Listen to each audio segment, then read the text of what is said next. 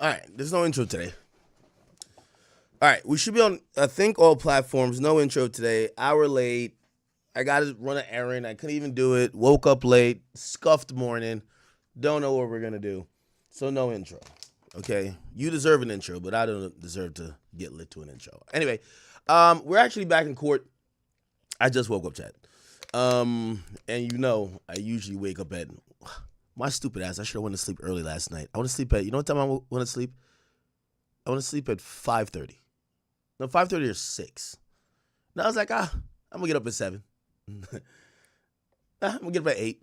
Then I got up at 9:30 I got up, and then I had to just deal with my dogs for like 30 minutes, and then, yeah. Anyway, we rocking. I do got to run to the bank, but I don't know when that's going to happen, because I got to be on stream. Okay, all good. This is the closing arguments by the defense team that Mark Agnifilo is going to be doing. Britt, thank you for that. She says Diddy in 7. This is how Diddy's team is going to sum up the entire case. And by the way, they're going to give jury instructions and possibly get a time for deliberation today. Okay. By the way, today's a water day. I'm only drinking water. Don't ask. It's all about keeping your voice. Got to keep your voice. Okay. So, basically, there was a juror that was kind of late, kind of just like me. The judge starts by saying, hey, do you guys have all your exhibits? And the USA says we're still working on some of them. There's a lot of exhibits. And the judge is saying, why don't we give a laptop? Why do we not give the laptop to the jury till Monday? Okay. Today, we have the defense, the rebuttal, and then my charge. So the judge is actually kind of pushing it back to say, we could have them deliberate on Monday, because apparently the government wanted to give a nice, easy way to have the jury be able to refer to the exhibit. So they prepared a laptop. They were going to prepare like 2 of them or something like that, right? And because they couldn't get it prepared by today, the judge is saying, hey, listen, we're not going to do too much other than the closing. Should be 4 hours. The rebuttal, don't know the time period on that. Probably is going to be like less than an hour. And then there's going to be charging instructions. And then any last minute matters that has to be discussed. Most stuff has been already discussed because they had that little conference that went on to 7 where they argued over what the jury could see. And it's in like 157 page like pamphlet, or like so they're getting a whole little booklet. Anyway, the judge says the deliberations will start on Monday. I sent the parties my charge and verdict form. Okay, so the judge has finalized a charge and a verdict form, all right? The verdict form is simple. I think the judge agreed that he'll keep not guilty on the left side, but he'll say charge 1 or count 1 as to the racketeering statute. Do you find him guilty or not guilty? Clearly, for every count, they have to refer to the charging document, because they'll tell you what's being charged, what's being alleged, and then they could look at some evidence and then argue with each other. The prosecutor wanted the jury to actually list out, I think it was a prosecutor, it might have been a defense. So if you found him guilty of racketeering, you have to put what predicate offenses. Remember, there's about 7 of them that he's actually accused of: arson, bribery, sex trafficking, and a bunch of other ones. They wanted the jury to list which ones, right? Now, I believe the judge said that wasn't necessary. That was like overkill. But that's why they're getting these 2 documents, all right? So it looks like deliberation is going to be starting on Monday. And now Garagos basically says, hey, could I confer with Agnifilo, right? They do that for a minute. Then Garagos says, about Mia, Agnifilo would like to show Exhibit 1727 on an easel. We had to redact her name so no one in the gallery could see her face. But the government wants to put a Post-it note over her face. The judge says, how are you supposed to place it? And it said, test it. So it looked like they have a picture of Mia and they want to put a Post-it note over her face. It's probably exhibits of pictures of like, hey, these people said that Diddy did all this monstrous stuff to them, yet years after they all took pictures with Diddy, they all hung out with Diddy, right? Mia is Sarah Schnecker, right? The person who was making these videos saying, Diddy, I love you, this and third, even though she claimed Diddy raped her before, right? So I guess they want to put up these pictures to say, look at this. This is after these assaults. These people weren't even with the enterprise anymore, weren't with Combs Enterprise, or weren't working for Diddy. They just genuinely love Diddy, right? Okay. Garrigo says the public can't see it, so it should be fine. The judge says fine. They were gonna bring the jury in, but the courtroom deputy says one juror has a transit issue. We're inquiring about it, and the judge says okay, we'll wait. So they then get a break real quick, and they pretty much start up about 40 minutes ago, which is 9:26. Actually, more than 40 minutes ago. It's about an hour ago. The judge says, so we do have all our juries. We're going to start in 5 minutes. Combs got taken to the back into a holding cell by the U.S. Marshals. He'll be brought back in before the jurors are brought in. And then 9:28, that's when it kicks off. All rise, right? The judge starts off by saying, listen, Mr. Ignifilio, are you prepared to proceed with the defense closing? He says, yes. And this is where he starts laying it down. Okay, so this is the closing, ladies and gentlemen. Let me actually send out a tweet, too, about what we cover in here.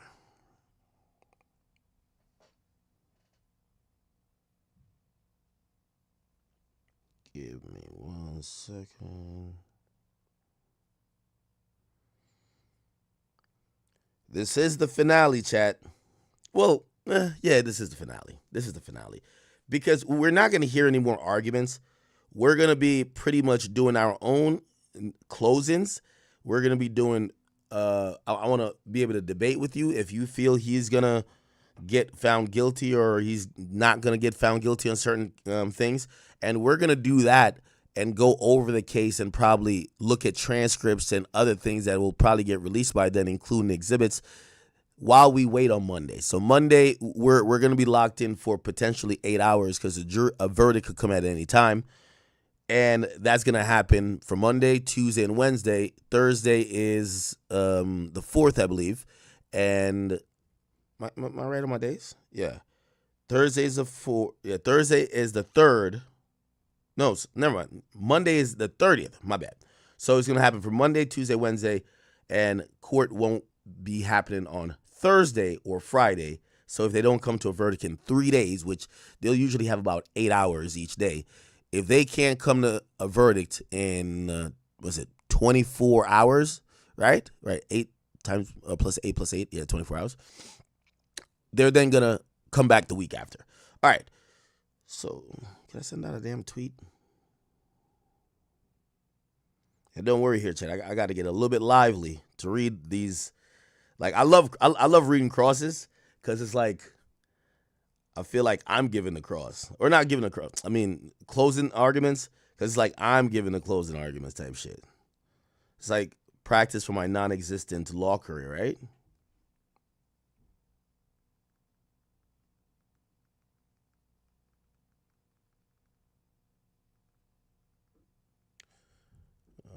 Hope y'all doing well today. Okay. Just typing up this tweet. There we go.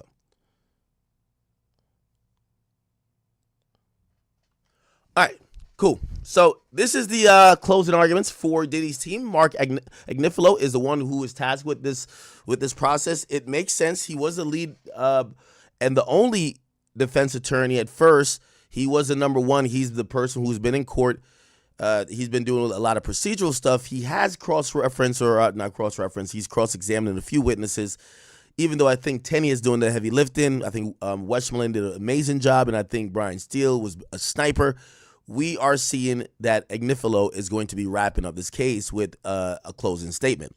Now, he didn't deliver opening statement. That was done by Tenney Garagos. However, this is the time that if he could give an impassioned delivery that is going to last in the jurors' minds. Remember, they're not going to be voting on this until Monday, right? So he's going to be pretty much almost the last word. Not really the last word because the rebuttal is going to come back in. But you gotta really earn the millions of dollars you've built Diddy right goddamn now, okay? So this is how it goes, chat. We have the judge says, Mr. Agnifilo, You ready to do your thing? He says, let's go. He's now addressing the jury. And here's the difference about I keep saying this stuff wrong. Final arguments, right? By the time you get to closing statements, by the time you get to closing statements,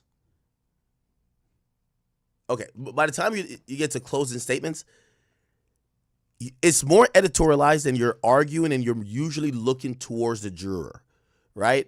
You're looking towards the jury. You're basically giving them a speech, right? As opposed to when you have a witness on the stand, a lot of times when the witness is speaking, the judge might instruct the witness not to look at the jury or might instruct you as a prosecutor or a defense attorney to focus on the witness rather than give testimony yourself, which you might be saying stuff to aim towards the jury. So this is your time to address the jury, right?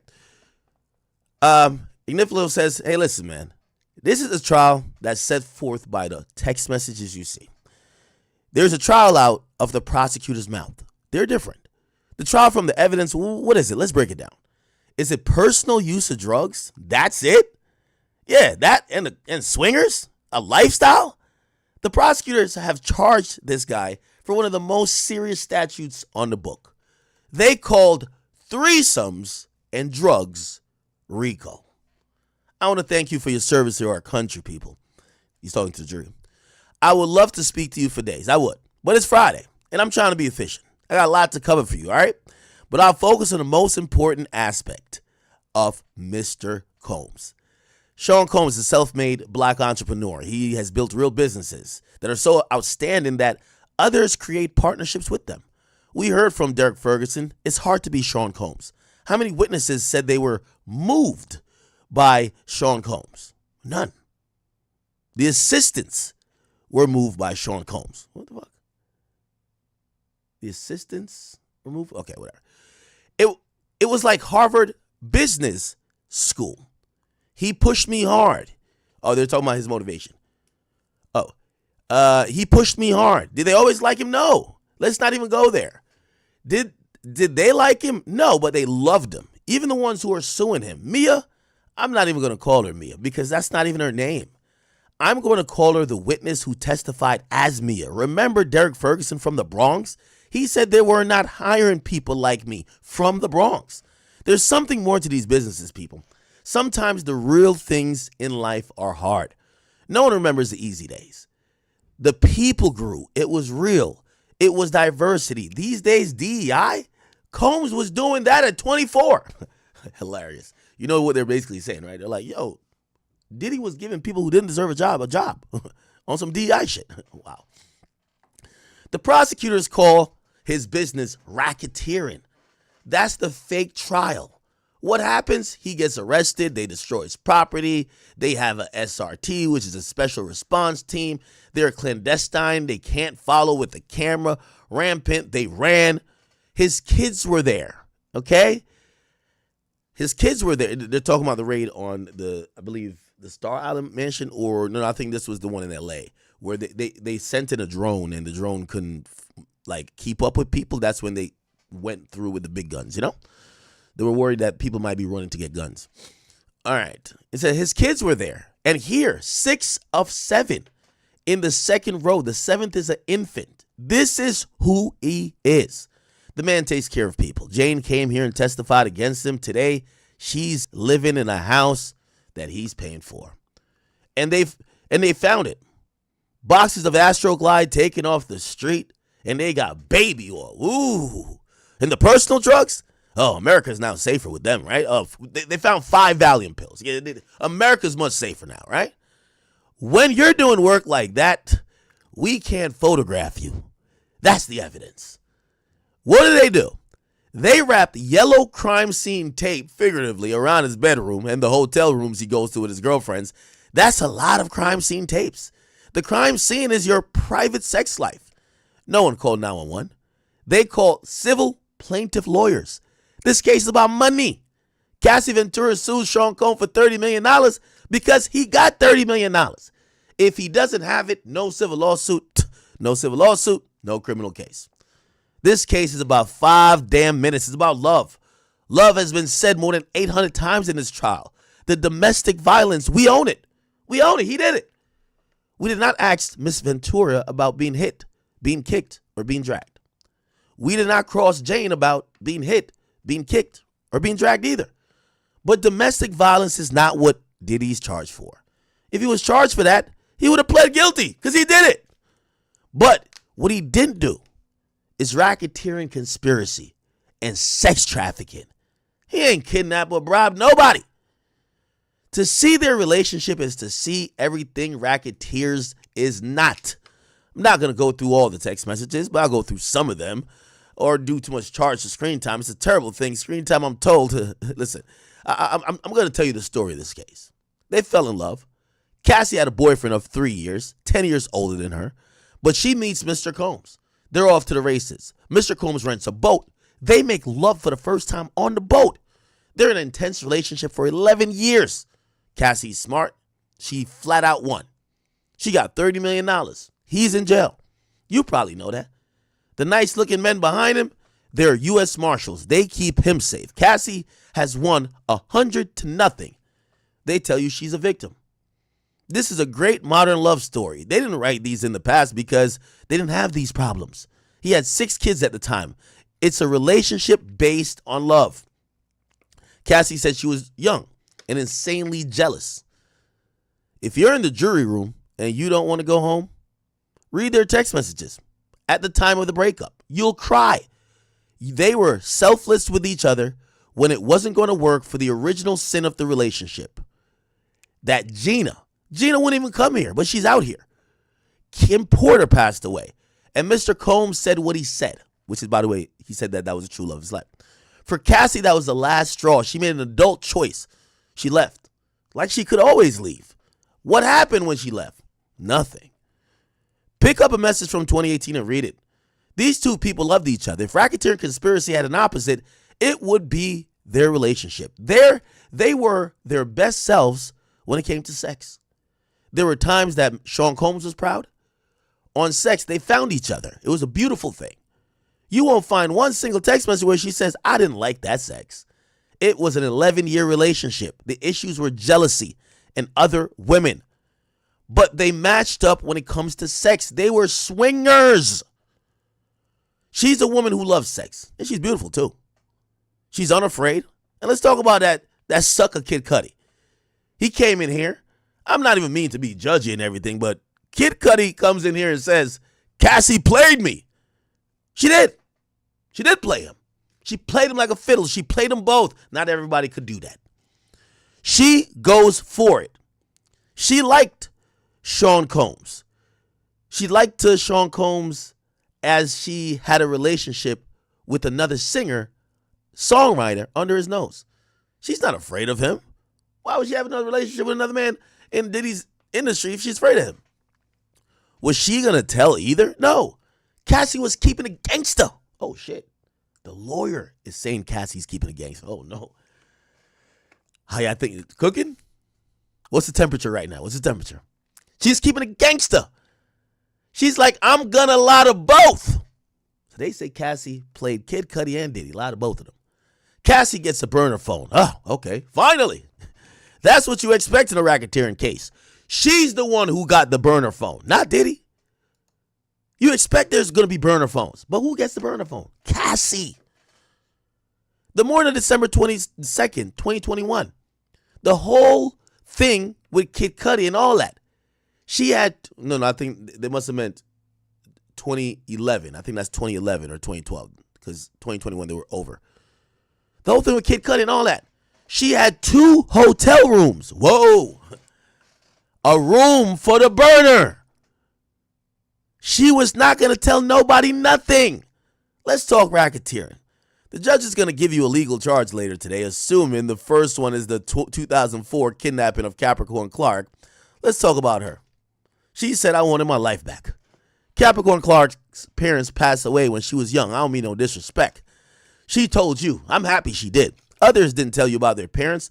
She moved to the Bronx. She meets Sean Combs. She goes super platonic. What? I think she means she didn't want it to be platonic.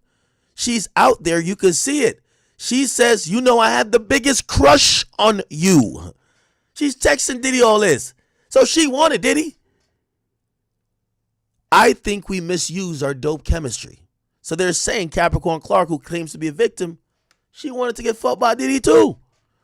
If she was kidnapped, why does she go back to him and work for him? She's getting her nails done with Mike B. He's going to be mad at me. She says she called 1440 and said, lock in everybody. She got the lie detector, and Mike B did too. How was she kidnapped? If she went home every day, how was she kidnapped? Yeah, she went to the warehouse, but went home. Is the government alleging that there was 5 separate kidnappings? Because they drove her to the spot, brought her home, drove her to the spot, brought her home.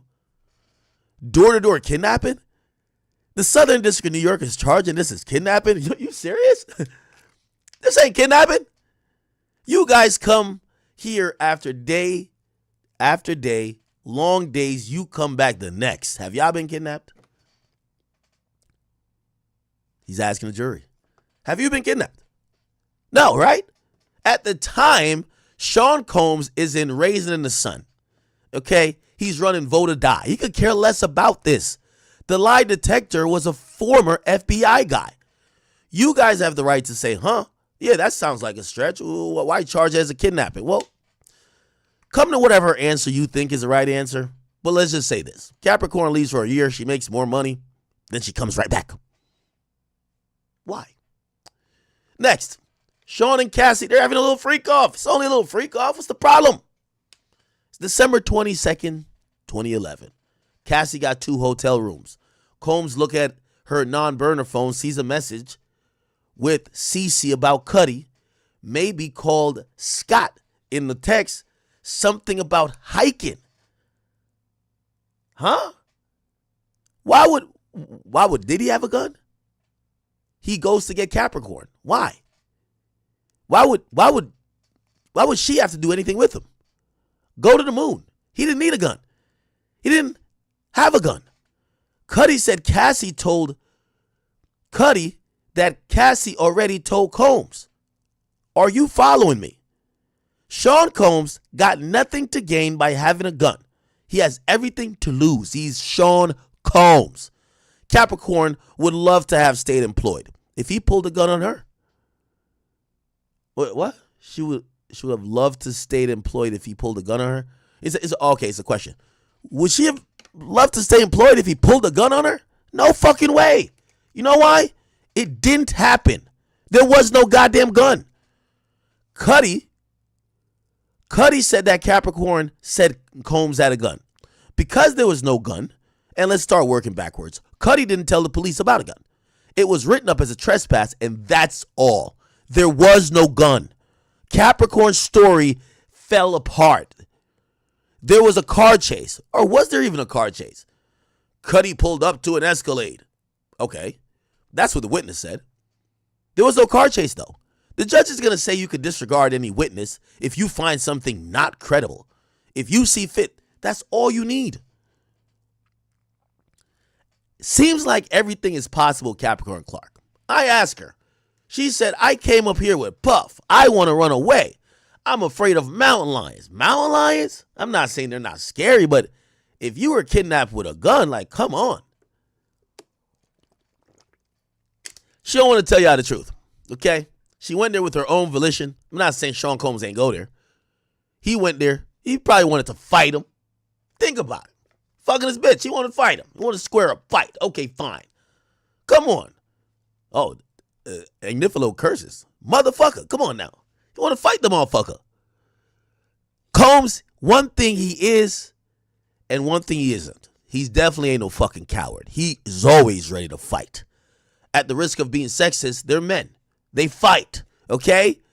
We're going to have a good old-fashioned 8 in the morning Hollywood Hills John Wayne fight. I don't know about his strategy, chat. He's conceding a lot, but like he's giving us alternate theories. Like he's giving us alternate theories in a closing when witnesses have testified to other things. And some of this stuff is like, Yeah, Diddy was showing up to square up. Okay, cool. All right. Anyway, the Porsche, man, that's not his style. There's no evidence. Who else would do it? There is no evidence. Burning a car is cowardice. Be a man and fight him. Okay. Wait, hold on now. Yo, Brian Steele is sitting back and be like, as long as my check cleared, bro. As long as my check cleared. I got to get back to Fulton County to go kick it with Jeffrey. Okay? Young, truly humbled under God. All right? I got to get back to Fulton County because what is this nigga doing right now?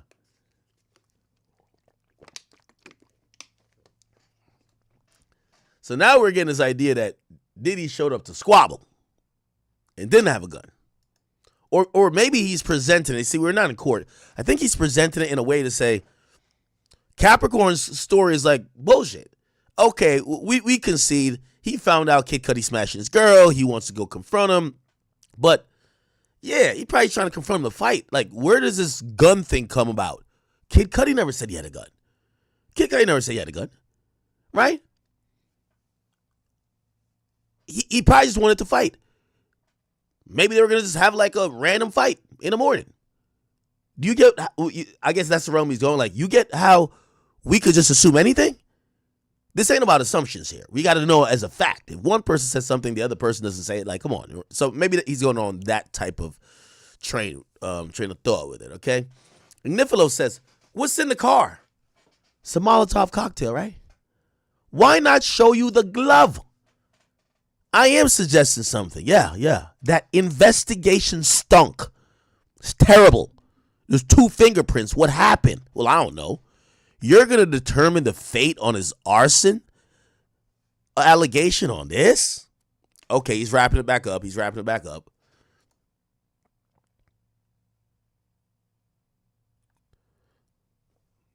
Okay, we are waiting for some tweets here. We're caught up. We're caught up in real time. All right. Okay, here we are. Matthew Russell Lee, Inner City Press, here at the Southern District of New York Courthouse. Today, Thursday, June 27th. It's day 32 of the U.S. versus Sean Combs trial. Today, the defense closings.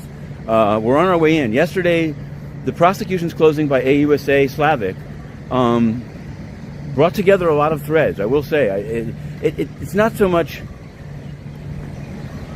the law when actually described in that context, not just on the dry piece of paper of a jury charge, but actually described orally to a jury, made it seem pretty easy to convict him. Because it said, and I'm saying this just like, it changed my view in the sense that there's a lot of things they don't have to find. On the transportation for prostitution or commercial sex work charge, they don't really have to show intent or anything. It seems very tricky. And on the RICO, they just have to find 2 incidents, and they can even be the same predicate. Those who thought that the U.S. letter dropping theories of liability concerning arson and kidnapping and aiding and abetting sex trafficking would result in a substantially different closing were incorrect. We're incorrect because it was all there. There was multiple references to Kid Cudi. There were multiple references to Capricorn Clark. So I think it would have been better to have, we've got a lot of noise pollution here, but so be it. I think it would have been better for the defense. Okay, we've got a garbage truck. We've got some trees being cut down, so apologies all around. In fact, watch. Okay, well, sorry for the noise pollution. This courthouse area is incredible, and I don't know. Actually, the city council here micromanages so many things. I'm kind of surprised they haven't gotten into the whole noise situation. In any event, we're heading in for the defense conference. Now there's big news everywhere. There's the big, beautiful bill. Will it get done by July 4th? What about this Senate Parliament? Okay. All right. Waiting for some tweets here. I think Mark Agnifilo brought it home on this arson allegation, but he's further, the kidnapping, because he's alleging, well, how could she be kidnapped but she went home every day? But the way how kidnapping works, as per the letter of the law, you could go home. It's all about holding someone against their will when they have shown intent or a desire to leave. and usually you're holding them against their will forcefully. Kidnapping could be standing in the door frame, and they couldn't leave, and they had to withstand questioning for an hour. It doesn't have to be a full day. After the hour, you might step out of the door frame and let them walk out. But for that 1 hour, you did commit kidnapping. So that was an interesting way of how they try to put or explain this kidnapping or lack thereof in terms of evidence about kidnapping, when they're saying, yeah, we admit, the security did drive this woman to this place, but we don't admit that we held her against her will. Well, she testified that she was held against her will. She testified that she wanted to leave. Now, granted, she's saying this years after. We don't know. When we start going over the case during deliberation, we'll see if we could go back to the transcripts to see what evidence was produced that maybe she had communicated, whether during, before, or after, that she did not want to go to this place, or she wanted to leave, or she did not want to go with Paulie at all, right? According to what Agnifilo said, hey, like, you guys got it feels like they were saying that you guys were almost complicit with doing this lie detector, so you were down for this. Like, yeah, you guys were down for it. Diddy also had nothing to do with this, right? So that's two defenses of that allegation. Diddy was on the stage. I think Raising the Sun is like a Broadway play or something like that he was in. He was doing something else. The security team brought this up, and y'all were down for it. I said, oh, let's do it, right? Because you wanted to prove your innocence, right? You want to prove that you were not a thief. Because, the idea was that Diddy was trying to root out the mole, the fucking rat, whoever would be doing such things. Ignifilo says the DNA is consistent with a female contributor. The witness was not helpful. If it had come back consistent with Combs, they would have bragged about it. The investor Jimenez never followed up. He tried to find Cassie. Jimenez says Capricorn brother obstructed him. They fought. I'm not saying Capricorn did it or Cassie did it. We're not to solve the world's problem. Cassie's father didn't call him back. The witness was mad. Draw your own conclusion. That's a really good point. So when they're doing the arson investigation, hold on, my mom is calling me.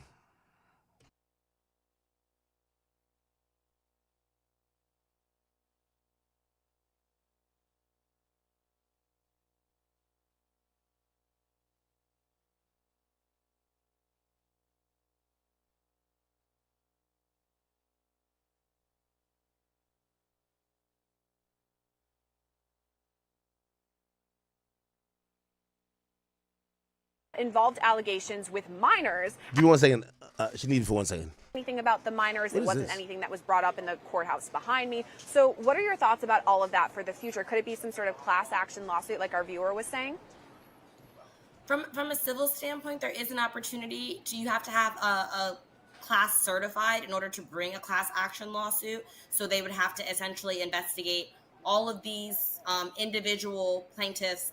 When I say they, I mean the plaintiff attorney bringing the class action lawsuit would have to essentially vet all of these 30 or however many individuals there are to then build what's called a class, go before the court and say, hey, we have a certified class in this specific situation against Sean Combs, and then they would have to present evidence in order to be certified as a class action lawsuit from a civil standpoint.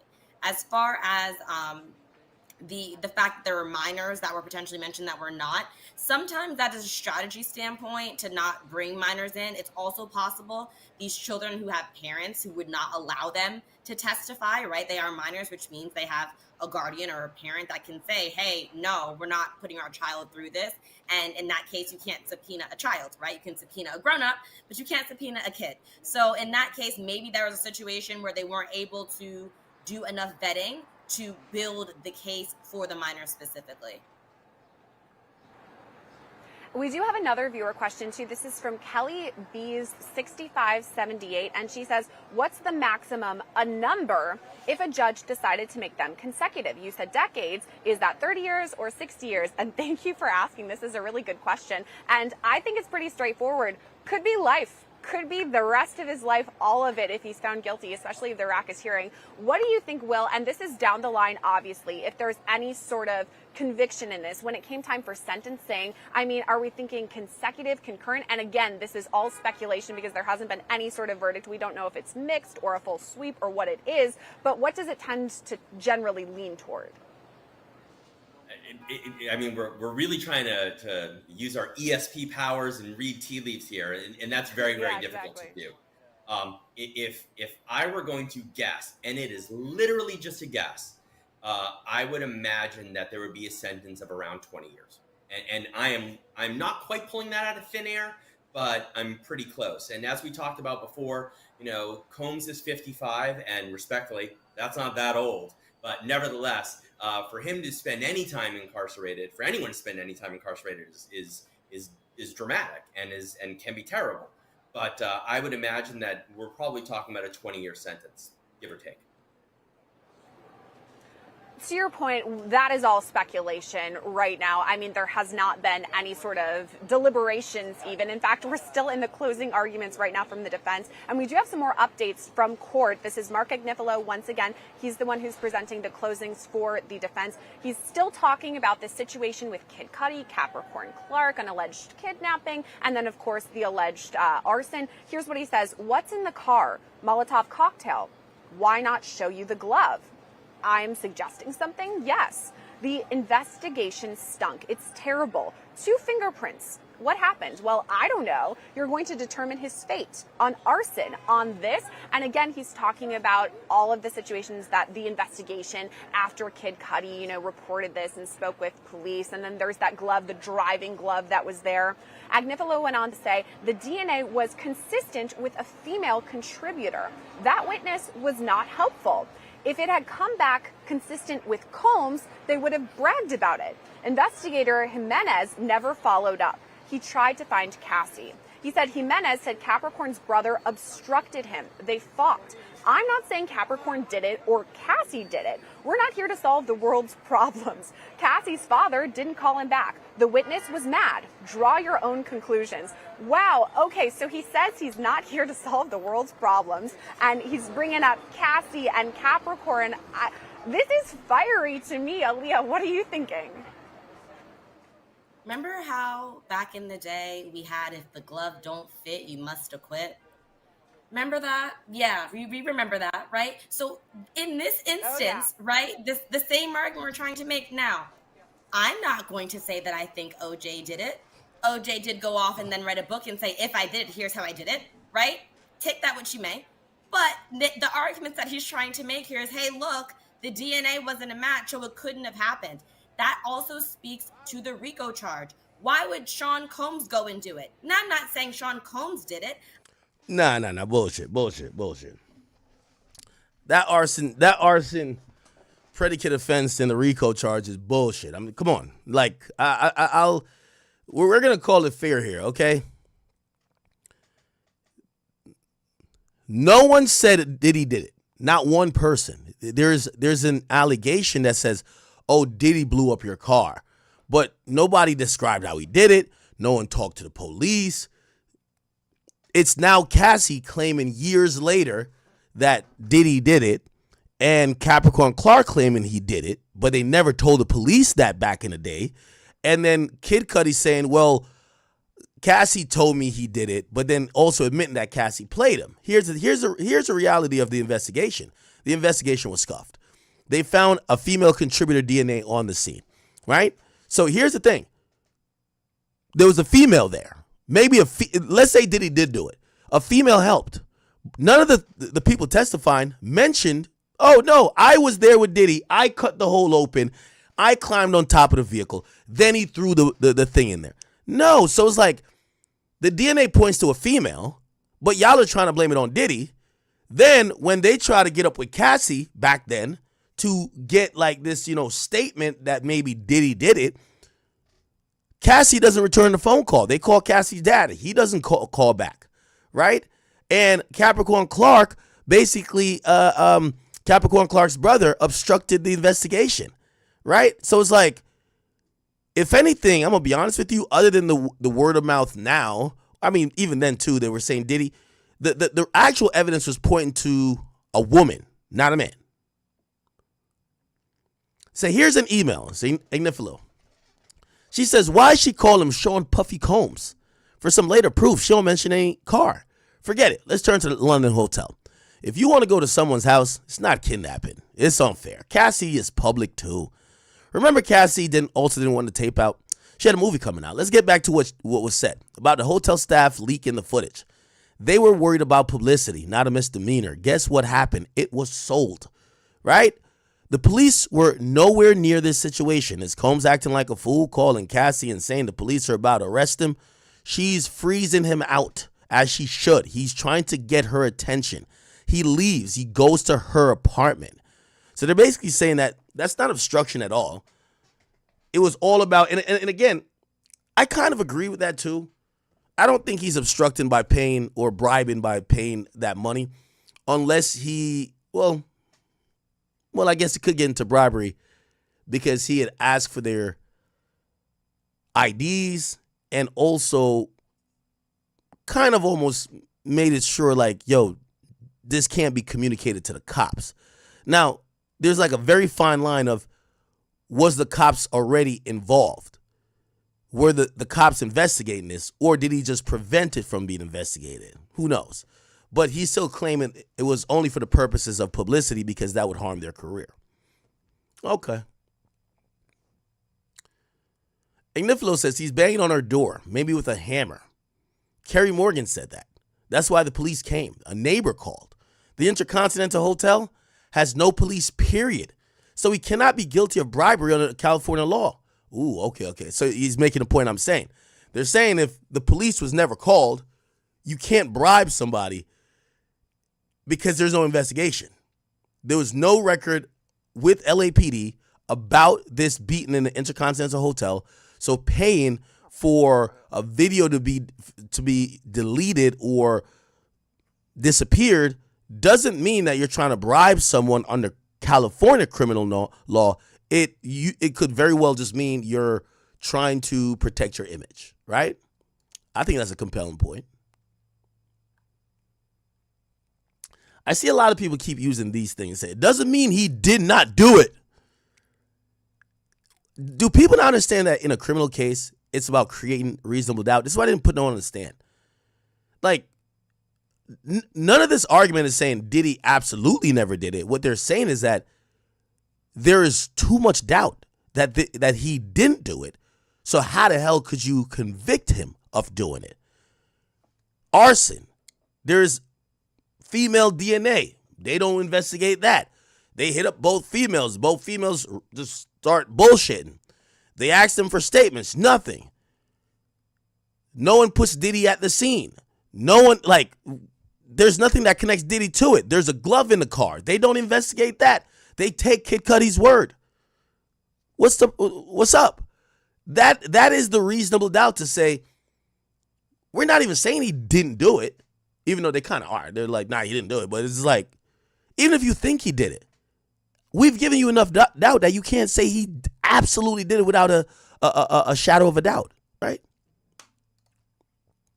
The Diddy live coverage is one now person's the outside. Season of Law and Crime's podcast, The Rise and Fall of Diddy, which is hosted by our guy Jesse. Civil standpoint, there is an opportunity. You have to have a class certified in order to bring a class action lawsuit. There we go. You know, Combs is 55, and respectfully, that's not that old. But nevertheless, for him to spend any time incarcerated, for anyone to spend any time incarcerated, is dramatic and can be terrible. But I would imagine that we're probably talking about a 20-year sentence, give or take. To your point, that is all speculation right now. I mean, there has not been any sort of deliberations even. In fact, we're still in the closing arguments right now from the defense. And we do have some more updates from court. This is Mark Agnifilo once again. He's the one who's presenting the closings for the defense. He's still talking about the situation with Kid Cudi, Capricorn Clark, an alleged kidnapping, and then, of course, the alleged arson. Here's what he says. What's in the car? Molotov cocktail. Why not show you the glove? I'm suggesting something? Yes. The investigation stunk. It's terrible. 2 fingerprints What happened? Well, I don't know. You're going to determine his fate on arson, on this. And again, he's talking about all of the situations that the investigation after Kid Cudi, reported this and spoke with police. And then there's that glove, the driving glove that was there. Agnifilo went on to say the DNA was consistent with a female contributor. That witness was not helpful. If it had come back consistent with Combs, they would have bragged about it. Investigator Jimenez never followed up. He tried to find Cassie. He said Jimenez said Capricorn's brother obstructed him. They fought. I'm not saying Capricorn did it or Cassie did it. We're not here to solve the world's problems. Cassie's father didn't call him back. The witness was mad. Draw your own conclusions. Wow. Okay, so he says he's not here to solve the world's problems, and he's bringing up Cassie and Capricorn. This is fiery to me. Aaliyah, what are you thinking? Remember how back in the day? Okay. It's gonna take a while for us to get pretty much everything. Let's hear their conversation about KK. That it is. I think at minimum they're just trying to create bias, because I can believe that this person might have had a crush on this individual or might have been interested in dating him, and I can also believe that this person kidnapped me. So I think the two things can be true. One thing I'm noticing as just comparing yesterday to today is there has not been one Christina Coram reference in Sean Combs' defense, where yesterday she came up multiple times. Diddy's right-hand person. She was really a ghost in this trial because she's mentioned so many times as you see a picture of her, but she didn't testify. William, what role does she play in the final moments of this trial? And what do you make of Diddy not mentioning someone, Diddy's defense not mentioning someone who was there for so many Diddy not mentioning someone, Diddy's defense not mentioning someone who was there for so many stories that the prosecution told? Sure. I think she was a very important non-witness for the prosecution. I mean, she was, for all intents and purposes, an unindicted co-conspirator. So for the racketeering... Yeah, I don't think Diddy's team, the burden's not on them to explain all this Christina Coram stuff. It's like, she's not here. You don't have her in cuffs. She's not a co-defendant. She's not a witness. So this is literally this is pretty much a figment of the, imagination at this point, unless you have the woman in court, right? They're creating this idea of this woman. However, it's not on Diddy to argue about her, because at the end of the day, it might be taken in context, or it could be looked at and be like, nah, this woman was the actual criminal. Diddy's not. Diddy doesn't have to defend her. She's not charged. Conspiracy issue, we need to show that it wasn't just one person. The government needs to prove that there was more than one person involved in these crimes, and they have her. And they can point to things that she did. They can point to things that she helped orchestrate. And she was, for all intents and purposes, an unindicted co-conspirator. I don't think that the defense has anything to gain by mentioning her once. Because again, remember, the prosecution gets to give a rebuttal argument after the defense closing argument. So if the defense attorney starts talking about, where's KK? Why didn't she testify? Or anything along those lines, that opens the door for the prosecution to just hammer home that this wasn't just Sean Combs doing these things. And they need to show that it wasn't just him. He was sort of on top of the pyramid, if you will, and there are other people there. She's one right under him. So I'm not surprised that the defense is staying away from that. I would. But again, she's important. She's been important throughout the course of this trial. When this goes to the jury, which we believe is going to be on Monday, according to the judge this morning, Aaliyah, how likely is it that the jurors will sit around and be like, why wasn't she called? We're saying it now. Yeah, I think that's a fair question, and I think they would definitely be thinking about that. I think that it also speaks to the fact that neither of the sides called KK, right? She was also not offered by Sean Combs as well. So I think that also leads to that whole argument as to maybe she would have been beneficial to the prosecution, maybe she would have been beneficial to the defense. But I would be asking the same question. Well, why didn't she testify? The prosecution might come back and say, even though you did not see her physically in the courtroom, you have heard from her, you have heard these text messages, you have heard all the witnesses mention her and how she has been involved. So maybe they're just going to try to rely on the fact that even though she wasn't in the courtroom, she was in the courtroom. But I would definitely be asking myself that question as well if I'm a juror. Like, well, why didn't we see her? Well, we only have a couple more minutes to go until we're at the bottom of the hour, and then Sierra Gillespie is going to pick things up for us here on the Law and Crime live stream as we follow Diddy's closing arguments. So let's get right to it, William. I mean, at this point, we've heard part of what the closing is from the defense, and I know Aaliyah's kind of smiling. She knows the question that's coming, and probably the one that so many people just want to know. How do you see this finishing? I think that Mr. Combs is going to be found guilty of at least 3, if not all 5 of the charges that are remaining. Probably all 5. Which one is his best chance of being found not guilty of? The sex trafficking of Jane. Interesting. Why so? Because I think that is murkier. I think that it certainly isn't as clear cut as Cassie Ventura. Prostitution. I think it isn't as clear cut as the racketeering. I think it isn't as clear cut as the transporting of the sex workers. I mean, the transporting of the sex workers is practically a gimme. I think that there's almost nothing the defense attorneys are going to be able to do to rewind that. It's going to happen, and he's going to be found guilty of this, and I really do feel that way. And I think well, we're going to see how that's argued, right? Because those are 2. Remember, I told you those are the 2 charges. If my prediction is Diddy gets found guilty on 2 out of 5, max 3 out of 5. I don't see him being found guilty on 5 out of 5. But if he does get found guilty on 5 out of 5, he's cooked. Like, he's never coming home. But 3 out of 5, he's still going for 20 years because you're guilty of sex trafficking, whether it's Cassie or Jane, and that's enough to put you in jail for 20 years. Let's think that they've done enough of a great job to beat the RICO, right? Which, again, I usually tell you, people don't beat RICOs, right? They usually don't beat RICOs. I know people like to say, well, Young Thug did it. No, he didn't. He took a plea, right? He took a non-negotiated plea, which means he still pled guilty. If Diddy's, and by the way, that's not a federal RICO, that's a Fonnie Willis state RICO. If Diddy beats this federal RICO, which, by the way, you know, I've been trying to look to see who's defeated that in the. I'll do some research on that.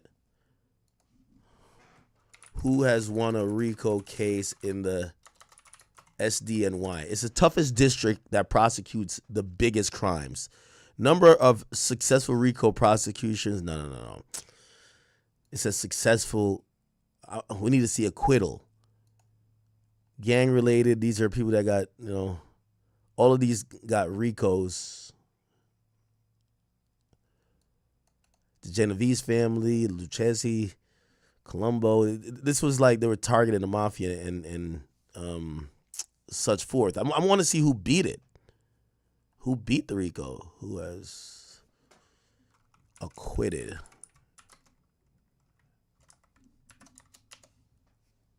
Let's see.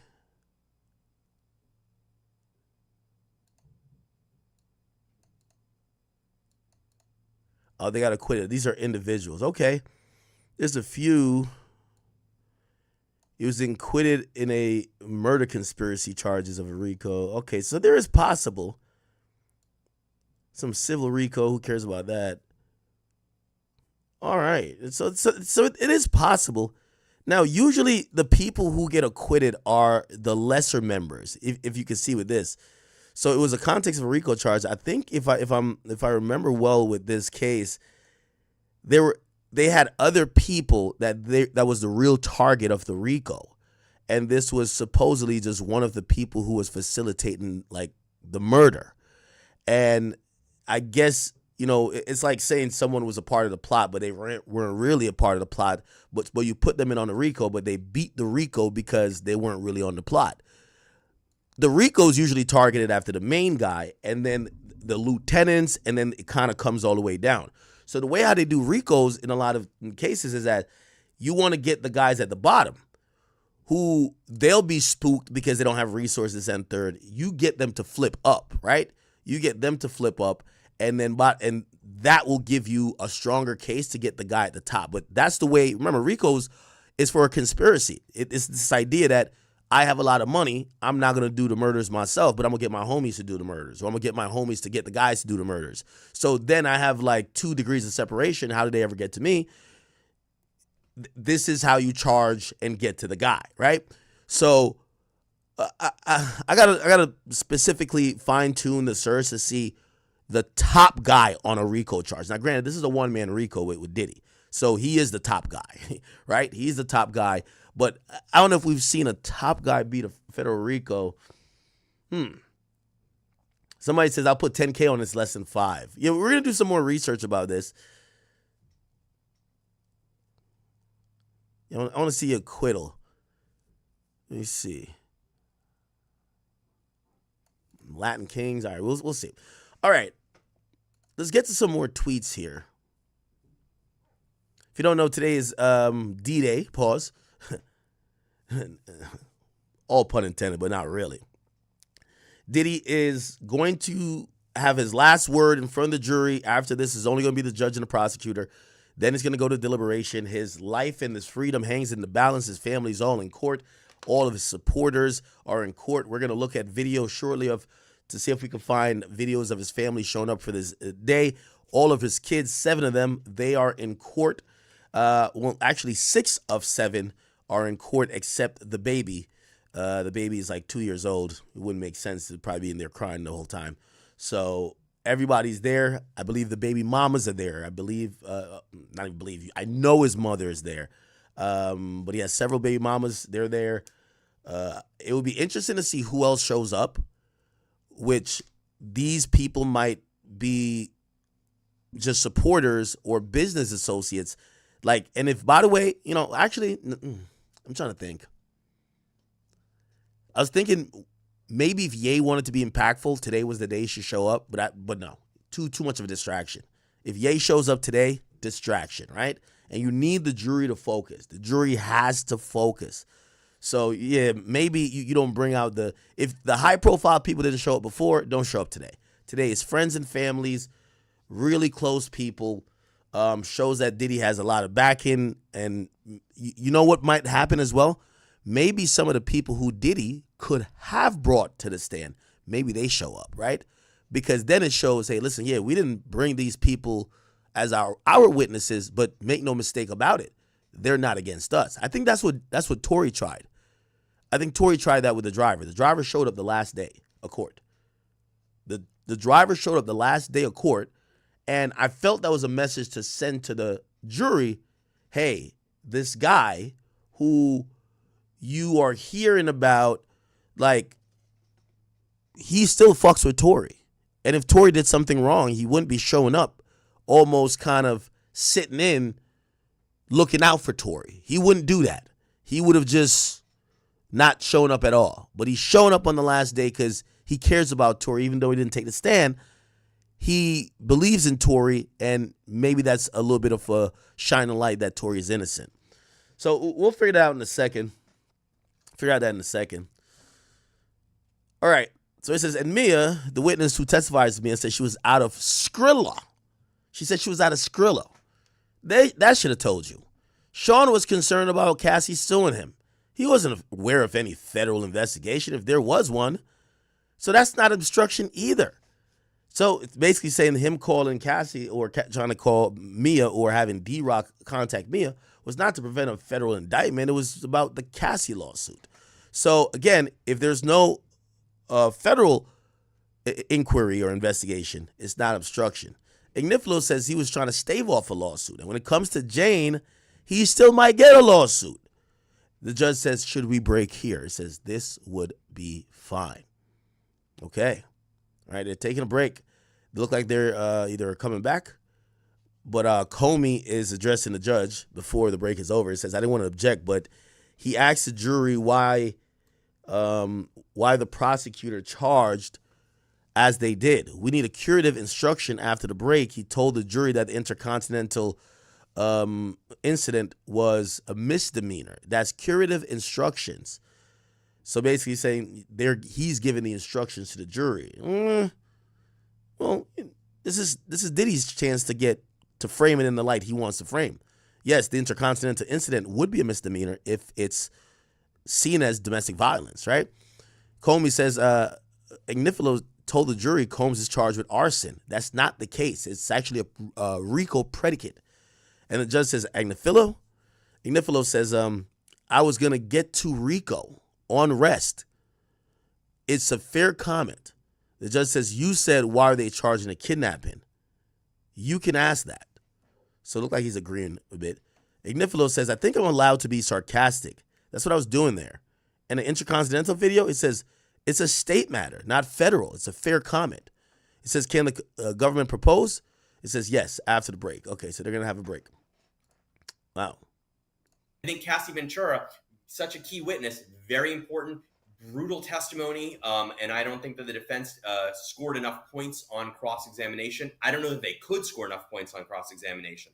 Same thing with the racketeering. There's a lot here. When Aaliyah was talking before about is water wet, Sean Combs knows he's committing a crime when you hand a guy, $10,000 in a brown paper bag to get a video. That's problematic. That's bribery. There's no way around it.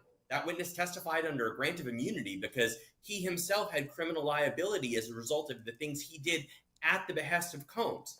The Kid Cudi incident, again, he's not charged with attempted arson, meaning Combs isn't charged with attempted arson, but it certainly does come in there as a predicate offense for the racketeering. So all those things hit. If there's anything the defense attorney can home in on, it's the other sex trafficking charge. And again, sometimes, not always, sometimes the jury does want to reach a kind of comprehensive or some sort of verdict where they give something to both sides. So maybe what they basically do in the jury room is say, look, we have all this evidence. He is absolutely guilty beyond a reasonable doubt of these charges. This one's a little squishier. And since the government hasn't proved it beyond a reasonable doubt, we're going to find him not guilty of that.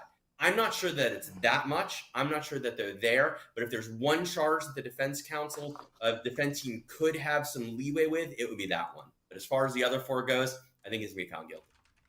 I'm happy you brought up the brown bag of cash because I think, and this is just my opinion, that Eddie Garcia, who is the security guard, that story he told about the Intercontinental Hotel, having the video, Christina Coram allegedly hounding him to turn this video over, and then he goes to meet Sean Combs at an LA high-rise. The big security guards there are intimidating him. Sean Combs calls him Eddie, my angel, and counts out $100,000 with a money counter like you see in a mob movie. If I was a juror, that's something to me that would just be in my head, especially when you're trying to make the link to, was the guy that was a regular on Ellen actually something more close to being like John Gotti or Al Capone? Aaliyah, how do you see this finishing?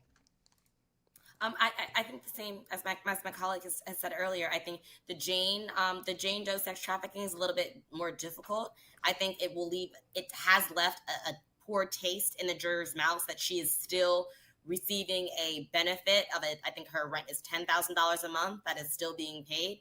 I don't think that anyone, a normal person, a reasonable person, would think that you're being coerced if you have $10,000 rent being paid, because most people don't have $10,000 a month in rent, right? Most people would say this individual could have gotten away from him, got herself a little studio apartment for, what is the going rate in Manhattan? $3,500 now, and then going on. But I think all of the other crimes, there's going to be a conviction. I think she lives in LA too. She lives in LA, not Manhattan. I think what's very, very important for everyone who is watching to remember, Cassie Ventura did not want to testify in this trial. She had to be subpoenaed by the prosecution to testify. So that whole argument of it's a money grab and this is what she's going after, she wanted to go away quietly. And I see the thing with Law and Crimes, they're so anti-Diddy. And again, I don't know if I come off as pro-Diddy a lot, but I'm trying to be fair here. Cassie got $20 million before the federal case. What are you talking about? What are you talking about? She got $20 million already. Oh, no, she didn't care about money. She shook him down for $20 million. Then she got $10 million from the Intercontinental Hotel. That's not about money? That's not about money? Aaliyah Roberts, or whatever her name is, Aaliyah Roberts, to be fair and be respectful, she's clearly anti-Diddy, right? Surely. Cassie testified in this case because there is a reasonable argument that Diddy could make that she's a co-conspirator and she did all this. Keep in mind the two charges I think he's going to get sent away for or going to get found guilty on is the prostitution. Cassie called all the prostitutes. Cassie paid them from handing them money directly. Cassie did that. There's a way to look at this to say she's not a fucking victim. She's just as guilty of prostitution like Diddy. Like, this is, come on now. Like, oh, Cassie didn't want to. This is what I'm saying. The idea of Cassie being pregnant up on that stand. Yo, if you get a juror like her, Cassie's so sympathetic, she couldn't harm her fly. She couldn't, like, even Kid Cudi gets up there and says, yo, Shorty finessed me too. She lied to me. She lied to Diddy. Played us both like a fiddle. Oh, no, Cassie's this innocent angel everybody's beating up on and everybody's lying to and manipulating. She's so scared. Da, da, da.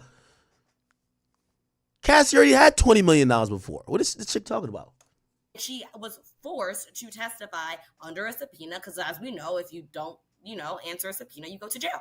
So I think it's really, really important for our viewers to remember this is not something she herself wanted to do. Yeah, she testified she testified for immunity. They started looking at behavior that she was involved in as criminal, and the best thing to do is get immunity and cooperate. So that's why she testified. She didn't testify. She wasn't like this unwilling participant to testify. No, she will testify. Like, first of all, not only is she testifying, she didn't even testify as Jane Doe. She says, I'm going to testify as Cassandra Ventura. What? What is this like Cassie's like on? No, Cassie is making a strategic decision. Hey, I want to make sure I have no legal liability for these things that now they're claiming as a crime, even though I first alleged these things in a lawsuit and I got $20 million for it. I'm going to now make sure I never could be charged for none of this stuff that I did, which is whether it's for her doing things to Sean Combs, right? Her doing things to anybody else, or her hiring prostitutes. And especially with how pregnant she was at the time. I mean, who in their final weeks of a pregnancy wants to be going through, allegedly the worst moments of your life in a federal trial? Thank you both so much for joining me this morning. This was a lot of fun. Very important testimony going on. Aaliyah Roberts, trial attorney, William Corman, criminal defense attorney. Both of you are awesome. Sierra Gillespie is going to be taking my spot after this quick break, continuing on with both of them. We'll see you. Okay.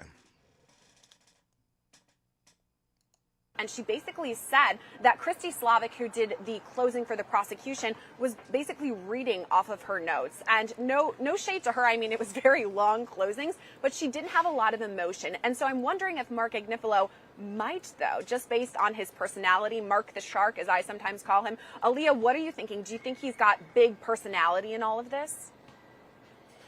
Absolutely. Absolutely. I said before, when you are presenting closing, this is your moment to shine, right? If any of my fellow theater kids out there remember, literally decades behind bars. And I mean, if we think about it too, he's 55 years old. He spent almost the past year at MDC Brooklyn, which isn't the Ritz or, the Intercontinental Hotel for that matter. It's not one of these amazing hotels. I think, any sort of sentence like that where we have decades could be the rest of his life. I mean, it's definitely wearing. Let's go to another viewer question now. I have two. This is A. Bex 5009. She says, says, so the defense won't bring anyone, and that's the end. Did people want to support him, or what happened there? What are you thinking about that one, Aaliyah? I mean, they didn't call anyone. No, they did not. They had a list of proposed people to call, and I think we talked about this briefly yesterday. I think someone from I don't know if it's Revolt or Bad Boy or Human Resources of one of his multi-named companies was supposed to appear, right?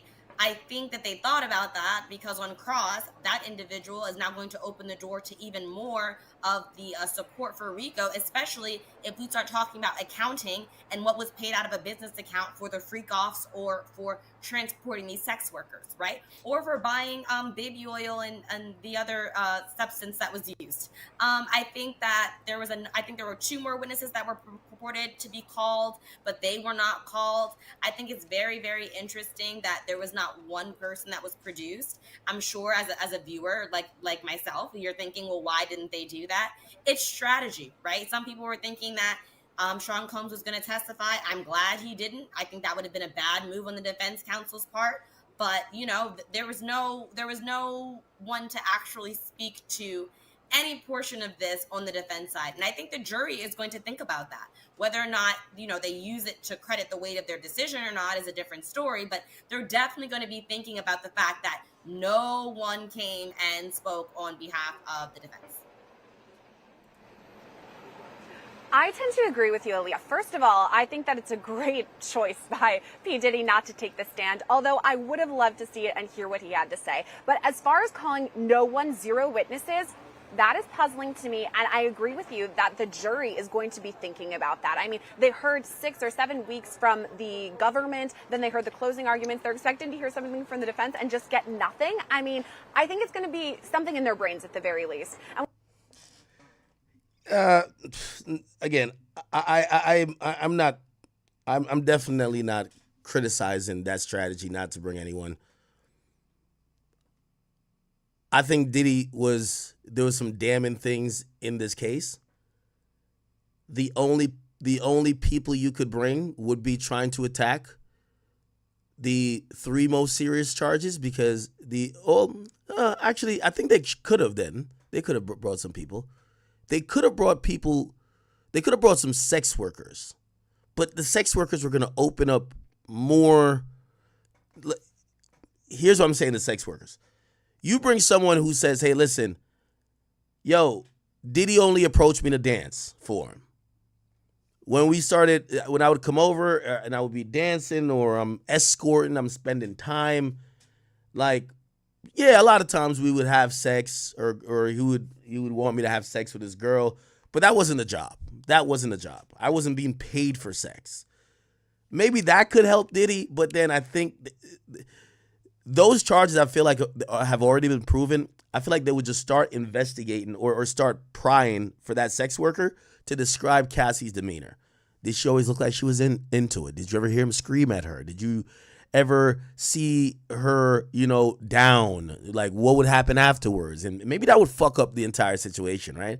So trying to like bring someone to absolve you from this prostitution charge might make the idea of Cassie being sex trafficked even more pronounced, because you have someone else who has to testify about how they slept with her and how it was and how the setup was, which, again, I think even by the admission of not only Jane Doe and Cassie, but also the few sex workers we heard from, it was very routine, right? It was like, yo, we said this, the anatomy of a freak-off. You sit over there, Diddy has a chair in the corner, y'all oil each other up, do oral sex.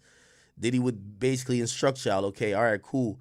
Now I want to see, you fuck her like this, and whatever. And apparently with certain performers, they felt like Diddy would be like, yo, I pull out of her. It's my turn now. You know what I mean? On some Skip Bayless shit. But in others, he supposedly would never interact with Cassie or have sex with Cassie until the mail came and Cassie would run to the room and he would follow behind, or sometimes he'll walk to the room. And I guess that was almost like a social cue to Cassie, like, yo, I'm going to go in the room, get that nut out, okay? Get that nut out and bring it up in here. You feel me?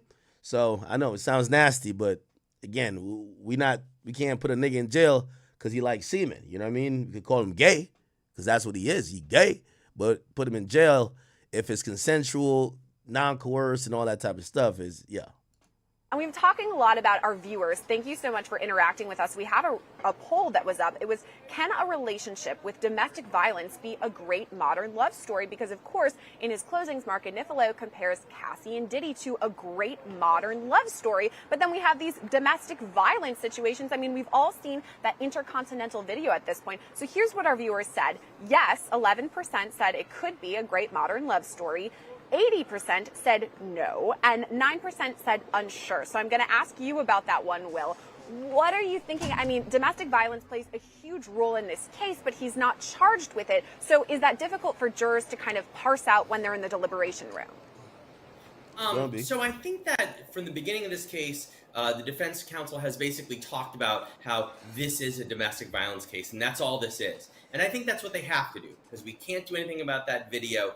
It's right there. It's almost, I know it isn't technically exhibit number one, but in the jury's mind and in my mind, it is exhibit number one. I am very wary of the idea that a relationship that's full of domestic violence is a modern love story. I take issue with that. If I were the prosecution in my rebuttal, I would be all over that, because I think that's somewhat offensive to suggest. And with all due respect to the 11% of the folks in the poll who think that that is a modern love story, that's troubling. And it's certainly not something that I would harp on if I were a defense counsel at all. That's a tricky way to view a relationship, and probably not a proper one, and not one that would score many points. I think you brought up a great point. It is really troubling, because not only do we have all of the people who are involved in this, I mean, we're talking Cassie or Jane, who are the survivors in this. We have jurors who live their lives. They have their relationships. We don't know what went on in their past relationships. So let's say they're, had an incident at some point in their past that something went, off. They're thinking about that and hearing, was that a modern love story? I don't know. So I tend to agree with you about that too, Will. And by the way, we do have some updates straight from court, so I'm going to read them to you now. This is Mark Agnifilo still going on with the closing argument. Okay, I think we had caught up there before. All right, hopefully this break is over. It's not lunch break yet, or is it lunch break? It's been a 22-minute break. I think today's a shorter day, I believe, especially since they're not doing deliberations.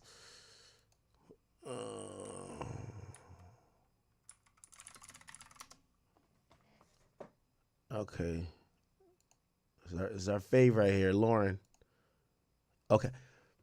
Let's see if we can find the videos of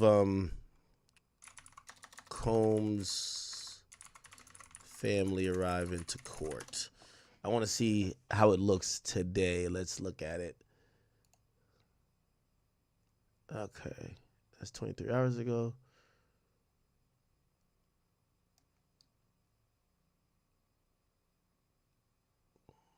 Here we go.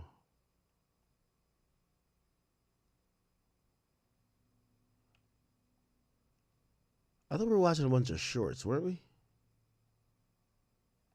No, we're watching a bunch of shorts. Fuck, I can't find them. Oh, right here, right here. Let's see if they recorded shit for today. Latest. Oh, no, that's from yesterday. Kristen, good morning. I mean, Justin, sorry.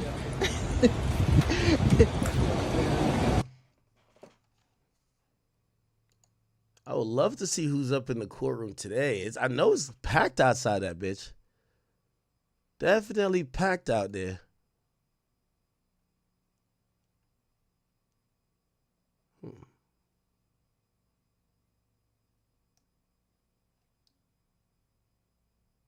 This is a scene outside of the court. Might be a bad guy. He might not. Reported, there wasn't that much going on. I thought maybe there would be a bigger crowd. Today, we got that bigger crowd. I think a lot of people are anticipating that these closings are going to be pretty fiery from Mark Agnifilo. So I think people wanted to see it. And already, right when I got here, it was probably around 7:45. There was already a line out the door of people who were, ready to go into the courtroom, maybe even the overflow room. And Diddy's family was arriving early too. Yesterday, they arrived a bit later, maybe around 9 or 9:30. But today, we were just showing some video I noticed on the live stream that we had captured from around 8 o'clock. So we saw some of Diddy's family coming in multiple cars, going into the courtroom. So you know that they're there to support him today during this really, really important set of arguments from the defense. It's so important. And again, I mean, the prosecution called nearly 40 witnesses over 7 weeks. Diddy's defense team didn't call any today. Those closing arguments expected to begin really any moment. Typically, they'll debate some stuff at the beginning of the day in court, and then they'll get started. So we'll wait and see for those updates to come in. Sierra Gillespie outside the courthouse live in Lower Manhattan. Thanks, Sierra. We appreciate it. We have a great panel of experts today, as we always do during Prosecution lay out their case to the jury one more time. It was described, and our Elizabeth Milner, who's been in the courtroom every day, said Diddy wasn't really looking at the prosecutor. He was kind of just staring off into the distance. It was described that he was pushed back from the desk. As a body language expert and a jury consultant, what does that tell you? He's distancing. So when you're actively involved, you're leaning forward.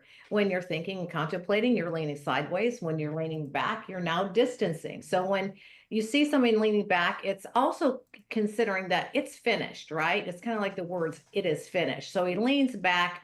A lot of times we see this when there's like in a business negotiation or deal, when a deal has been reached or when there is a finish to something, the person will lean back. The fact that he's actually staring out into space is a little bit different. You add that to the leaning back, and he's going through probably deep reflection, right? He's pondering all of these things and thoughts and feelings that he has throughout the trial and listening to this prosecutor. So there's a combination of emotions that are going on, but he certainly has distanced himself from it and disengaging.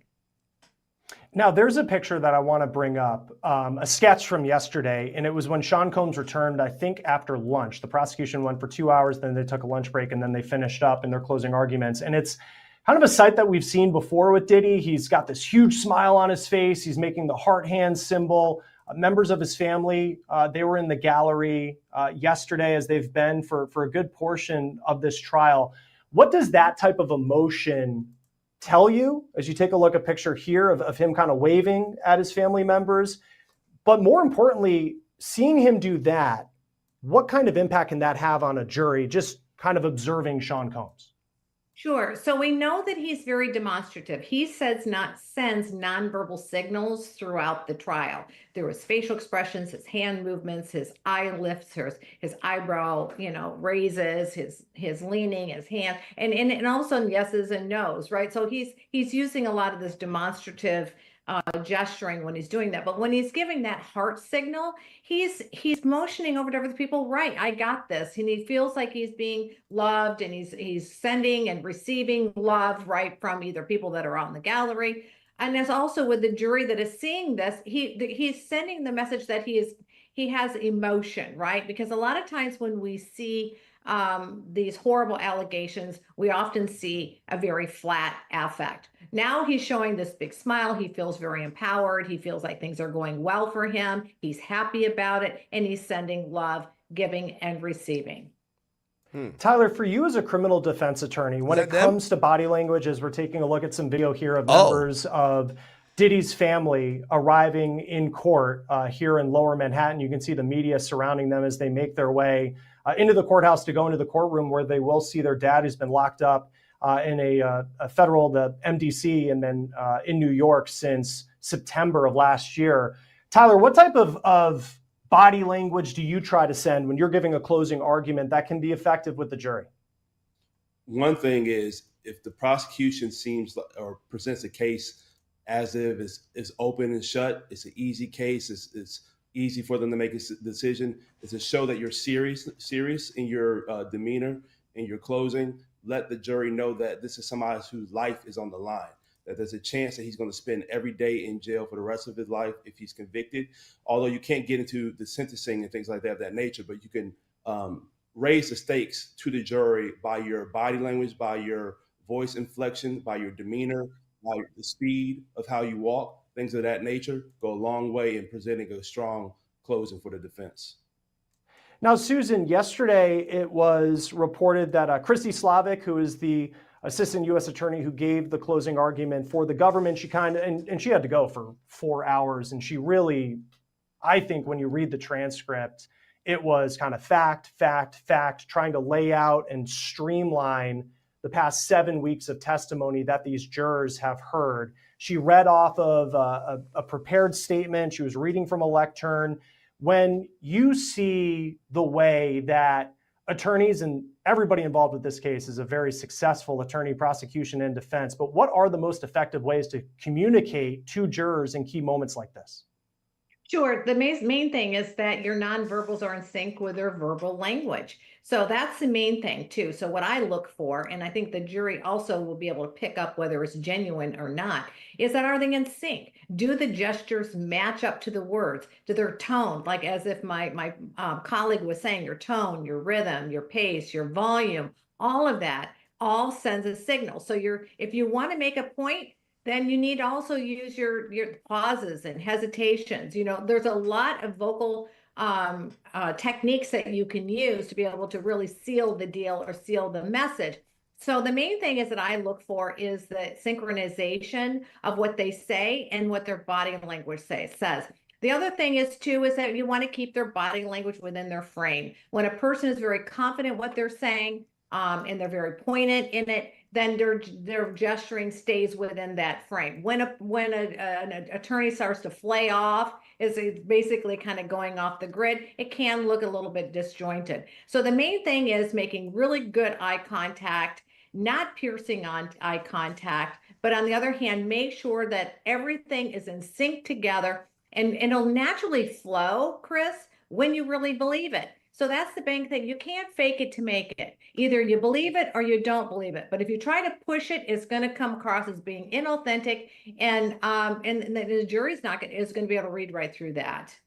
Yeah, and to Tyler's point, and especially in this case, if you're a juror and you think of someone, the profession that sticks out to me is the juror who's a deli clerk, and they're 30 years old, and they're about to decide whether or not Sean Combs, who's someone I'm sure they grew up watching, whether he could go to prison for the rest of his life. So to Tyler's point, you got to be authentic in that moment in laying out the stakes. I want to bring in the third member of our panel right now, Aaliyah Roberts, trial attorney. We just got an update from the courtroom that the judge has said that the judge has entered and confirmed that deliberations will start Monday, which is what we were expecting. And I want to take our first question from the chat. This is from Show and Tell Knitting.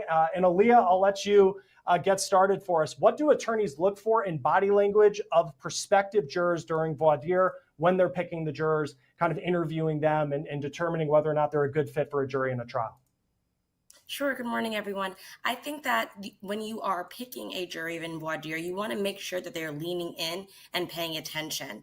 You want to make sure that they can actually hear you, what they're saying. They're not looking down. They're not looking at their phone. They're not looking at their watch, trying to get out early or trying to have an excuse to leave early. You want to really look at them leaning in, really focus on what they're saying, really attentively listening. And that's how you can pick a good juror, because you know that they're going to actually be listening to you when it's time to present the evidence.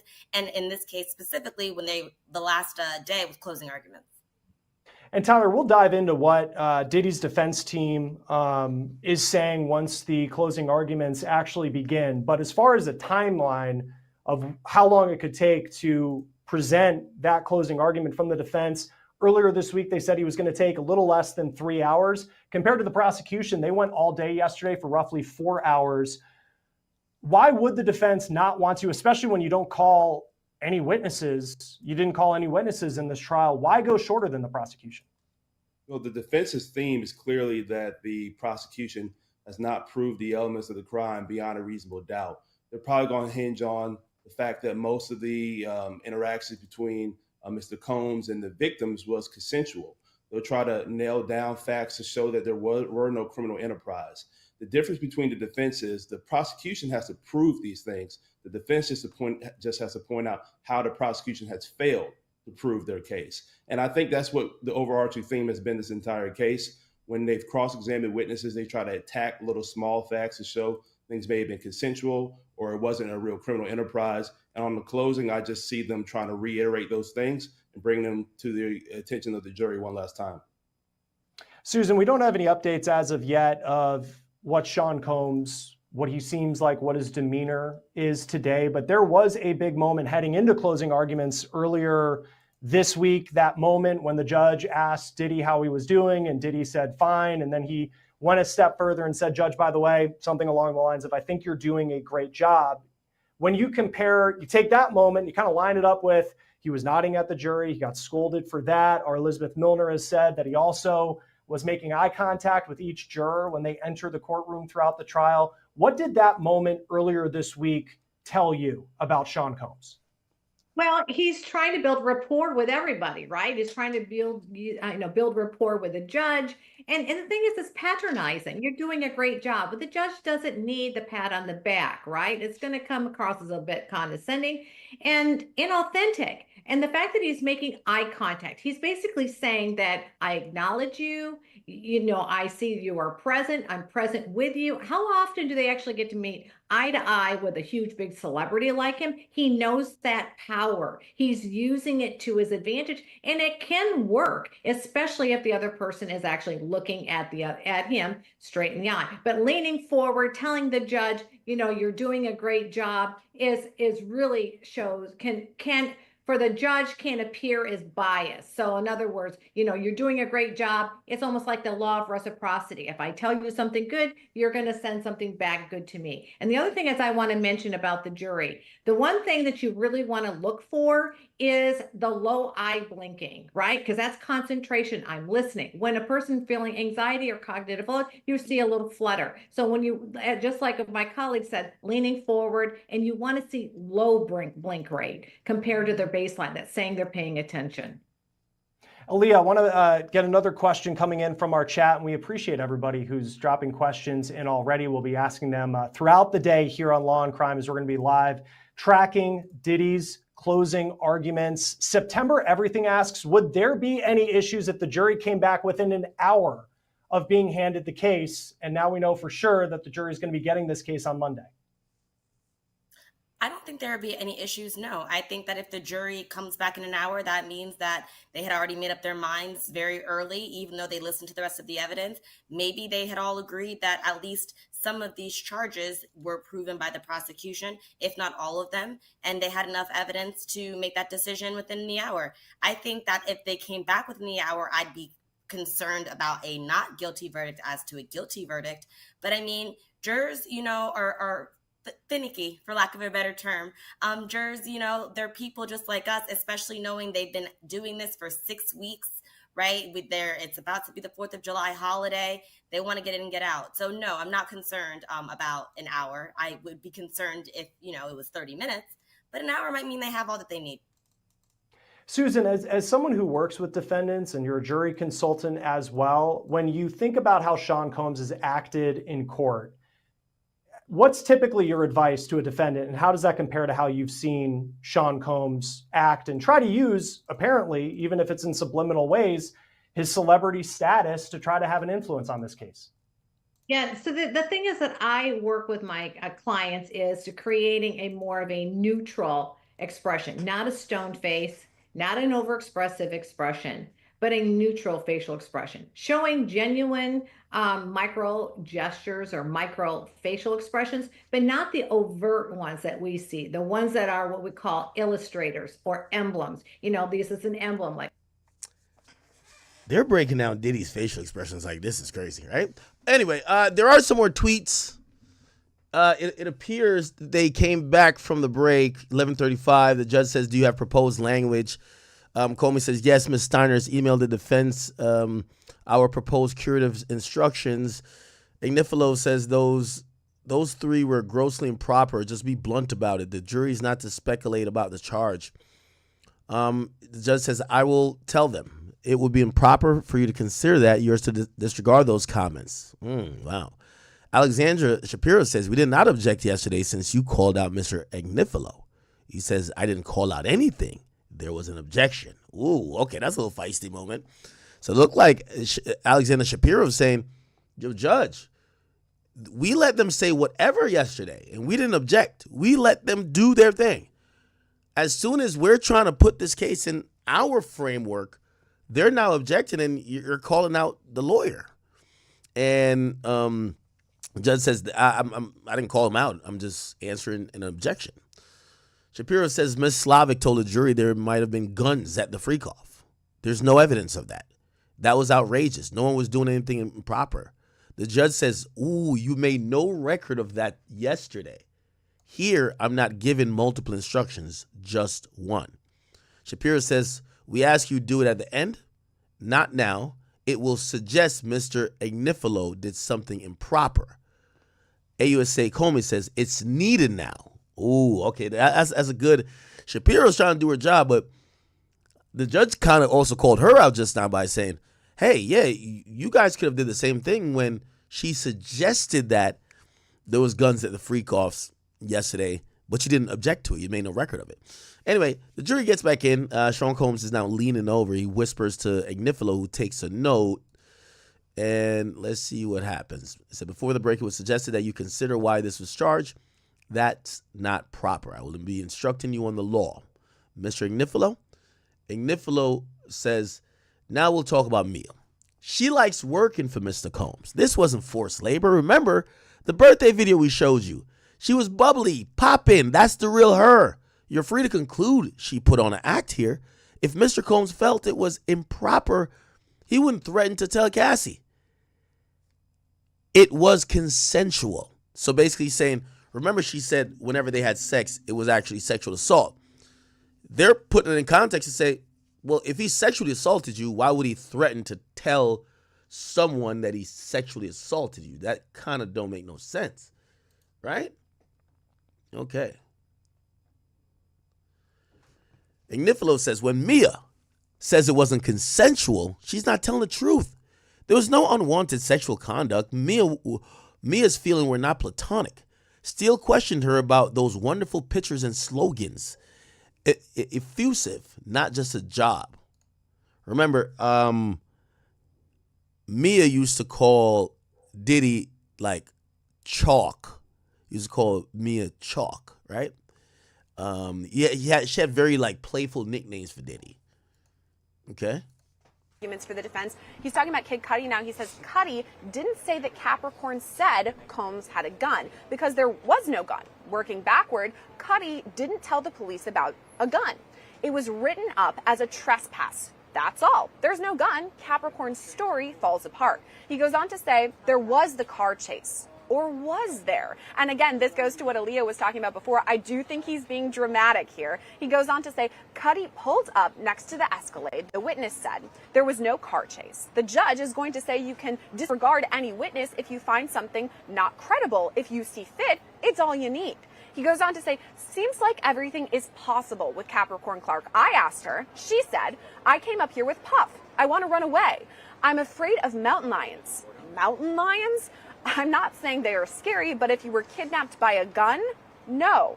He goes on to say then, she, meaning Capricorn Clark, doesn't want to say, I went there by my own volition. I'm not saying Sean Combs didn't go there. He wanted to fight him, fine. Mother effer. Combs is not a coward. He's ready to fight. At the risk of being sexist, they are men. They fight. And here's the last update for now that I have for you. We're going to have a good old-fashioned 8 a.m. Hollywood Hills John Wayne fight. The Porsche, not his style. There's no evidence. Who else would do it? No evidence. Burning a car is cowardice. Be a man and fight him. Okay, I think he's going in guns a-blazing, Aaliyah. What are you thinking about this? Because, of course, this was a huge topic of conversation, you know. She don't fuck with Diddy at all, bro. Actually, some people were thinking, okay, maybe the arson allegations and the kidnapping allegations were dropped. But, I mean, if we read, you know, the paperwork, it was attempted kidnapping, attempted arson. So, of course, the government yesterday touched on those things, you know, arson and kidnapping. And now this is Agnifilo talking about both those things. What are your thoughts with that update, Aaliyah? Okay, let's begin at the beginning. Diddy couldn't have bombed Kid Cudi because we're men and we don't bomb, we fight. We know that you fight. I think the prosecution is going to have a field day with that. Oh, you're a man and you fight? Like you drug Cassie down the intercontinental hallway? Like you kicked her? Like you hit her over the head with a frying pan? Like that type of fighting that you do? Diddy, I think that was, at the risk of sounding sexist, there are also women on the panel that like might be like, well, where were we going with this, right? I think, again, we've said time and time again, they have to put something forth. I don't know how beneficial that was, right? I think the defense is saying, yeah, he was there, but he wasn't there to blow up the car. He was there to fight. Well, that's still supporting the argument of why are you fighting Kid Cudi? You're fighting Kid Cudi because Kid Cudi was in a relationship with Cassie and you wanted Cassie and you controlled Cassie, so the answer was no. And that then again supports the argument of persuasion with the use of force and duress that we're talking about regarding the sex trafficking.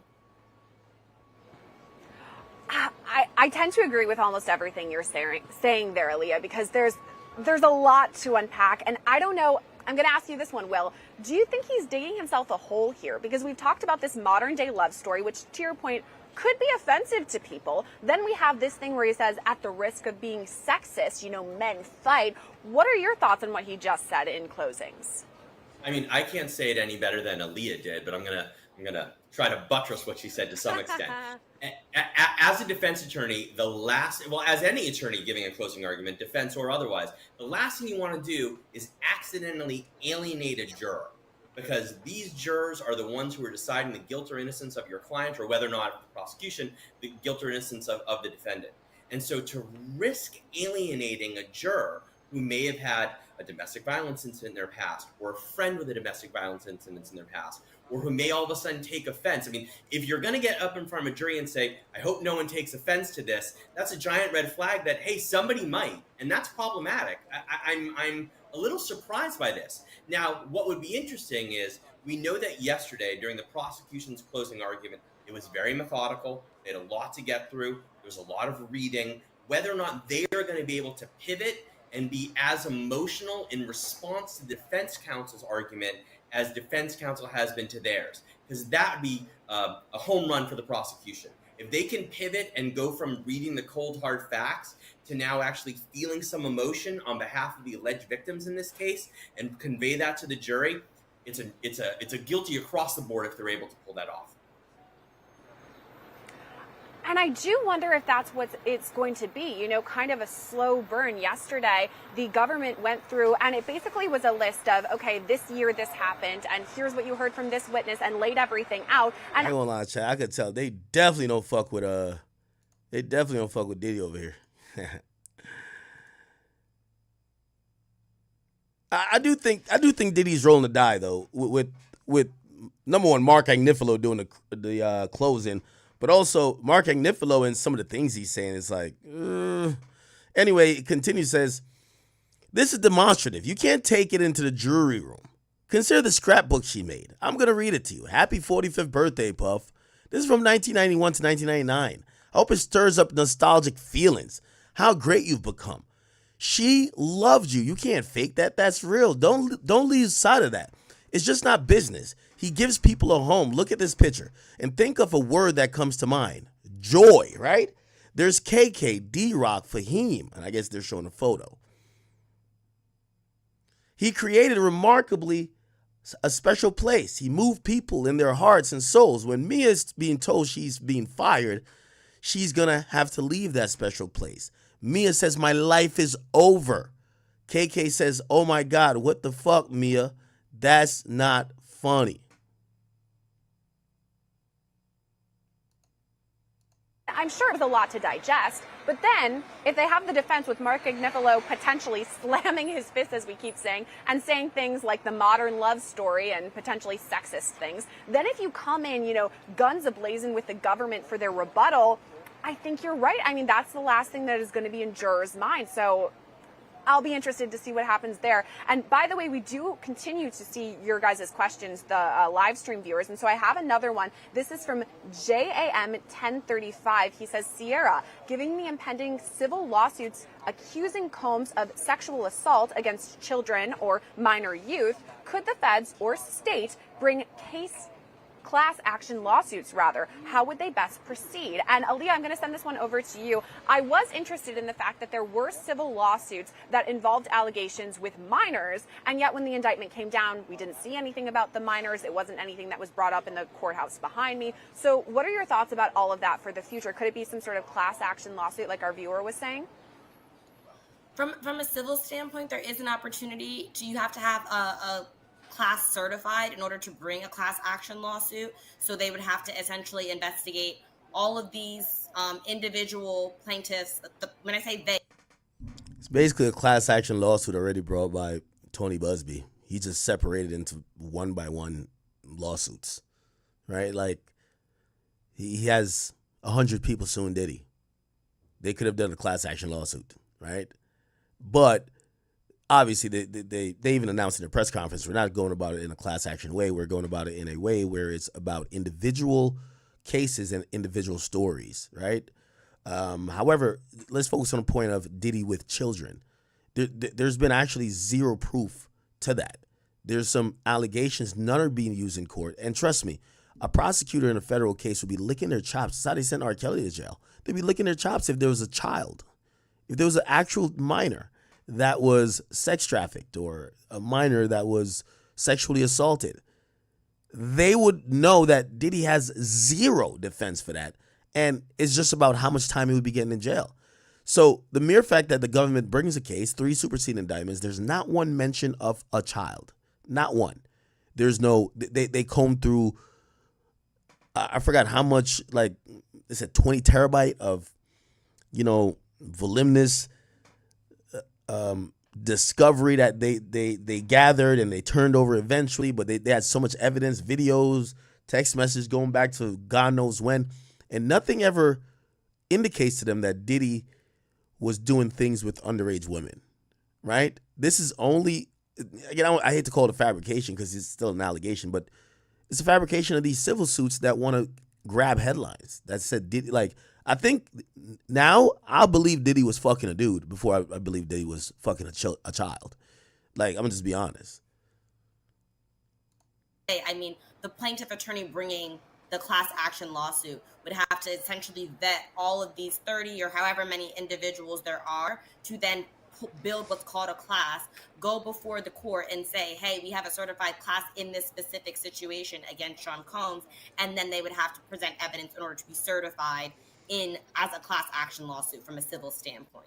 As far as the fact that there were minors that were potentially mentioned that were not, sometimes that is a strategy standpoint to not bring minors in. It's also possible these children who have parents who would not allow them to testify, right? They are minors, which means they have a guardian or a parent that can say, hey, no, we're not putting our... Most of these allegations are from 2006 or 2008 until 2024. That's when the RICOs last. Unless we're saying that these kids were less than 12 years old that Diddy may have fucked, they would be adults now. They'll be adults, right? Again, unless Diddy did it in the last like 3 or 4 years. But outside of that, if he was fucking with a teenager in 2011 or 2012, that person it's impossible. It's impossible to be a teenager in 2011 and in 2025. It doesn't work like that, right? So that person would be an adult.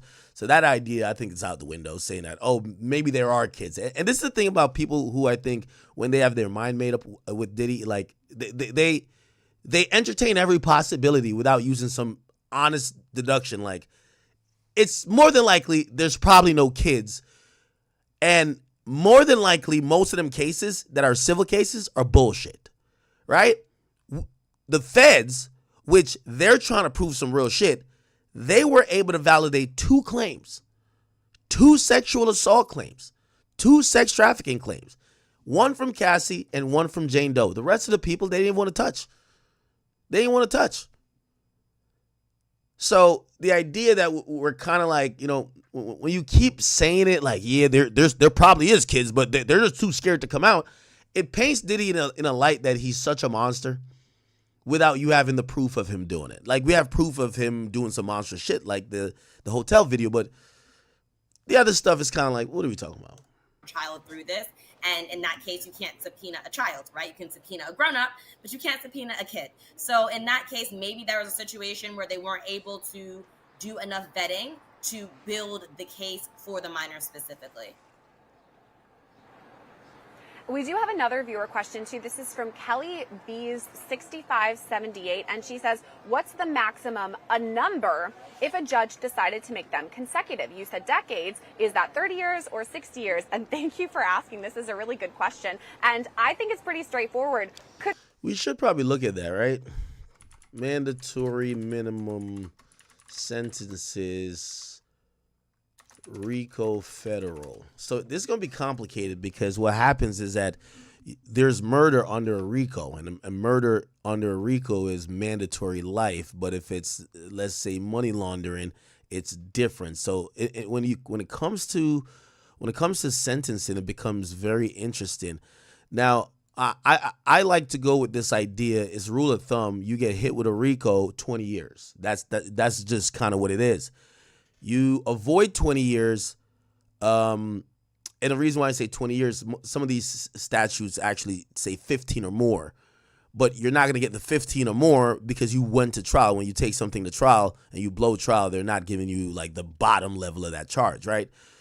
Just like, think about like Shoddy in the federal RICO versus Treyway. The reason why he got 15 and he had a really interesting criminal background, which would have gotten him much more, but he took a plea deal. And the plea deal, the prosecutors recommended the low end of the mandatory minimum, and that's why he got that. So despite his criminal history, they actually suggested that, give him the lesser of, the two evils, because they could have went higher. The thing here is, all right, let me see. This is federal sentencing for a RICO Act, right? So here are the crimes. Okay. Here's the mandatory minimums. All right. They're doing a lot of. They said the most common mandatory minimum is 10 years, but it's 10 years for certain stuff. Like we need like a full-on sentencing commissioners. Okay, here we go. Okay, is a government site? Oh, fuck. No, this is just giving us stats. We need to find racketeering. Okay, so minimum sentence. Let's go. Minimum sentence. This is important for us to really think about. Okay, minimum sentence for a federal racketeering charge. The defendant with no prior record was assigned the minimum. So that's pretty much where the minimum exists for, right? So if you don't have a criminal thing. The guideline provides a number of adjustments that could either increase or decrease on offense level, right? This means the defendant, based on the factors, for a criminal attorney, all right, they're not giving us the real shit. Well, I guess we would have to look it up. It's 18 USC. All right, hold on.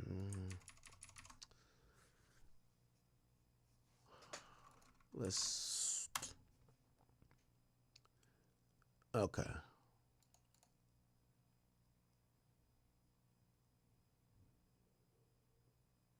Yeah, this thing's kind of really, all right, we're not legal experts like this. We're not about to just read a law book, okay? Fuck that. Could be life. Could be the rest of his life, all of it, if he's found guilty, especially if the racketeering. What do you think, Will, and this is down the line, obviously, if there's any sort of conviction in this, when it came time for sentencing, I mean, are we thinking consecutive, concurrent? And again, this is all speculation because there hasn't been any sort of verdict. We don't know if it's mixed or a full sweep or what it is, but what does it tend to...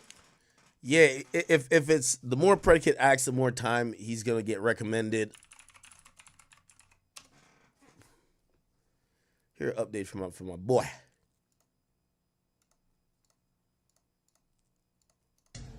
Let's talk Diddy closing arguments today. I watched and I've heard the government's closing argument. When I say I watched, I've read different things about what they said and how they said it. Interesting argument. I think that it was well written, well done. I think they're still going to have trouble. They tried as much as they could to distance themselves from certain aspects of the case, such as Cassie hiring the prostitutes, Cassie directing the prostitutes, Cassie paying the prostitutes, Cassie writing texts about that she can't wait to be with the prostitutes. So I think they tried to put that in a box somehow so that the jury can convict on a RICO charge. I think it's still difficult. The RICO and the trafficking are still difficult charges to prove. I think that they can get them on the, crossing state lines with prostitution. And if that's really what they get at the end of the day, I think that they're in for some trouble in terms of how the public perception would be. Again, this case shaped up to be a lot different than it was originally, reporting on. I don't think that what they originally said really came to light in the trial itself, in the closing, and I think you saw that. We will see what the defense has to say in their closing, but I think it's going to be strong, passionate. I know that they will do a good job, and we'll find out what's going to happen. Listen, I can be wrong. Every pundit that speaks could be wrong. It could be a clean sweep of not guilties. I don't think that's going to happen, but I think that it's going to be very difficult to get a guilty on every charge. But it could. It could happen. Let's see what it all shakes out today. Let's talk Diddy. Okay. generally lean toward. We should get some more tweets in a second too. I mean, we're really trying to use our ESP powers and read tea leaves here, and that's very difficult to do. If I were going to guess, and it is literally just a guess, I would imagine that there would be a sentence of around 20 years. And I'm not quite pulling that out of thin air, but I'm pretty close. And as we talked about before, you know, Combs is 55, and respectfully, that's not that old. But nevertheless, for him to spend any time incarcerated, for anyone to spend any time incarcerated is dramatic and can be terrible. But I would imagine that we're probably talking about a 20-year sentence, give or take. To your point, that is as I'm also thinking about his charges. Diddy clean criminal history. If he's only found guilty of those prostitution charges, which is, you know, bringing prostitutes across state lines, I honestly believe he'll get 7, 8. Maybe they give him the 10 if it's both of them, right? I believe Diddy could get out of jail in a year, and I'll tell you why. I think, number one, they're going to be flying off with appeals immediately. We want to appeal this one conviction. But now, while he has a bunch of different options, we want bail pending post-conviction relief, right? There's a lot of different ways where you could not only ask for bail while you wait for an appeal, but you could definitely argue, and I think this would be Diddy's argument, I'm not convicted of something that's violent, right? The sex traffic is violent. It's something that is coercive. The RICO has violence in there. Prostitution, again, not good, but that's something that I think a judge might be very lenient to Diddy with all the resources. Remember, Alexander Shapiro is in court. They're going to have a million different ways to try to appeal this and try to get him out on some type of supervised release. And here's the thing. They're going to go back to, they're going to piggyback off that bond denial and say, hey, listen, for the reasons set forth above that he wasn't let out on bail, he beat all those things in court. There was no proof that he did A, B, C, or D, and we can't consider those things. And a video of him beating his girlfriend does not carry into the conviction that we have here, which is prostitution. So I could see Diddy getting out of jail. Like, yeah, they might give him 5 to 10, but he'll get out of jail while he waits for it. It'll be like one of them little Harvey Weinstein situations where he's just sitting up in a fucking mansion just waiting. I haven't really seen the feds. I got to look up and do a little bit more research. I haven't seen them do suspended sentences. Suspended sentences get done in like states that have heavy jail population. Also, they're bogged down with crime. And they usually, it's almost like, we'll give you a suspended sentence. It's basically don't get in trouble or else we have 10 years hanging over your head. I mean, Thug has one. Young Boy had one. But it allows you to be free. Maybe there's a way that they could cook something up. If he only gets convicted of those prostitution charges, the main thing would be like, I didn't do something violent. So I think Diddy gets out of jail in a year or two. If that's the case, don't see him getting out immediately if he actually gets found guilty on any of these. Okay, I know there's this idea that there's pre-parties and there's new Diddy parties about to happen. I do not see him walking out of jail unless he gets a full acquittal on all 5 counts. It's all speculation right now. I mean, there has not been any sort of deliberations even. In fact, we're still in the closing arguments right now from the defense. And we do have some more updates from court. This is Mark Agnifilo once again. He's the one who's presenting the closings for the defense. He's still talking about this situation with Kid Cudi, Capricorn Clark, an alleged kidnapping, and then, of course, the alleged arson. Here's what he says. What's in the car? Molotov cocktail. Why not show you the glove? I'm suggesting something? Yes. The investigation stunk. It's terrible. 2 fingerprints. What happened? Well, I don't know. You're going to determine his fate on arson, on this. And again, he's talking about all of the situations that the investigation after Kid Cudi, reported this and spoke with police. And then there's that glove, the driving glove that was there. Agnifilo went on to say the DNA was consistent with a female contributor. That witness was not helpful. If it had come back consistent with Combs, they would have bragged about it. Investigator Jimenez never followed up. He tried to find Cassie. He said Jimenez said Capricorn's brother obstructed him. They fought. I'm not saying Capricorn did it or Cassie did it. We're not here to solve the world's problems. Cassie's father didn't call him back. The witness was mad. Draw your own conclusions. Wow. Okay, so he says he's not here to solve the world's problems, and he's bringing up Cassie and Capricorn. This is fiery to me. Aaliyah, what are you thinking? All right. Okay, let me see. So we get some more tweets here. Agnifilo basically then continues to say, racketeer and co-conspirator KK, right? She writes, Mia, answer your phone or I'm going to call your parents. The last thing she wanted to do was to leave, and that's forced labor? Let's turn to drug distribution. The U.S. says personal use is distribution. Brendan Paul said that these were his personal drugs. These are his personal use drugs. He said he forgot to take the cocaine out of my bag. He said I got the best lawyer in the world and my charges were dismissed. That's what he said. Sean Combs was not selling drugs. Cassie said he was a drug addict. How is he supposed to get them? Grow his own Xanax? Did he have drugs? Yes. They found it in his house. Was he using his enterprise to distribute drugs? No. You're going to have to think through this. Didn't Mia go work for Madonna? That's how people use personal assistants. I don't expect to see Beyonce in CVS. The assistants buy Astroglide. It's not what the company's doing. This is not a racketeering act. I'm going to the RICO. There's no evidence of possession with the intent to distribute. David James said he was in Saint-Tropez. He got asked to get an 8 bowl of Coke. I asked him, did that have anything to do with Sean Combs? He said no. He actually kept it from him. Why would he hide it? It's people in creative fields doing what people in creative fields do. It's not racketeering. I'm going to talk about Cassie. Can you sex traffic your girlfriend? Well, maybe you can, right?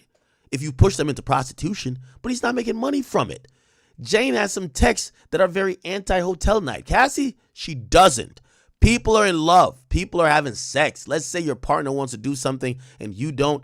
Where does that land? Cassie wanted this, included to be close to Diddy.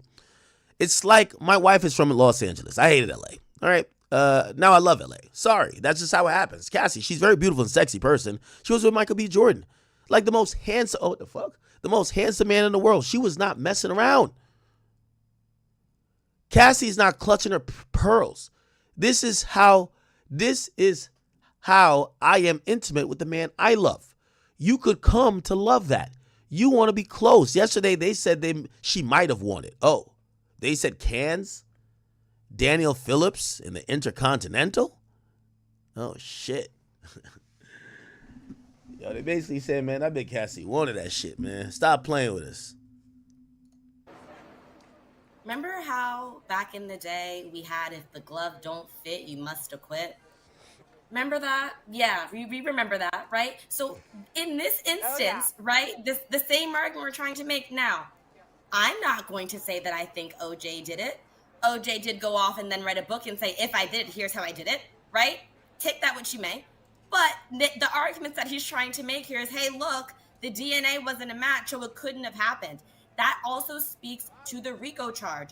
Why would Sean Combs go and do it? Now, I'm not saying Sean Combs did it. I'm saying that someone in Sean Combs' camp did it. That's the argument that the prosecution is going to make. And then I saw how they were trying to say that, oh, the investigation specifically, they didn't do a good job of following up, et cetera, et cetera. And that's fair, which is why Kid Cudi was brought into the court to testify. Right? I think that with CSI and with all of our crime shows, we always want to know the DNA. We always want to know the DNA. But we also have to remember that a witness, a person who has experienced or been a victim of a crime, their testimony is the evidence. right? There might not be fingerprints or blood or glass or anything, but I, as the victim, standing up in court and saying what happened to me, that is evidence. And that is why we have this issue with credibility when we have actual victims testifying or witness testimony. It's so funny that all roads seem to go back to a glove. I love the comparison you made there with OJ, and now of course we have the driving glove in this case.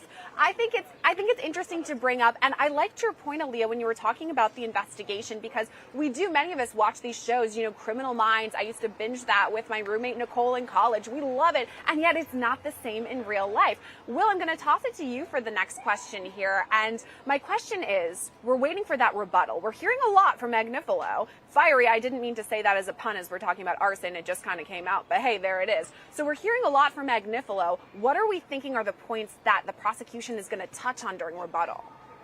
I think what the prosecution is going to hone in on is everything you just heard from defense counsel doesn't matter, because what they're trying to do is they are trying to distract you. It's sort of the magician where they're waving their hands around so you're not watching exactly what's going on. And that's what it is, because at the end of the day, regardless of whether or not the glove fits or the glove doesn't fit, it almost doesn't matter. Because as Aaliyah said a minute ago, what really matters is who is doing this and who are they doing it in whose direction.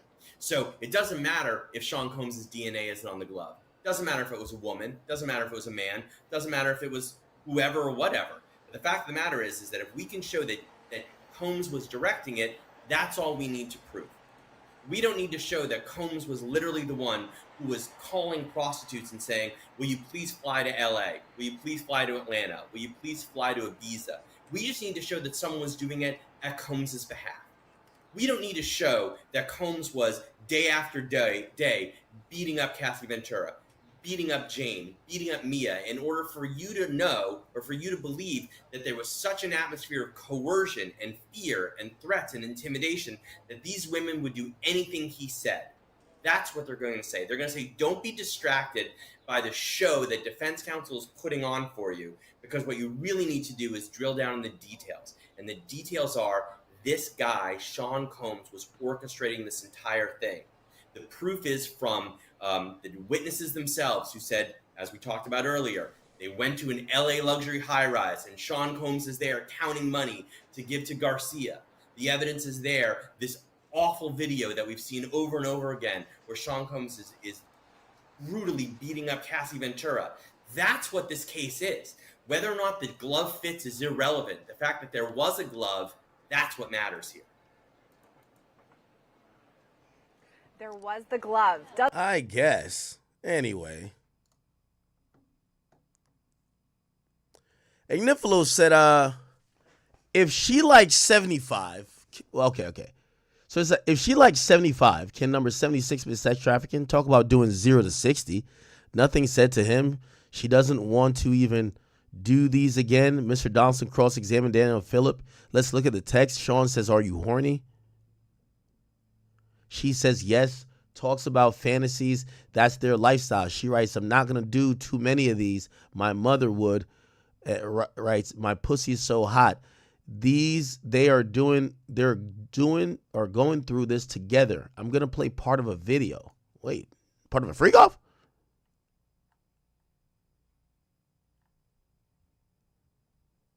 Holy shit. Okay. They're going to take a break shortly, I know. It's Sean G. Sean G usually gets out a little bit earlier than everybody. Okay, not yet. By the way, did Logic even do a breakdown yesterday?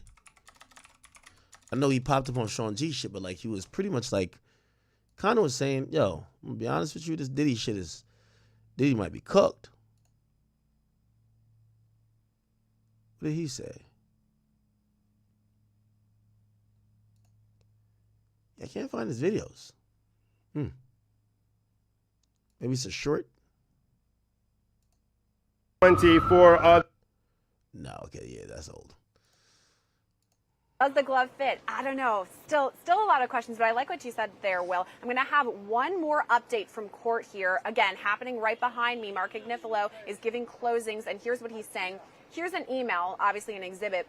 Why is she calling him Sean Puffy Combs? For some later proof? Doesn't mention any car? Forget it.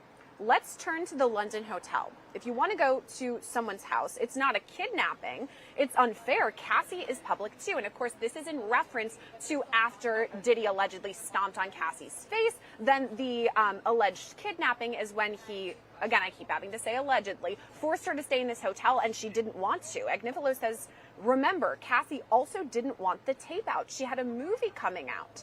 Let's go back to what was said about the hotel staff maybe leaking the footage, and we're talking about Intercontinental Hotel now.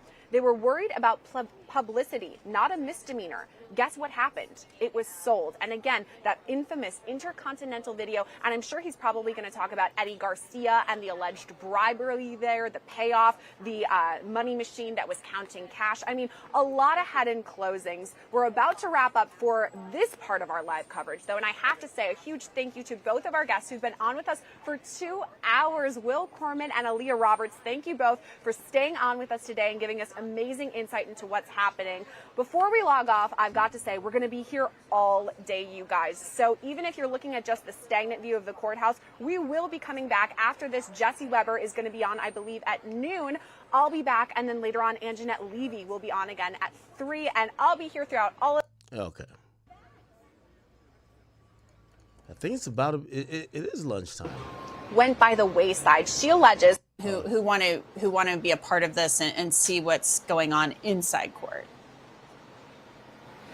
Yeah, I think we definitely have seen that. I mean, where I'm at right now, we have been camped out since the start of the trial, and many other news organizations have been too. Beside me, there's live hits going on right over here and down the line. So all up and down here, there are, you know, reputable reporters. We're talking like CNN or ABC, NBC. I was actually speaking with a man from BBC earlier. So this has gone international. But not only have we seen people like that, we've also seen, to your point, Anjanette, live streamers. So many people have their phones with them and they're, you know, like this all the time, talking and trying to interview. As I've been on the live streams earlier this morning with Chris Stewart, I saw people who were live streaming me live streaming. So it's kind of a lot of that. And I do think that's something we'll see more of as we continue on throughout all of this, because right now we're in closings, but as deliberations go and everyone kind of gets antsy, what's the answer going to be? What's the verdict? I think we're just going to see more and more. Now let's talk a little bit about Sean Combs' family, because he's had family support showing up, family members showing up to support him throughout this trial. It's almost like they've been showing up in shifts. The daughters were showing up this morning and yesterday. They had shown up in the very beginning of the trial, and then we didn't see them for a period of time. We know that they had some graduations and things like that. Plus, I mean, this is just kind of icky for girls to listen to this testimony, for any child to listen to about their father. There's been some other stuff going on, though, with one of the sons, Justin Combs. So tell me a little bit about that. Is Justin Combs there today, as we have some news? He just got sued with Diddy yesterday, but it's Tony Busby, bro. It's about a lawsuit that's been filed. Yes, Justin Combs is here today, and I want to talk about that lawsuit. But first, I want to talk about the fact that almost all of Diddy's children are here today. He has 7 children in all, the youngest being Love, just a little girl. She's the only one who isn't here today. All the rest are. And this is also something that Mark Agnifilo highlighted today in closing arguments, talking about Diddy's family. And I do think that the jurors, the people of the court, are picking up on this. As you said, they've been pretty much there all since the beginning, except for some of his daughters who were kind of in and out, but they are there today. Now, Justin Combs, he's the main one that we want to talk about today because there have been some legal issues with him. So I'll kind of break that down for you. This was a filing that happened on Monday of this week, and I do want to state right from the top, it was criminal, not civil, and these are all allegations. However, there is a woman who filed under the name Jane Doe who alleges some misconduct. She means civil, not criminal. At the hands of both Justin Combs and P. Diddy back in 2017. So I'll kind of give you an overview of what the filing says. That back in 2017, the spring of that year, this woman, Jane Doe, who lived in New Orleans, Louisiana, started Snapchatting with Justin Combs. And they're going back and forth. At one point, she admits she sends him risque photos, according to the lawsuit. That's what she calls them, or her attorney does in the lawsuit. But additionally, she talks about her big dreams. She wants to work in the entertainment industry. She's got stars in her eyes. And Justin Combs says, okay, you know, my dad actually kind of works in the entertainment industry. Why don't you come out here, out to LA? And so according to the lawsuit, it was under false pretenses that she headed over to LA. And after that, that's when she said things kind of, you know, went by the wayside. She alleges that she was held in a hotel room for an entire weekend, given drugs and alcohol, and then she says she was raped by 3 men who were wearing masquerade masks. And I think this is the important part here, is she says 2 of them, she's not sure who they were, but 1 of them she recognized and she identified, name dropped in the lawsuit, was Kid Diddy. She also mentions that Justin Combs referred to him as Pops, you know, something that you would call your dad. So that's kind of why she pointed him out there. And I do want to highlight that in this civil lawsuit, she straight called it being held prisoner. I mean, that's pretty strong language. Now, I also do want to share the other side of things too. Justin Combs' team has spoken out, and I do have their statement right here. Here's what they said. No matter how many lawsuits are filed, it won't change the fact that Mr. Combs has never sexually assaulted or sex trafficked anyone, man or woman, adult or minor. We live in a world where anyone can file a lawsuit for any reason. Fortunately, a fair and impartial judicial process exists to find the truth. And Mr. Combs is confident he will prevail in court. So we kind of heard from both sides there, but amidst this civil lawsuit, Justin Combs is right now in this courthouse behind me. Very interesting, and an interesting development given that we're at the end of this trial. And I think, you know, you make a very good point to bring up that Sean Combs. Oh, my boy. They get him on. She is going over new items. All these other sensational facts. So, I mean, I think it's going to be hard for the government to get that conviction because of that. But I'm seeing RICO. I'm seeing the elements and that the government has put forth on that bingo RICO card, as I call it, and they've met that.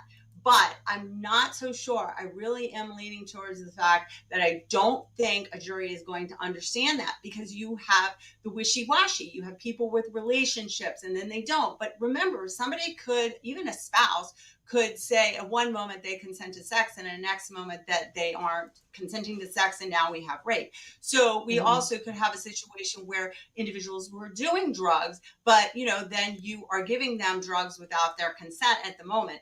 All of this clouds the issue. There's a lot of toxicity when it comes to relationships. There's no doubt. But also, even with, say, a girlfriend that's working for your business, you can have a relationship. If you're not appropriately paying that individual and you're forcing them to work, you know, beyond the hours that are set forth, then, you know, that still is potentially forced labor, as well as violating employment laws. So, I mean, but it's not clean cut. We don't have people being kidnapped like we see on TV, or we don't have individuals. Also, they did not have the co-conspirators named as defendants, which I think also is confusing to the jury. Well, they did say somebody was kidnapped. So they did say that Capricorn Clark was kidnapped. So we do have that. But yeah, I get what you mean too. And we don't have the co-conspirators testifying. We don't have them flipping on their boss. And I think that's pretty interesting too. So, you know, they called, you know, KK a co-conspirator, but we didn't see her. So it's kind of hard to wrap your head around it, I think. I want to talk about our poll results here. Let's talk about our poll results. We've got some polls we're putting up today, guys, as we always do. So our first poll asked, did any released exhibits or testimony significantly impact your view of the case? 51% said, no, it did not impact me. 27% said, yes, it changed my opinion. 20% said it's hard to say. 527 of you voted in that poll. Thanks so much. We'll do another poll. We're going to get to your questions now. So let's get to the questions. And please keep dropping your questions in the chat, and we'll get to as many of them as we can. So we always love taking your questions. Our first question, Bradford Cohen, is from Smarty Pants 1225. Why did AUSA go for 8 hours yesterday? I thought she was only supposed to do 4 hours worth of closing arguments. It was only 4. So that is kind of up to the court. Generally speaking, in federal court, they keep very, very tight schedules, very tight guidelines. The judge says, hey, you can go for this amount of time, 4 hours, 3 hours, 2 hours, and they try to keep to that guideline.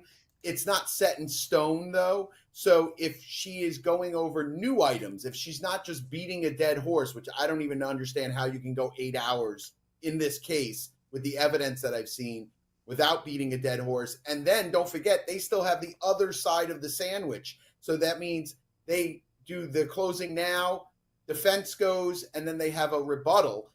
I think that 8 hours is obnoxious. I don't think that helps a jury at all. I think a jury, especially... That person with the question is wrong. It was 4 hours. They started court late yesterday. I think it was at 10 or 11, and they had an hour. They had 2 hours. They were talking about bullshit, and then the rest of the time was the Slavic closing. Especially in today's day and age, with individuals that are used to looking on their phone, looking on the computer, getting cliff notes to things. My belief is if you can't close a case in 3 to 4 hours, anything after that, I don't even think it should take 3 to 4 hours, but anything after that is just white noise. So an 8-hour closing to me is obnoxious. I don't think it's needed, especially where you have a rebuttal on the other side. The jury may be exhausted from hearing from that prosecutor unless they put a new prosecutor on for the other side of the sandwich, which oftentimes they do. Yeah. I don't see the benefit in it. The judge obviously can say, hey, listen, she's still going into new areas of, of items, of issues, of evidence. So I'm going to allow it. Then the defense goes, he can't say to the defense, hey, listen, I'm only limiting you to 4 hours. Again, if the defense is coming up with new theories and new items, he's going to let them go too. I just don't see how you get to 8 hours worth of closing with the evidence that's presented and the witnesses, even if you go through every single witness, which I don't think you need to. I think that speaks a lot for the prosecution. I think it speaks a lot for the government's case. They are desperate here. And I think the prosecution, if they lose, even if they lose the RICO count or the sex trafficking count, and he's convicted on 2 of the 3 or 1 of the 3, I think they lose a lot of face. To me, this was a state case that got injected with steroids and the feds decided to pick it up, which often the Southern District of New York does when it's a high-profile case. And I want to clarify, I don't think it went 8 hours. I think it started around 10. There were some breaks in there, plus a lunch break, and 4. court ended before 5 p.m. So I think all in all, it was less than that. So I think we need to take that into account. It may have felt like 8 hours because we can't watch it. And the court day really started at 9 or so because the attorneys met with the judge beforehand. So I think we need to clarify that they weren't up there talking the jury to death for 8 hours straight. So I do want to be clear on that point. I want to give you another update, everybody, from court. We have another court update. Here we go. Mark Agnifilo, to where the... All right. I know we're a little bit behind this broadcast, but the tweets are kind of slowing down. I think they're going to take a break. I'm trying to figure out when. Let's see if we can get any more. What the hell? Game of Combs. All baby oil. Hilarious. Okay. All right. So a couple more come out. It says in this Intercontinental video, it's more likely than not it's Combs' phone. Here she is. I'm not going to show you him throwing her down. You've seen it. I'm not hiding it from you. Now there is a phone. And here now there's a man sitting in a towel. Looks like Cassie's saying you're being a fool. Go back to the room. Look at it. It looks to me like she's saying go back to the fucking room. There's nothing scary in the room then. Wait, there's audio on this? The video that we got of the Intercontinental video does not have audio. But he's basically saying, or I don't know if he's saying, oh, look at her mouth moving. It's saying, or her pointing and saying, go to the room. Anyway, so 5 days later, he texts, I'm so sorry. She replies, LOL, I was just listening to sorry. They're obviously getting over it. Cassie writes to Sean, how do I know if the drugs are going to be bad? Or you'll drink too much. This is about hotel nights, I'm guessing they're saying. Okay.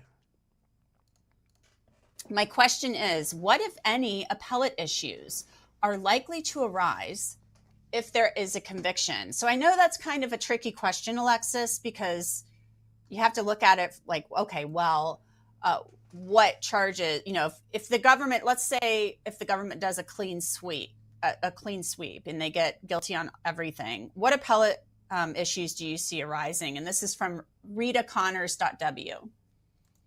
So it's difficult because we don't to really answer that with specifics, because the issue is that we don't really have the live stream of the trial. So what we're getting is different things that were brought up. So it's difficult. But if he is convicted, they are going to appeal. There's no doubt about it. There is going to be an appeal. So, it could be like you brought up that the closing went very long and there may be something that was, they crossed the line, prosecutory, or that they didn't want, generally what the appeals are about, something that the defense thought shouldn't have come in. So that came in. So those are the various bases, but it's really difficult because not seeing a live stream, we didn't really, we can't really say exactly what happened specifically. But I did want to comment to the Free Britney. Do you think those people are being paid $20 an hour too? Or they I don't know. Recycle the shirts.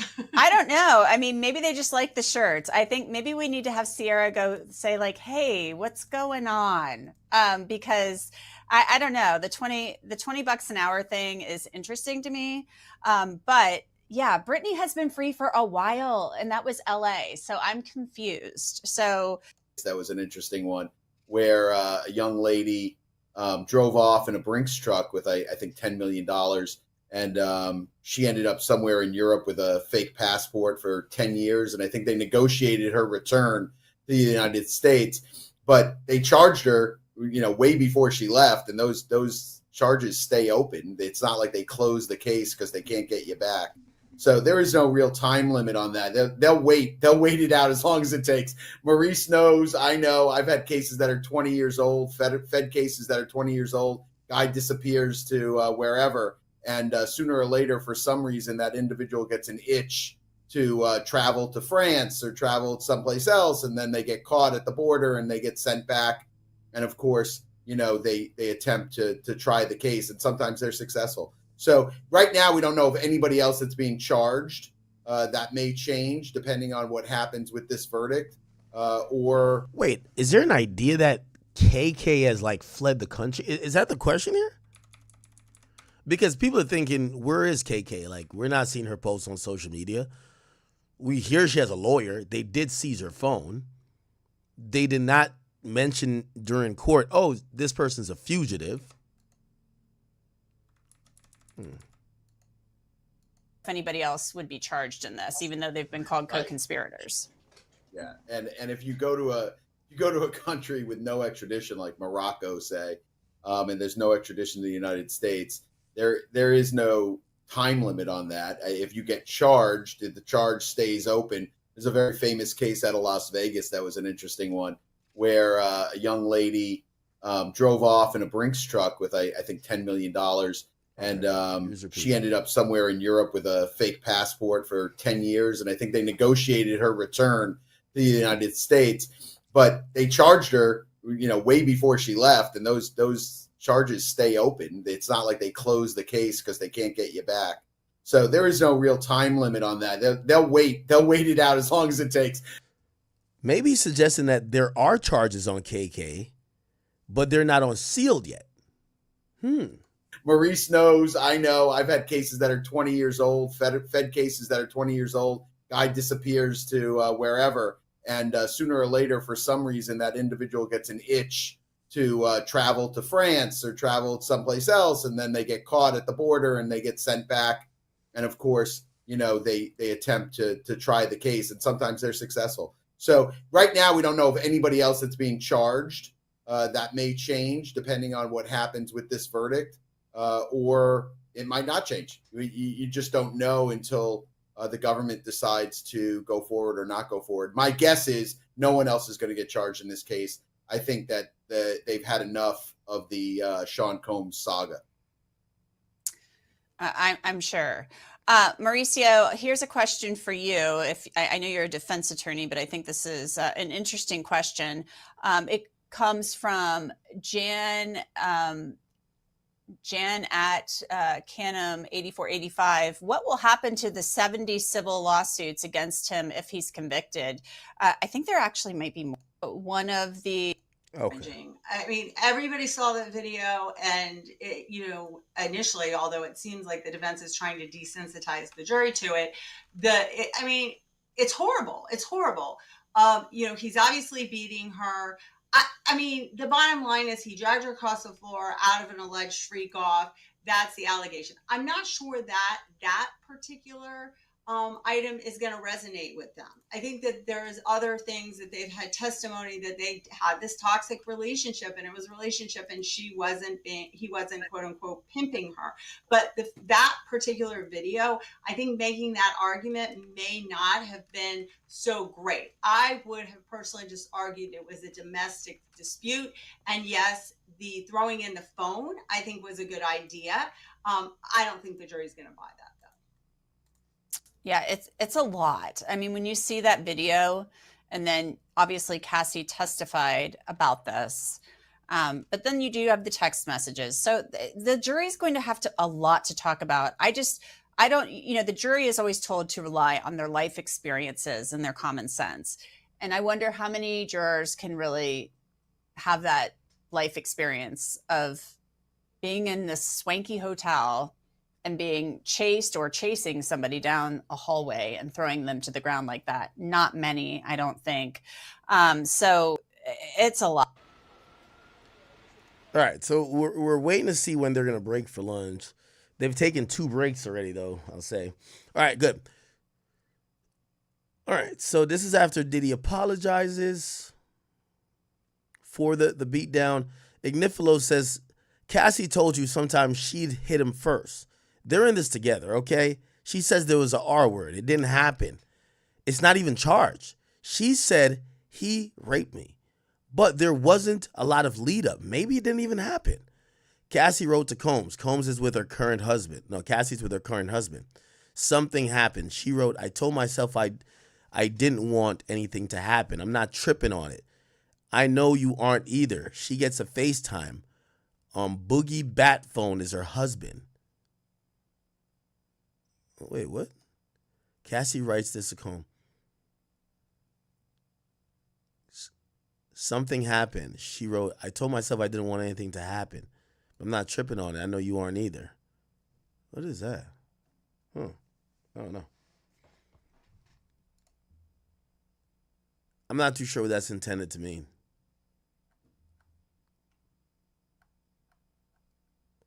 By the way, I don't think Inner City Press is typing this stuff. I think he must have some text-to-speech shit, bro.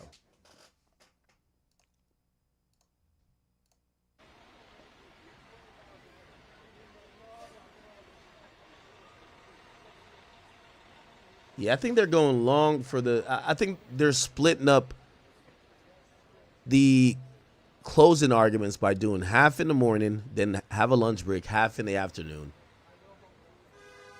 But remember, we still got to do a rebuttal. It's almost 1 o'clock. They haven't taken a break yet, and I still think that he has a lot more to say. He has a lot more to say. You got to address Jane. He has a lot more to say.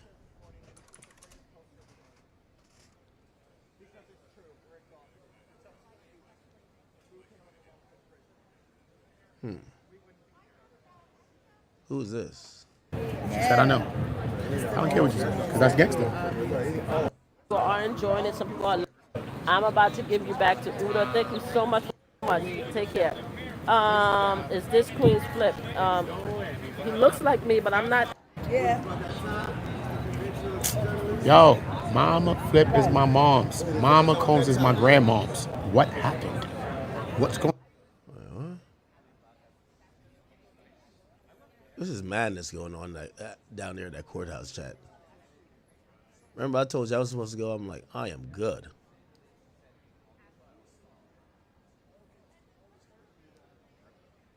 I am good.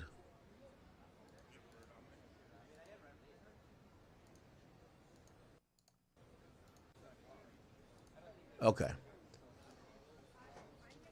Let's see how much more tweets we get. Combs wrote, "You act like a broken-hearted angel. You need to stop living your life." Cassie says, "I don't know who that was. I was saying thank you for last night and I enjoyed it. The oldest trick. I don't know how Alex found out. But she says," wait. Oh, is she saying that Cassie is starting to fuck with like her husband?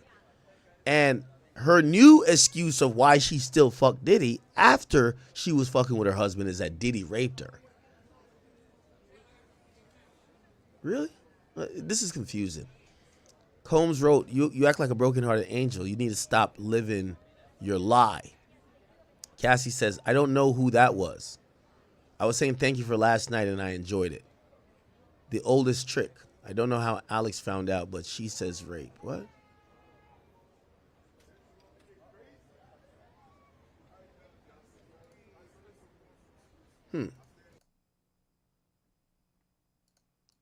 That's interesting.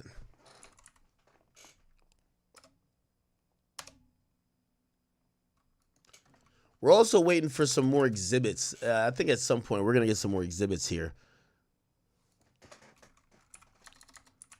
Matter of fact, let me check.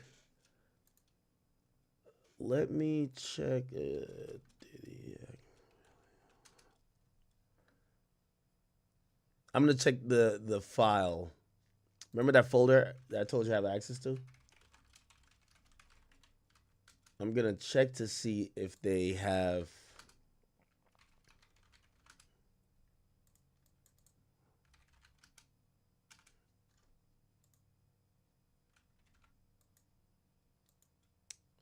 Oh, I can't log in right now. I wanted to check to see if there's more exhibits because there's other audio we haven't heard. Oh, the girls are crying? Oh, I didn't see that. Put your health first with compounded GLP-1 injections. Through hers, you can get access to a prescription weight loss treatment plan. So maybe one of the daughters are crying. It's Diddy's daughters who have avoided appearing for most of the federal trial are right behind him in closing arguments. And the emotion for the days, it could be shown their face. His twins, Jesse and Delilah, along with Chance, all held hands as they walked out. I thought they said it was crying. Let's see. I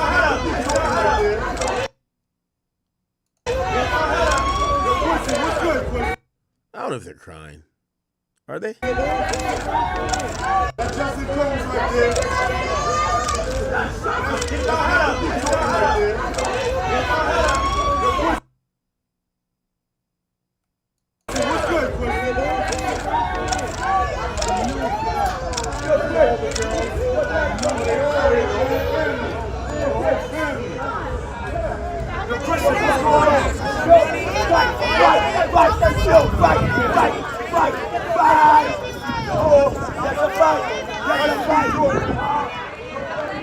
Miss Janice, how you doing, Miss Janice? Oh, that's the mom. Miss Janice, it's me. Is that Stevie J at the back?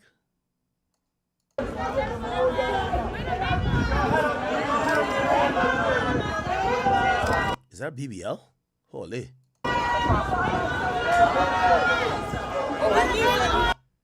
Oh, this is not Stevie J. I suck it out the street. All mama's a mama, guys. Messed up. All mama's a mama, guys. Get off that street. All mamas love their kids. All mamas love their kids, guys. All mamas are mama, guys. All mamas are mama, guys. We gotta respect mamas. You know what I'm saying? She loves her son. God damn. Right, I'm struggling to try to understand like this last part.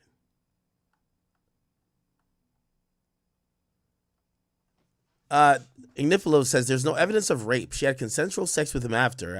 I have to defend this. It is in this case, but it's not charged. Cassie was asked, what kind of pain did Sean put you through? She spoke about his own personal pain, his shame. It's beautiful. She said he felt pain, and most painful to me was carrying around his shame. Jane almost said the same thing. I felt my partner was trusting me in a very vulnerable moment. I wanted to go along if I could be my partner's escape. Are they saying the pain is Diddy not being able to say he was gay? What's the pain they're trying to describe here? Not too much going on as of right now. Still closings inside. Cassie Ventura has been, she was like the star witness or one of the star witnesses in this trial, Sierra. And Mark Agnifilo at this point in time is really focusing in on her and what he believes are inconsistencies in her testimony. And she was, 9 months pregnant, 8.5 months pregnant, up there on the witness stand, talking about all of these very difficult things that she said she went through with the freak-offs, the beatings, the physical abuse, the domestic violence. She claims she was raped. So he's really hammering away at her, hoping to discredit her and prove to this jury that she was not a victim of sex trafficking.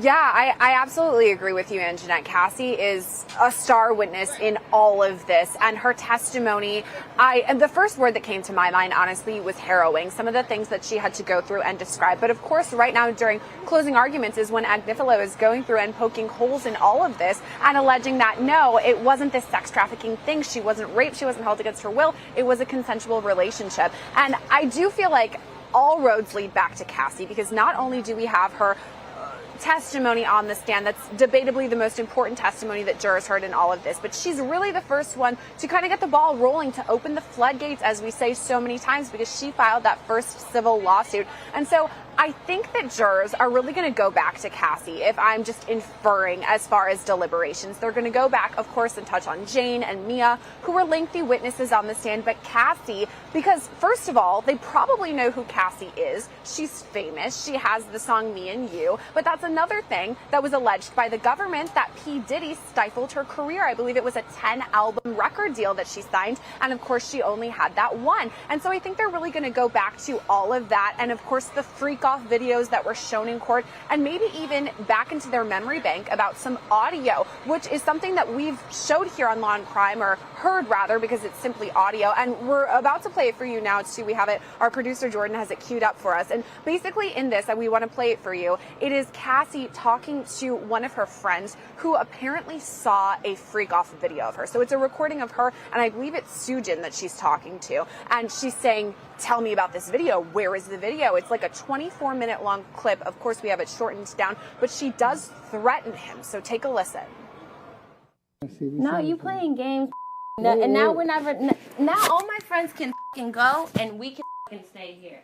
All right, everybody can go, and we're gonna stay here. Everybody heard. So they're all leaving, and we're staying here until you show me that.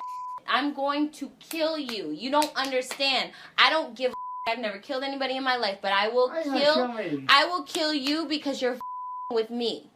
With me in my life right now. If I saw a video of you doing anything that you didn't want people to see, I would show you the video so you could tell me what the happened. You're playing games with me, telling me you saw now you're saying you didn't see some you with me. I'm going to you up. I don't think you understand. And it's not going to be my hands, and it's not going to be blood on my hands. Someone else is going to do it. So you have to tell me right now, and I'm recording this whole FYI, tell me what the you're talking about. So you have it or you don't have it? Can you just be clear with me? Do you have it? I saw it and I don't want to ever see it again. I know you don't, but I want to see it. Yeah, but I don't want to see it, bro. Yeah, you don't have to see it, but it's my life and I'll kill you. Yeah, but no, I will kill you if you don't show me right now. I will kill you and I will hide you and I will cut you up and put you in the dirt right now. Pull it up. If you have it, pull the up. Because if not, I'm going to kill you and then he's going to kill you again. So just do it. Pull that up right now. And that's some pretty powerful audio there where she's saying, I will effing kill you. And you can hear that she's really upset. So I'm sure this is something that is going to be in the back of jurors' minds. And I mean, I have not been, or actually I have an update for you guys right now. Courtroom is in break. And I think I can tell you now because there are a bunch of cars. There's this huge Celsius car behind us right now. But behind that, there are these big Sprinter vans. So immediately I'm starting to think, okay, that's Diddy's family all coming out. There's a huge crowd over there. And then, of course, the courtroom's on break for lunch. So I do think, unfortunately, with this huge Celsius ad behind us, but behind that, Diddy's family is there. And we do have our other camera there getting video. Okay, great. So we'll be going on a lunch break. We'll be checking in with Elizabeth Milner here very shortly to get, get a read on what the vibe is in the courtroom. I want to hear from her specifically about that. But let's go back to those clips. So Sierra, that's a side of Cassie Ventura that we don't really hear very often. We don't really ever hear from her, honestly. But that is not the Cassie Ventura that Cassie Ventura presents to the world, as a recording artist. So we've got this recording. I'll cut you up. I'll kill you. All of this stuff. I think we can all understand if somebody's like saying they're going to put a sex tape of you out, you'd be very upset about it. But it does show the jury another side of Cassie Ventura. So what do you make of that clip?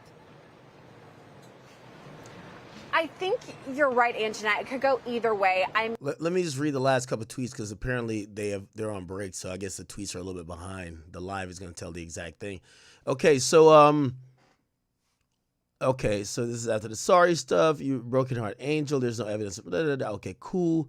It says, yo, Jane says, I'm getting vulnerable with you in the hotel. I don't want you to see Young Miami on a bigger yacht with you. This is not sex trafficking. If you get deep into it, this ain't sex trafficking. This is people in being in love, for real. Ignifilo says, Your Honor, when were, the judge says, I was going to 1, okay? So it looked like it would be now. And said, if now, and it's just like, I was going to turn to Jane, we could break. So, okay, let's break till 1:45. Ignifilo says, I think I only have an hour left. Comey says, it appears that wait, what the fuck? So it appears that Comey says that she only need an hour, right? And it says, okay, so I'll do the charging instructions at 4 or maybe even 5. They have now taken a break. Oh, shit. I mean, we've all... Okay. I know Sean G gonna be out of that junk.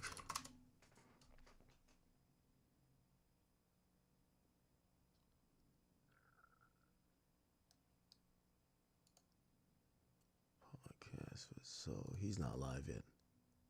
Okay, anyway. Said things that maybe in the heat of the moment we don't necessarily mean, and most of us thankfully don't have to like go testify and put our hand up like, no, when I said I was going to do that, I didn't actually mean it, when you're just in the heat of the moment. But to your point, she has these freak off tapes that she had been threatened would be released, and so of course she's upset about all of this. And I think it could go either way. I think it could go in the way of the government's argument, like we heard from her mother, for instance, where P. Diddy was requesting $20,000, I believe it was, in order to keep these freak off tapes secret. She didn't want them ever getting out. She didn't want that at all. But then you can hear the other side of things. Maybe they're thinking, okay, actually, she was also in on all of this. She was on the other side of things. So I don't know. It could really go either way. Yeah, and the demand for $20,000 from Regina Ventura and her husband, from Cassie's parents. I mean, that was around the whole Kid Cudi when he went to the house, with Capricorn Clark around that time. So. And then he demanded the 20 grand through his assistant or whatever, and then the money was sent back days later to the Venturas. So that's what the government said was an act of extortion. So it's a lot. It's a lot. So it's a lot to consider. So we'll see what the jury's going to have to consider all of it and look at all of it. So we're going to let you go for now, Sierra. So thank you so much. We'll check in with you here in a little bit, and we're going to go back to the panel. So we'll check in with you later. Panel, let's bring you back in here and talk with you. We're going to talk with Elizabeth Milner since the court is on a break now. They're going to lunch, the jury and everybody else. Sean Combs's family will be leaving the court for lunch, I assume. And we'll see what's going on inside that courtroom when Elizabeth comes out. So Bradford, I want to get a read from you and everybody else. Let's talk a little bit about what Mark Agnifilo said right before the lunch break. There's no evidence of rape, he says. She had consensual sex with Sean Combs after. I have to defend this. It is in the case, but it is not charged. Cassie was asked, what kind of pain did Sean put you through? She spoke about his own personal pain, his shame. Agnifilo said, it's beautiful, she said. He felt pain. It's very important. I think the way that he broached it was in a lens of terms, one that is, right? When it comes to rape allegations, it is such a tough thing to address when you feel like the individual who is making those allegations is not telling the truth or is exaggerating what happened or something else happened. It's difficult because it's a tough situation, right? It is a very serious crime. It's one that is a disgusting crime in terms of people's impressions of that crime. So it's extremely difficult for a defense attorney to address those things by calling the witness a liar. At the same time, you're under that duty to your client, and the way you broach it is very important. I think the way that he broached it was appropriate. He is addressing it with other items, other texts, other things that would suggest that it did not happen or that it was exaggerated from. Now, this is not something that's unusual. We've been hearing this from the very beginning. And just so it's clear, like, I have been approached by individuals that Cassie hired to represent them. I can't discuss the details of what they told me. One of them has a book that's out on, I think, Amazon. So the details of that interaction are out there, and the government didn't use him. The government talked to him. The government found out what he knew. He was supposed to be on the witness list, but he never testified. And the reason why I think he never testified is because the information he was giving hurt their case. It didn't necessarily help the defense 100%, but it certainly hurt the theory of the prosecution that Cassie was this innocent kind of person that was involved in this thing. She had no real, meaningful relationships with these individuals, which just is not true. And she was calling and texting allegedly these individuals.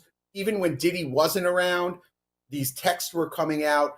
These individuals were on the list for witnesses for the government. The government chose not to use them. And I think very smartly chose not to use them because it showed her involvement was a lot deeper than just a participant.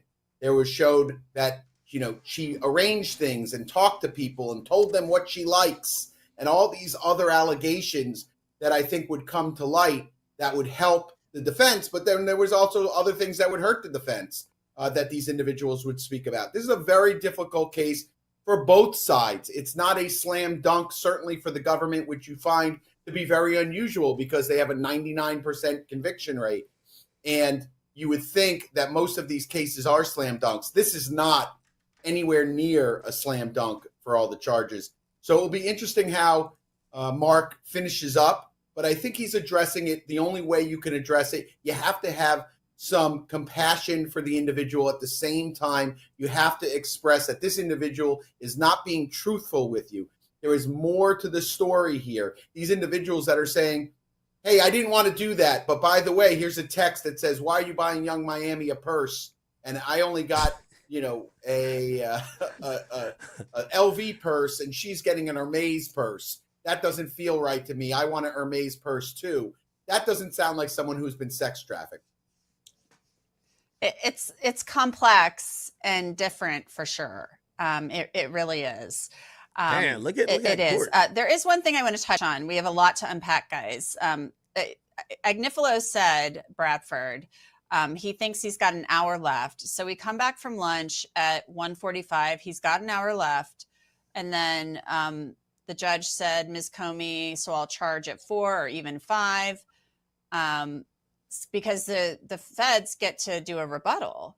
If they charge the jury at 4 or 5, it's my understanding Combs has to be back at the MDC for head count at a certain time. Like he can't just be hanging out at the courthouse all night for deliberations. So I'm not sure if he charges a jury at 4 or 5 tonight, they're not going to probably start deliberations, I would assume, until Monday, right? They said that. Individuals who were charged, that's the juries that were charged. Yeah, do the twins always wear matching outfits? 4 or 5 o'clock, and the judge kept the jury till 10. I had a case in Tampa that I won, by the way. But they kept the jury there till 10 o'clock at night because the jury was saying, oh, we can keep going. We can keep going. They came back the next day and we had a verdict before lunch. The key here is what the jury wants to do. No, Sean Combs is not going to hang out at the courthouse during the deliberations. But if there's any part of that the defendant needs to be back and present for, they will go get the defendant and bring them back and into the courtroom to be present for that. My guess is because of the logistics, because of the craziness, because of where he's being held, and if he's going to be held downstairs at the federal courthouse or if he's going to be transported back, all these different kind of things. My guess is that the judge would say, hey, let's come back on Monday and start fresh Monday morning. But not every federal judge does that. I've had state judges, federal judges. I've gone till 10, 11. It's one of those things that it's up to the federal judge. This judge seems like the kind of judge that would dismiss the jury for the weekend and come back on Monday. But, I've been wrong, at least 1% of the time. So who knows how this is going to go. That's quite the batting average, Bradford. I do okay. I do okay. I'm like the feds. I'm like the feds, except I'm on the other side. Let's give you guys a little bit of an update because we have a lot to talk about. So the Combs family has exited the courthouse. Somebody has fallen outside the courthouse. We're trying to figure out who fell. So please don't take that and run with it. Somebody fell. We don't know who. As soon as we find out, we'll let you know who fell. But I don't know. There's been so much talk throughout this trial about him having to be back at the MDC by a certain hour for the head count and the U.S. Marshals being stretched thin already. I don't know if I see them carting him back to the MDC and then bringing him back. Like, let's say there was a verdict tonight, or I just don't know if I see it happening. So they could be back on Monday. We'll get back to you when we know more information about that. Mauricio, I want to go now to you about the recording of Cassie. Of course, we can all understand being really upset if a recording of us, or we heard like we had a sex tape or whatever, and it's going to get out, and we're famous, and oh my God, it's going to ruin my career and whatnot. We'd all be really upset. But she's saying, I am going to cut you. Yo, chat. So I'm in a pickle. Y'all got to let me know what I should do. What should I do? This is like, I got to run to the bank for like 10 minutes. Do I cut the stream and just come back? Or do I leave it on? But y'all going to be stuck with one of these people. I don't know if they're going to go to dead air. So I'm a little bit nervous about that. I got to go to the bank. Today's Friday. I can't do it tomorrow. Do not do this or I will kill you. But this sounds like Unc is live? Literally going to cut you up and bury you. Sounds very Oh, maybe Unc could carry me. Yo, Unc, you're doing the Lord's work. Carry me. I'm running to the bank, chat. I'm running to the bank. Here we go, though. She says, it's not going to be so me, listen, it's gonna be somebody else. We're going to get right into it. That, I just got to get everything here situated. Anthony Blackman first in line. I see you. Okay, chat. I'll be back. Intelligent hoodlum. Big Tone. Big Tone.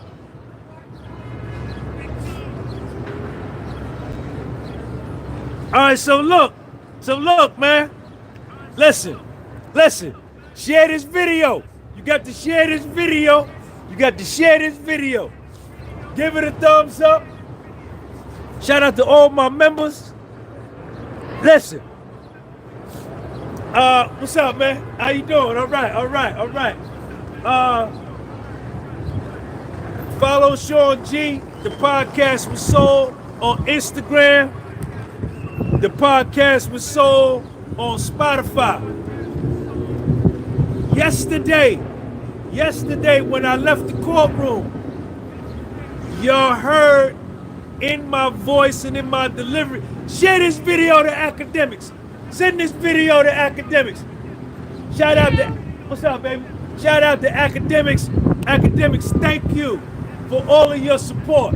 Send this video to academics. What's up, baby? I see you. Yesterday, I was a little down. I was concerned. I had anxiety.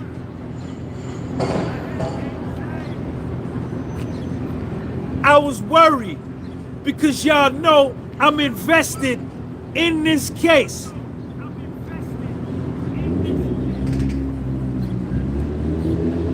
That may be a good thing, that may be a bad thing, but whatever thing it is, the honest truth is I'm invested. Mark Agnifilo, I was concerned because I said, if he don't come out and do his thing, Puffy is doomed. I said that last night when I was by myself in my quiet moments, when I was walking down here today, and even when we got into the courtroom, court started at like 11 minutes after 9. Then they had a problem with the jury. One juror had some transportation problems. The jury came in, and at 9:32, Mark Agnifilo took off. The judge at 9:11 a.m. asked him, say, Mr. Agnifilo, are you ready? He said, yeah. And when he got ready, the judge said, bring in the jury. This is at 9:11 a.m. Then somebody said, yo, Judge, the jury ain't ready. There's a problem with one of the jurors. So I said, well, maybe this is some type of delay tactic on behalf of the government to try to get Mark to get nervous under the pressure. And we had to wait another 21 minutes. And I know that some people in pressure situations, everybody's not good under pressure. 9:32 came. Judge Submarine says, Mr. Agnifilo, are you ready? He says, I am, Judge. And he took off. The first words out his mouth to the jury. And he has on a microphone. He's got on a microphone so he can move around. He'd be down here. Then he come up here. He'd be up here. Then he get down. He come over here. Then he come. He is animated. He's demonstrative. He's all over the courtroom. He is displaying to everybody in the courtroom, including the judge, that he runs the courtroom. Look at me. Focus on what I'm saying. Listen to me. Watch what I do. Check me out. And he be everywhere. He got the microphone. Yesterday, we saw Assistant U.S. Attorney Slavic stand there and read to us like a Christmas book. Dark-skinned Jermaine. Dark-skinned Jermaine. The Assistant U.S. Attorney yesterday was reading something to us that somebody gave her to read. It wasn't hers. This was Mark Agnifilo's case. I think he's been Puffy's lawyer for a long time. He's invested in Puff. He knows the details of this case. He did not stand in front of the podium. His body language was erect. His eye contact was sharp. His hands were flying. He's cracking jokes, but being serious. He's dealing with the case. He's cursing. He's doing everything. He has total control of the courtroom. The first words out of his mouth, he said, there's 2 trials. He said, there's 2 trials. He said, ladies and gentlemen of the jury, there's 2 trials.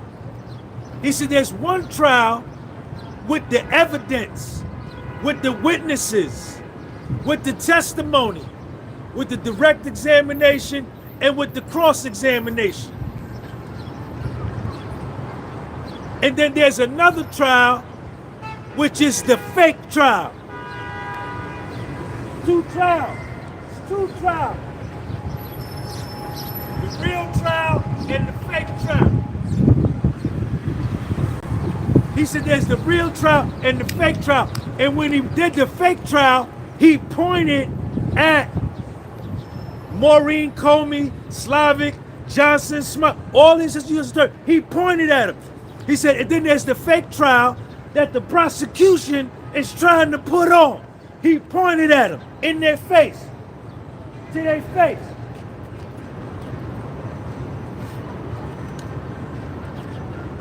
And then he went in. He said, Sean Combs is a successful black entrepreneur. Yes, he did. Yes, he did. This is a white man unafraid to deal with race. Check me out. He said Sean Combs is a very successful black man, black entrepreneur. Read it in the transcript.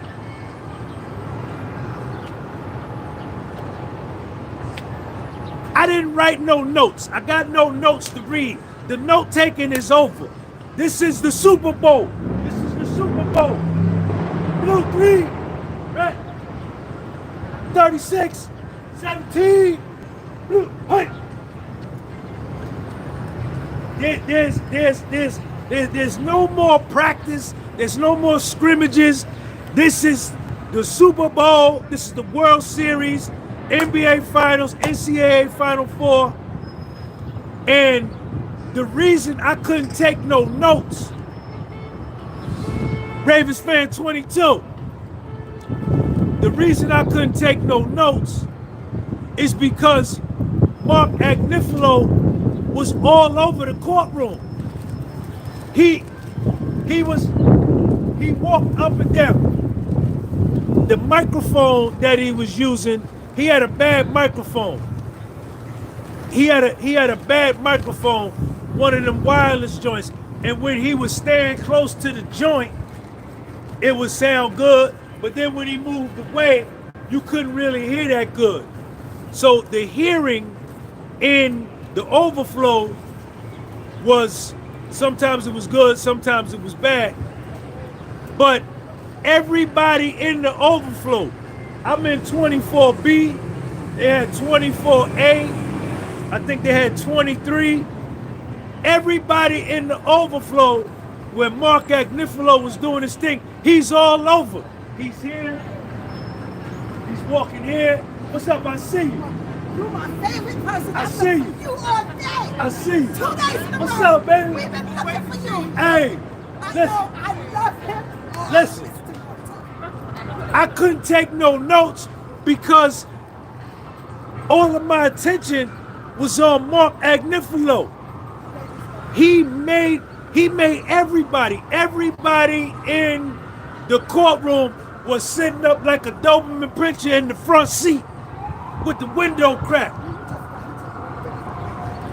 Everybody in the courtroom I was in 24B, everybody was like this. Everybody. This was Mark Agnifilo. Mark Agnifilo was here. What's up, man? He here. He down here. He up here. Doing this. Down here, yeah. Go over there. Yeah. Whoa. Killed it. Killed it. Killed it. Killed it. Killed it. He dismembered the RICO. He said, man, he says, I can't believe, I didn't take no notes, but to the effect of what he was saying, I can't believe we here talking about a RICO case. I can't believe we talking about a RICO case. He says, this is a, he says Cassie and Puffy, they were swingers. He didn't run away from none of that. He killed it, man. He killed it. Everything, nothing of what that girl said yesterday, it doesn't even matter. It doesn't even matter. And Maureen Comey is gonna probably do the rebuttal after Mark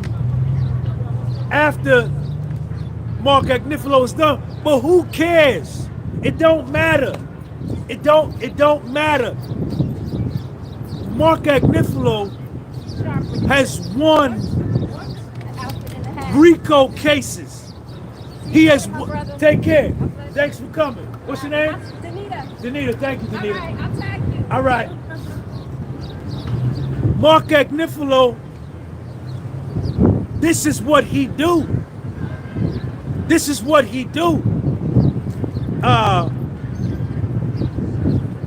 He pulled apart the bribery. There is no bribery because no law enforcement was involved. Kidnapping, he destroyed Capricorn Clark. He destroyed Kid Cudi off the top of his dome. He was coming off the top of his dome. He had his notes. But see, them assistant U.S. attorneys are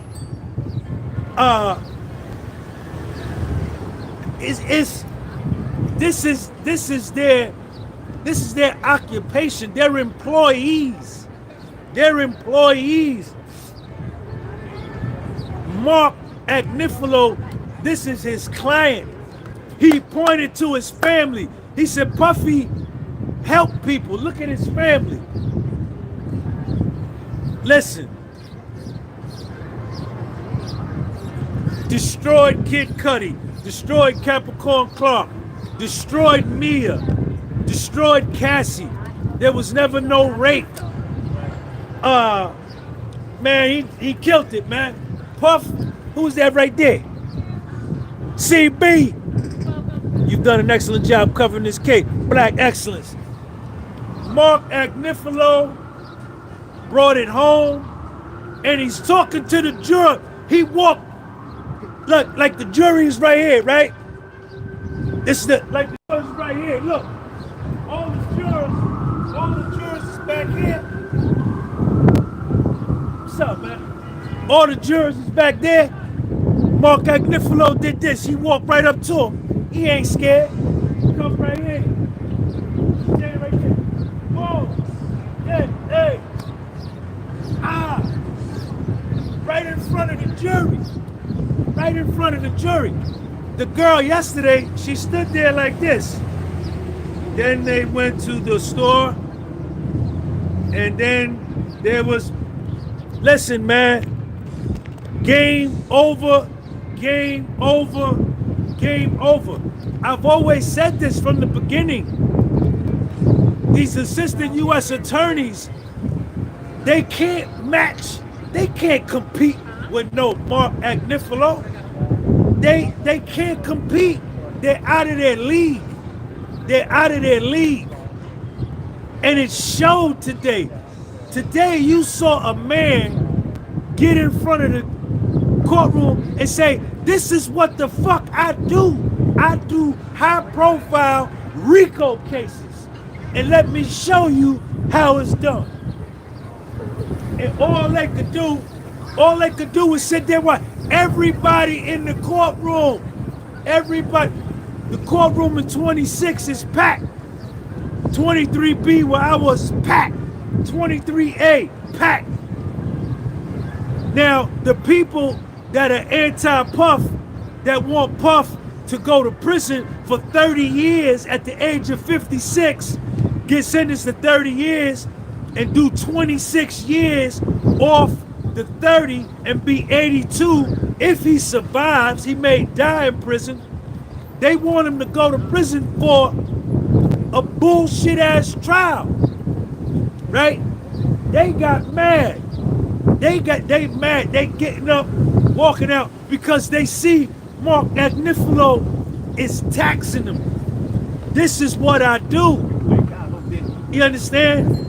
I do high profile RICO. That's what I do. Then we went on break. Right? So while we go on break, what's up with you, babe? How you doing? What's up, man? Everything good? I see you. Yeah. Yashara. What up? Thanks, Sean G, for bringing us the truth on a daily basis. So we go on break, right? We go on break. Now, during the closing arguments, you couldn't call no sidebar. You gotta let whoever up there just rock out. But if they was able, if the prosecution was able to do a sidebar, they would have said, sidebar, sidebar. They would have said, sidebar, sidebar. But they couldn't do no sidebar. But this is what they did. When they was on break, Maureen Comey, Assistant U.S. Attorney Maureen Comey, jumped up and said, we got 3 issues with what Mark Agnifilo did in terms of the kidnapping and the bribery, the kidnapping. So what Mark Agnifilo did when he dismantled the Southern District of New York's fake trial, Mark Agnifilo said there's 2 trials. There's the trial with the evidence, the witnesses, the testimony, the exhibits, the real trial, and then there's the fake trial that the prosecution has put on. So while he was crushing the fake trial,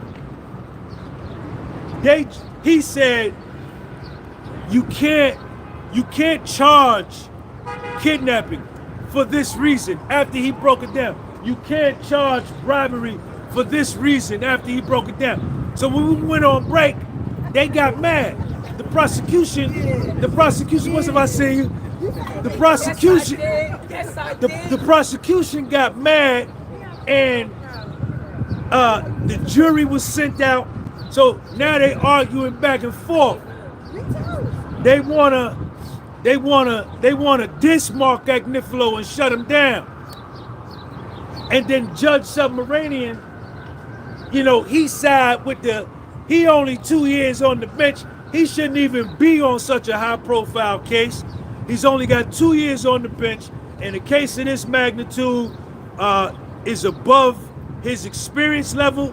This case should have been given to a much more senior judge, but we're here and this is what we're dealing with. He right off the bat side with the prosecution, saying, okay, well, when the jury comes back, I'm going to instruct them that they needed to disregard everything Mark said about the kidnapping, the bribery, because Mark killed it, right?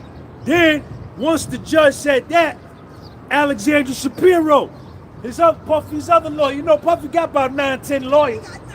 Got like 9-10 of them. Got paying them tall dollars. He paying his lawyers tall money. Them assistant U.S. attorneys that make short money down here. Puffy paying his lawyers tall. Alexander Shapiro jumped up and said, hey, Judge, hold on a minute. Yesterday, when the federal prosecution made allegations, damn near outright lies, and violated the law, we didn't say nothing. We let them do their thing. So for y'all to do that to us today would be prejudicial and it would be unfair. Maureen Comey jumped back up. She said something, oh, well, we didn't stop them yesterday. Then they went, who's that right there? Dark-skinned Jermaine. I'm here for interest of the demise of successful black men in federal court. In the process of learning the facts, I became a supporter of Diddy. We should all be seeking truth. Warning Puff to die in prison is crazy work. Dark-skinned Jermaine, thank you for that super chat. Maureen Comey stood back up and said, well, we didn't, they didn't stop us because we didn't break the law. But Alexandra Shapiro, she had sat down at this point. So the judge started back talking. Alexandra Shapiro, public, stood back up and said, yo, hold up. I wasn't finished. And she said, if you're going to admonish and chastise Mark Agnifilo, don't do it now. Wait till he finished. Because that would influence the jury that he did something wrong. They didn't say nothing. So they brought the jury back in, and right off the rip, the judge did what Alexander Shapiro asked him not to do and kind of straightened him out in front of the jury. You understand? But, Mark Agnifilo, he didn't allow that to get in his dome. He kept right on going, went right back for the jugular vein. Right back for the jugular vein. And basically said, Cassie and Puff, like their bedroom life, their freaky bedroom life, whatever they did, they were swingers, right? And they were entitled to do that. They like to do threesomes. He even talked about doing anal. He brought that up in court. In court. He said it because there's no time now to be conservative. There's no time now to be cautious. There's no time now to be afraid. A man is looking at a life sentence or 30 years in prison for this charge. So he got to let it all go. And he basically said that what they do in their sex life is personal. It has nothing to do with Combs' successful businesses. You understand? He ran down on Mia. Mark Agnifilo, it's a done deal. As far as I'm concerned, I don't even care what Maureen Comey, what her rebuttal is. It's a wrap. It's a wrap. It's a wrap. And that's what we needed. Puffy needed this, man. He needed this. He needed this. And all that has to be done. And see, why I like that they selected Mark Agnifilo is you got 9 men on the jury. 9. And then you have a man presenting the closing argument, right? And a white man at that presenting the closing argument. That's powerful. That's powerful. And he hit a home run, man. Everybody who was anti-Puff, they was getting up, leaving the courtroom out. This motherfucker, because it's over. It's over. The burden of proof is on the prosecution. Puffy is innocent. And he said that. Yo, this is what he said too. He said if there was any winner in this case, it's Cassie. She's got $30 million. And she's not no victim. She says, then he pointed at Puff. He said, Puffy is in jail. Look at him. He's in jail with 4 U.S. Marshals escorting him back and forth to his cell. Who really won here and who lost? He got rid of the rape. He dealt with everything, man. The arson, no fingerprints, no DNA of Puff at the arson. He went to Kid Cudi's house to fight Kid Cudi. Because Puffy probably told him, I went to fight Kid Cudi, and Kid Cudi said he wanted to fight Puff. He said, man, they were gonna have just a regular fist fight as men. There was no gun. Capricorn Clark said that there was a gun. He also talked about Capricorn Clark wanting Puffy to hit it. All them years, he might have hit it. Puffy might have hit it a few times. I think, you understand? And the reason she was jealous of Cassie is because she wanted Cassie's spot. Cassie had a Jaguar payment done, rent paid, clothes. She's on the red carpet with Puff. She on his jet. Puffy is in the, and she wanted Cassie's spot, but Puffy didn't look at her that way. Let's talk about the kidnapping joint.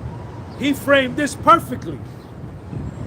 He said Capricorn Clark testified she was kidnapped doing the lie detector joint. She went 5 days to have the lie detector, but she went home every night. He said, how the hell could you be kidnapped and you go home every night? Then he pointed to the jury. He said, look, he said, oh, y'all come here. You've been coming here every day for 2 months. Are you kidnapped? You get to go home every night, right? He says, there's no kidnap. And he just killed it, man. He killed it, man. I don't know who keep putting these clown faces on. You know, Puffy's chances of getting acquitted went up exponentially today. If I'm on the jury, not guilty. I don't know if I could go not guilty, but I can't go guilty. I can't. There's nothing I could go, you know. And then he showed the tape where Puffy assaulted her at the elevator. And he slowed it down to show that when Puffy came around the corner in the towel, right, and threw it down, he had nothing in his hands. But what's up, man? What's going on? But after he threw her down and he's walking away, he's got a phone in his hand. So that that Cassie took his phone and was gonna go through his phone and start, you know, he talked about all Puffy's women. And then he brought up the point, and I thought this was good. How do we know? Because yesterday the prosecutor said that, oh, he threw her down and he was dragging her back to a freak off that she didn't want to go to. But he said, how do we even know there was another dude in the room? Because there's no evidence that there was another man in the room. They said Jules. How do we know he was even in the room? He broke it down, man. He broke it down.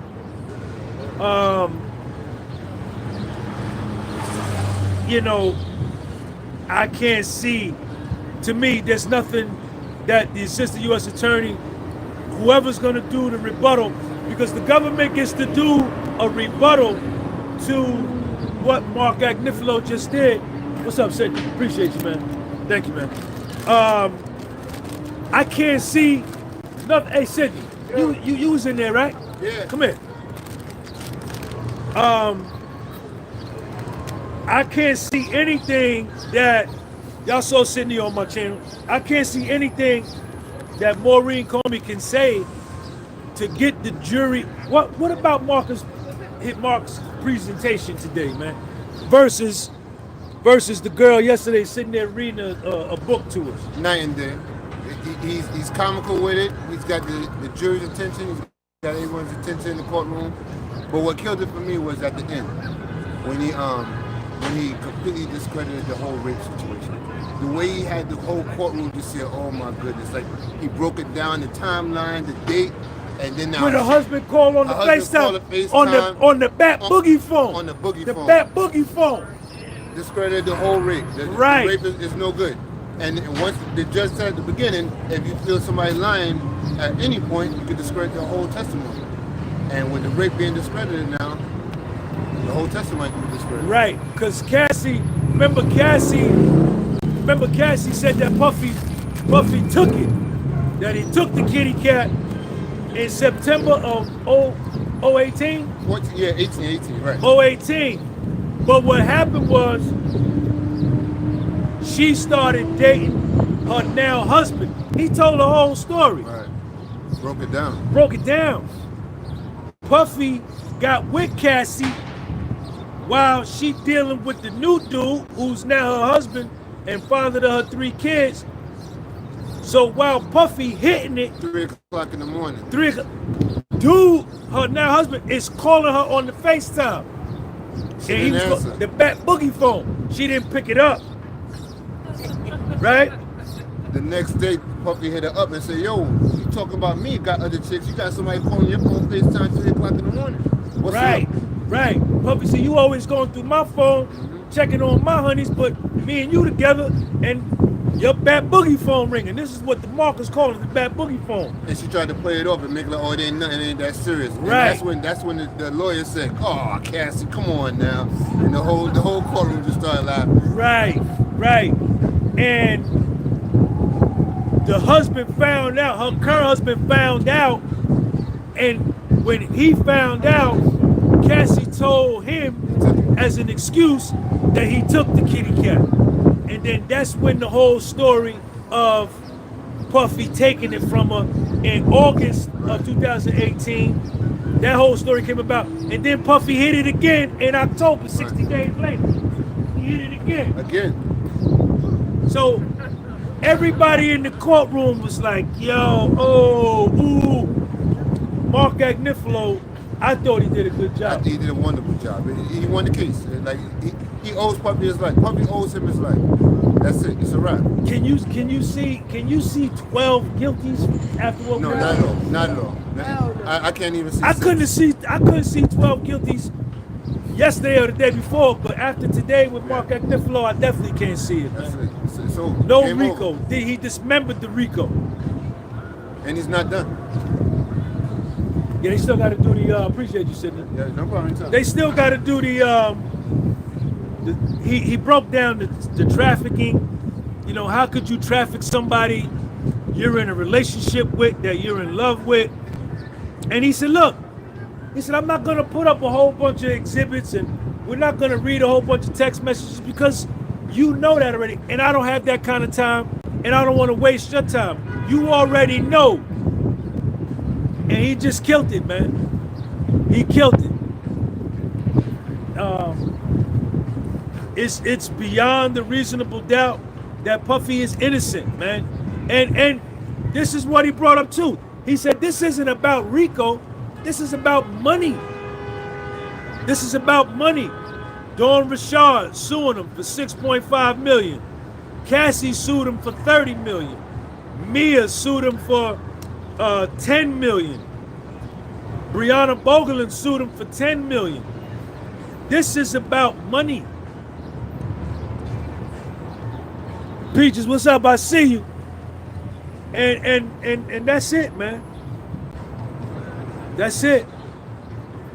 Amazing performance, man. Under pressure. Under pressure. You got to be able to perform under pressure.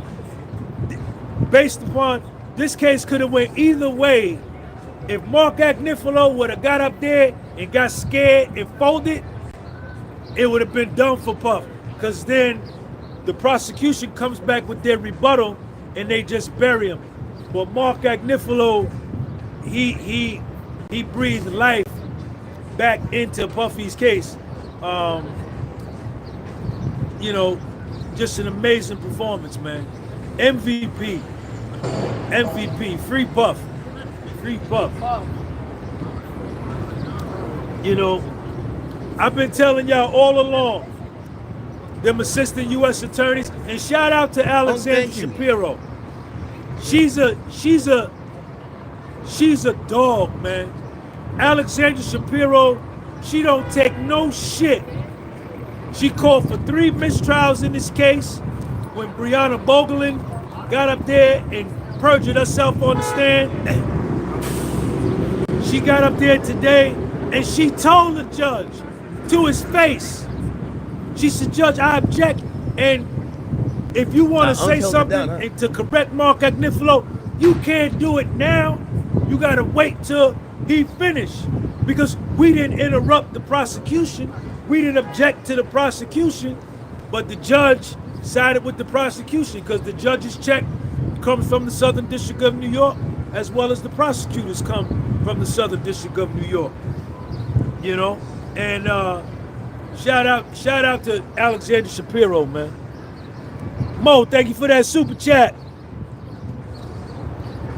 I appreciate your hard work, bro. Appreciate you too, Mo.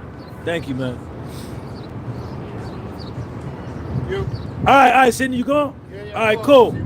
All right, all Puffy's families in there.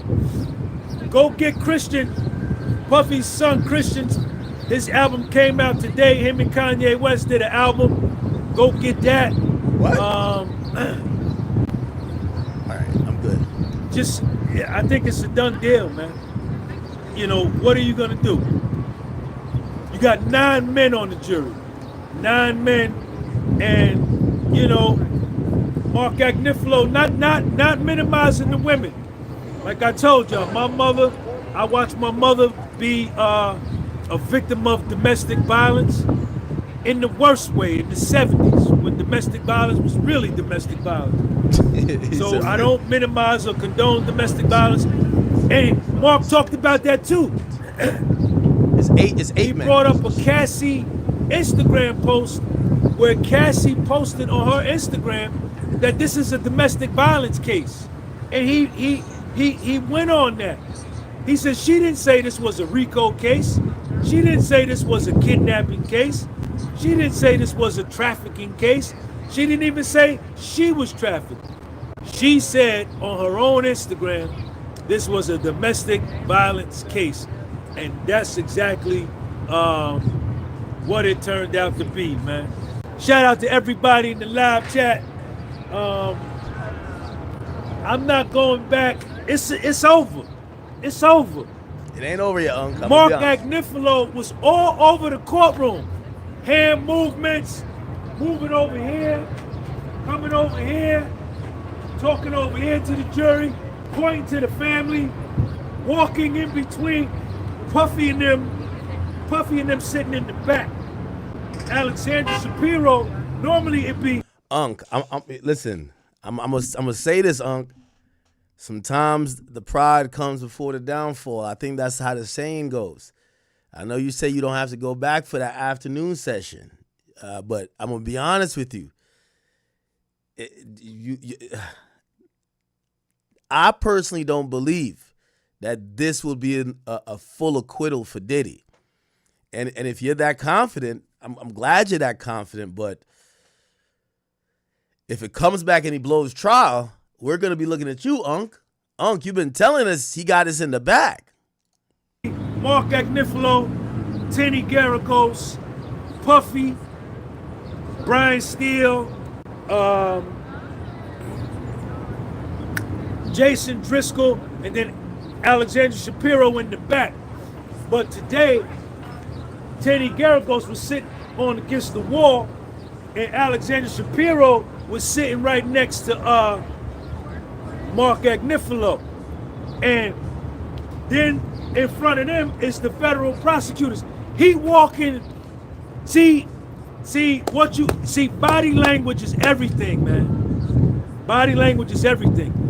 You can't have your shoulders slump, and in tension situations, and I learned this when I was in prison, that you're always on stage and everybody's always looking at your body language, because your body language reflects your thoughts. And if you're thinking weak thoughts, your body will show that and you will get taken advantage of. So even when you scared, even times in prison when I was scared, I always never let my body language slump. Your shoulders can't slump, you can't look down. You gotta always be up no matter what. And you gotta still keep moving around the way you've always moved around, even before you got scared. And Mark Agnifilo, he's walking through all of the people behind the prosecutors. And when he does that, you let the opponent know that I'm bringing my energy. I want to dominate your energy. Any energy you trying to bring, I want to dominate it. He walking in between them. He back here. Oh man, it was crazy. It was crazy. He took over the courtroom.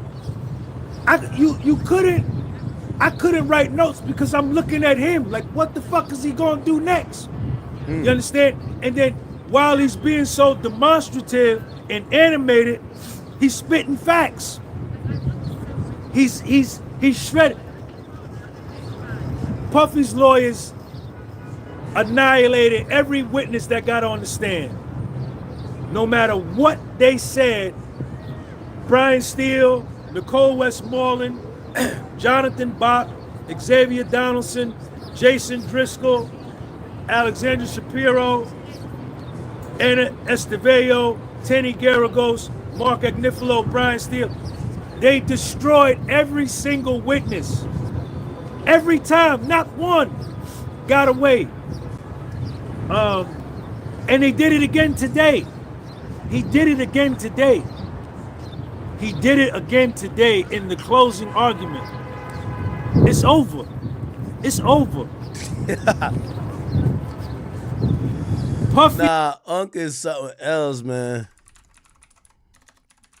You know, we got to keep it fair and balanced. Again, I don't want to do the Tory Lanez mistake, because if I refuse to tell you that Diddy's going to be acquitted on all charges, because I felt it was slightly a failure by me in reporting the Tory Lanez trial as accurately as possible, that even if we feel the verdict was, wrong or incorrect, for us to not leave a opening of him getting found guilty on damn near every charge was us watching an alternate reality. So this is why I keep going. I like difference of opinions.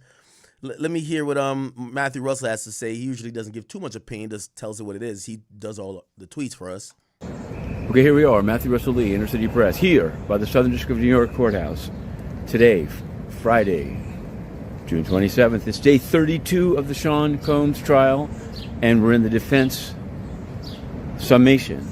About more than halfway through, and it's really been quite something. Mark Agnifilo, he's pretty much said that Mia was lying. He said that Capricorn Clark was lying. He's been kind of kid's gloves with Cassie, saying that they loved each other, but that she's lying as to being raped, that she actually was just trying to conceal it from her, what he called her current husband, Boogie Bat Phone, Alex. He's now going to turn to Jane after the break. They're going to resume at 1:45 today. There'll be no deliberations today, it appears, because Agnifilo says that as of 1:45, you'll have an hour at least to go. Then AUSA Comey will have a rebuttal more than an hour. And then there's a charge. We haven't seen it. It's not in the docket yet. But he's saying we might stay till after 5 o'clock. In any event, we're down to the wire because we're going to be publishing week 7 of Diddy on trial soon thereafter. It's been quite a week. This has been a full week. The week with Juneteenth was a little bit of a short week. But this week has been jam-packed. And Agnifilo, I don't know.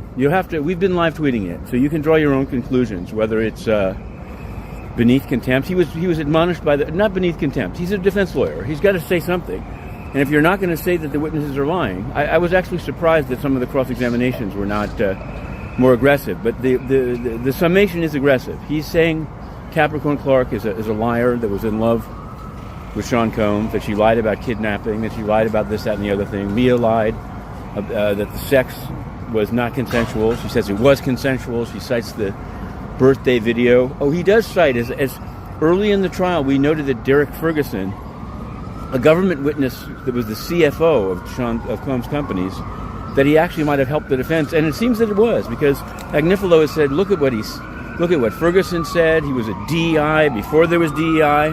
Hang on. We've got some noise pollution, but that's not noise pollution, but it's an administrative area down here. Maybe we'll pause it, actually. Okay, we'll finish it up here as we stroll in Chinatown before the resumption of the trial. Week 7 book. Week 6 is up, Week 7 is up, and by next week, Monday, they'll be deliberating, and the jury verdict may come before the 4th of July, but we'll be right on it. Inner City Press, to be continued. Okay. Quickly, they're still on break. We're still waiting. Give me 1 second. Let me try to figure out. We're trying to get a balanced kind of like overview of this first part of the closing. Lauren Conlin. Let's see. We always go to Lauren. I'm going to try to see if I can get something done with her. Oh, actually, she's not going to be in town this weekend. Fuck. Let's go to Law and Crimes. To Hollywood. Sean Diddy And, start their kid, just to be fair. And I could see this way, too, for judges. They don't want to... Things that they were doing were against their will. That's what they have to do, is beat that drum and beat that dead. But I don't see what they have to do is get folks, no pun intended. But, Yeah, I want someone who's there, right? This is kind of like how we've been covering these cases. Let's see, Attorney Simone. Let me see. I think this is her. Her attorney. No, this right here.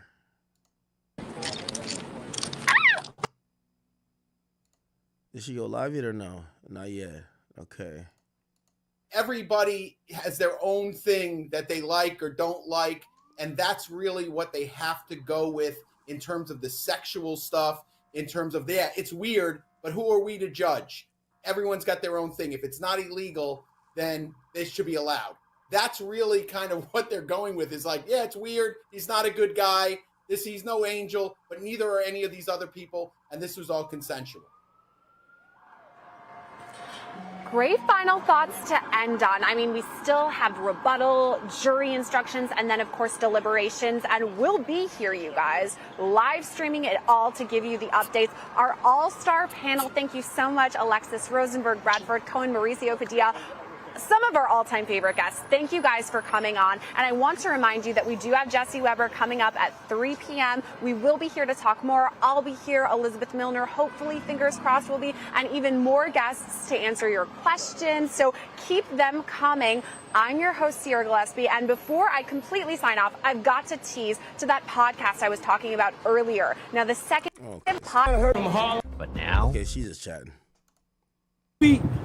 With the feds, man, the feds do what they want to do. And if they play fair, which they haven't been, there's no way a guilty verdict could come back. There's no way Puffy should be doing 30 years or 20 years or 15 or 10.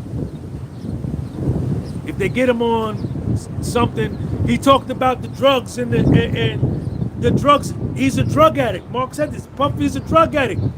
It's a personal use. All the drugs that were found were in quantities that were personal use. But in the indictment, they got it listed under the RICO, possession with the intent to distribute. How the fuck do you distribute 6 ecstasy pills? What is that? 0.7 grams of cocaine. If they play fair. Yo, did Unk just sniffle while he said that?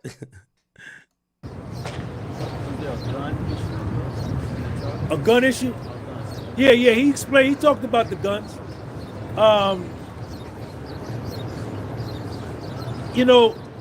If they leave the jury alone and don't threaten and intimidate the jury, Puffy should be home on July the 4th, eating hamburgers, man, drinking the sodas with his daughters. The prosecution has failed to prove their case beyond the reasonable doubt. Failed. And Damian Williams, the United States attorney who brought this case, was a trash can case from the beginning. And Mark Agnifilo, he kept pointing at the prosecutors, saying that, they presented a fake trial to you. This is a fake trial. This is a fake RICO. This is not a RICO. Because he's like, I do RICOs. I do real RICO cases. And this ain't one of them.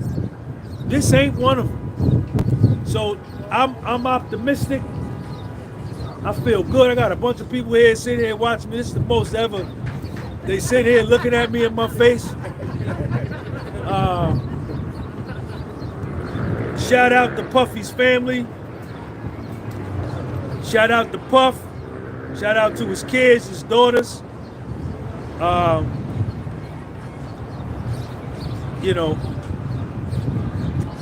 the federal prosecutors did not prove their case. That girl yesterday reading to the jury was a catastrophe. And all they did, let me show you their strategy from yesterday. They took that video where Puffy assaults Cassie in the hallway, which he does. He's guilty of assault. Mark Agnifilo acknowledged that today. They kept looping that video and showing Puffy stomp on and kick her and saying if he could do that, he did bribery. Right? Then when they got the sex trafficking, they would show the video. If he did that, he could do kidnapping. If he did that, he could do arson. If he did that, he could do force and coercion. This is force and coercion. He's dragging her back to a freak off she don't want to go. And all that got shredded today, man. All of that got shredded today. It's over with. It's over with. It's over with. And Mark Agnifilo was the pick. He proved that he was the right man for the job. Okay. I liked him. I liked him. And I knew he was gonna be fine because I watched him the whole case.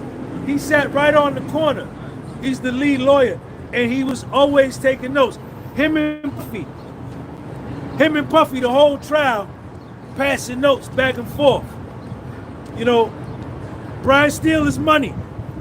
Brian Steele is money. All of them money. But Agnifilo came through in the clutch when it counted, when it mattered. And in my opinion, it's over with. It ain't nothing left to talk about. Let that man go home. It's over with.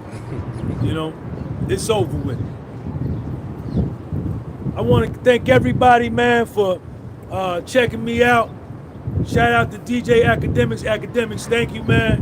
You helped me a great deal. You helped my platform. You're welcome. Make sure go follow me on my Instagram, The Podcast Was Sold.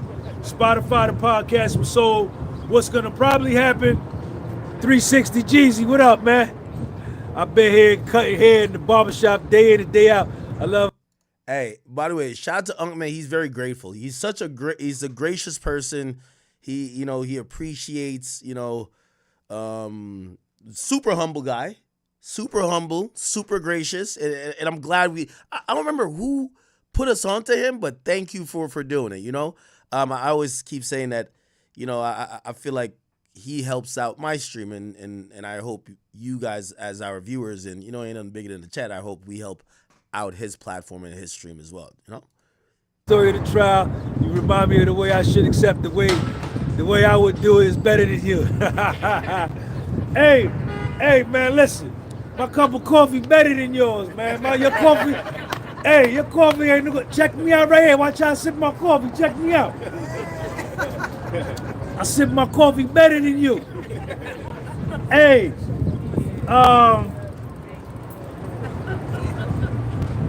shout out to everybody that gave Super Chat if I wasn't able to acknowledge you. Appreciate everybody for coming through. So what they're supposed to do, I'm not going back because it's over with.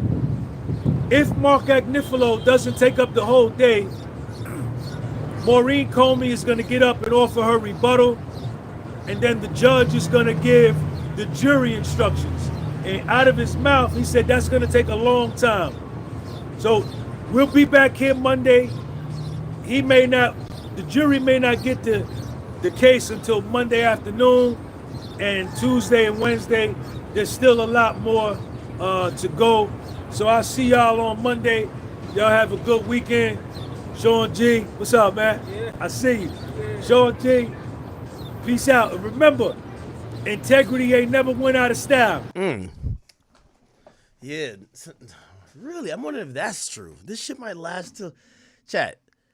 This trial is really the timing of it. Remember I told you I was about to go on vacation?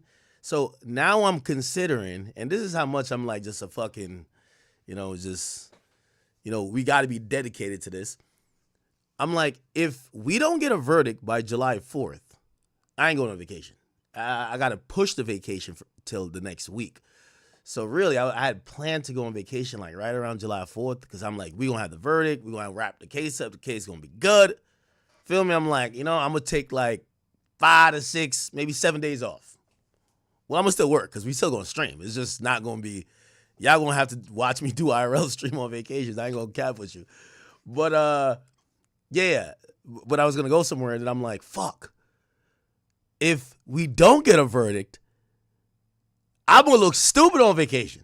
So now I'm like, maybe I should just be safe and push it to the week after. Whatever. It's all good. All right, W-Unk. We should be back in court. I think we're back in court, people back in court. So now we're getting to find out. We might go even further than 5 o'clock today. The judge claimed there's a lot of instructions. I imagine there's a lot of instructions the judge got to give to the jury. They're giving them 157 pages. You can't just give it to them and be like, yeah, just figure it out yourself.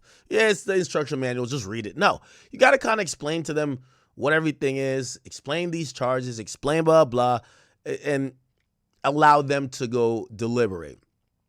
All right. Okay, so they came back 14 minutes ago, right? So they're back. The judge says, I thought about it. It makes more sense for me to charge the jury on Monday. Otherwise, it's going to be too late. So Unk is right. We have now officially have confirmation that the judge will issue charging instructions to the jury on Monday morning. Now, what that means, I think it's a low possibility. If that's going to take up an hour or two, there's probably other issues that's going to be raised over the weekend. You got to remember, Alexandra Shapiro, she's the appellate lawyer, but it's also getting down to the wire. All 9 or 8 of the lawyers for Diddy have, y'all getting one extra weekend before it's officially out of your hands. The moment the judge says the jury could go deliberate, it's clipped. It's clipped. So they get one more weekend to stir up some shit, look over some more stuff. Also, I'm wondering, well, here's a strategy too. There's a lot of strategy. You got to do a little psyop here too. They can't let the prosecutor speak on Monday. So, I mean, Agnifilo says, I always forget his name. Agnifilo says that they're going to be done with their closing argument in an hour, right? So they'll give time for Maureen Comey to come back with the rebuttal, and then I guess they're gonna wrap the day. But they're gonna ask is there any other issues? They're probably gonna do a check on the jury to make sure everybody's good. He's gonna tell the jury, hey, listen, when you come back on Monday, I'm gonna give you some instructions, and you're probably gonna deliberate. Now, remember again, thinking when the verdict's gonna come. I do believe human beings want their vacation. And I think that these people are tired of the case. I think they're going to argue certain stuff, but I don't think it's that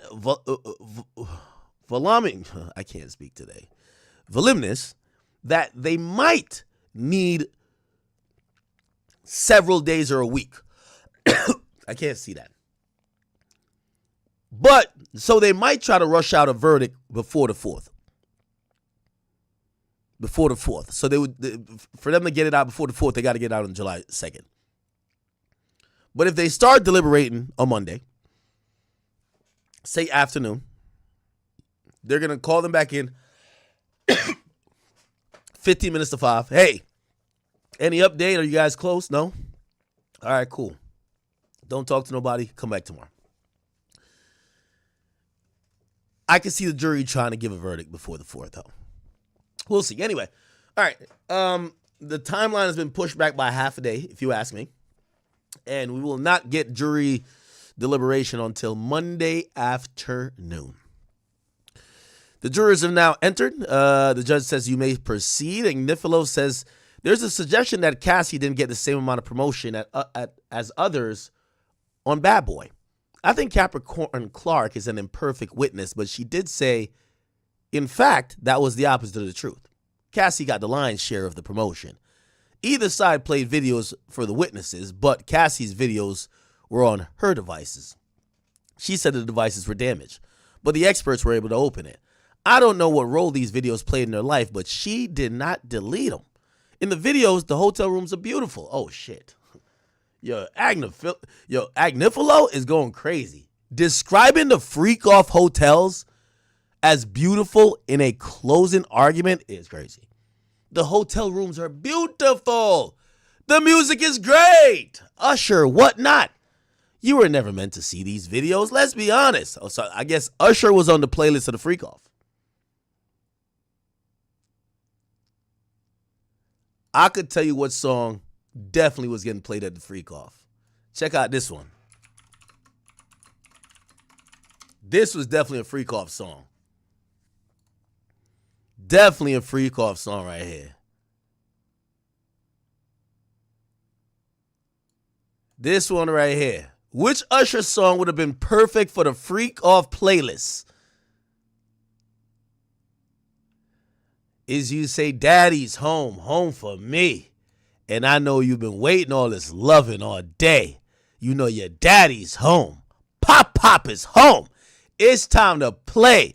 You ain't got to give my loving away. So Cassie, say it with me. Hey, hey, hey, pop. Oh, shit. Poke it on out. Poke it on out there. I'm going to fall back while you working that. While you work, I'll be in the cuck chair. Do your damn thing and let the neighbors hear. Hey, daddy.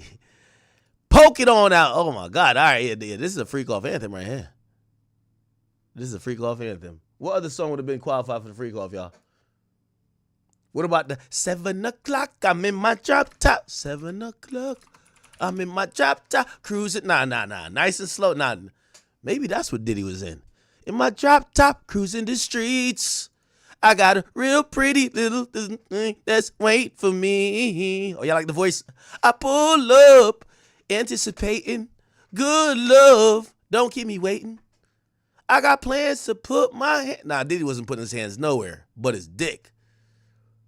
Nah, this ain't freak off ready.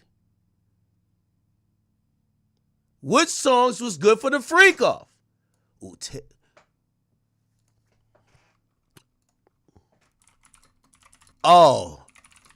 Oh, yeah. This is freak off ready, chat. This is freak off ready, chat. This is freak off ready right here. Usher and Kels. Wait, we fucking with the same girl. Same girl. Y'all remember this one. Okay. R. Kelly was probably talking about some other shit with this shit. Holy. Give me some freak off songs. Ooh. Nah, this is Trading Places, Usher? Yeah, that's a freak off song. Just by the title. Trading Places. Now, we going to do this little thing a little different tonight. You going to come over and pick me up in your ride. You going to knock, then you going to wait. Ooh, you going to take me on a date. You going to open up the door, reach. Yeah, I forgot how the cadence goes. I'm always on top. Tonight I'm on the bottom. Pause. Pause. Yeah, I think that's what Diddy was on.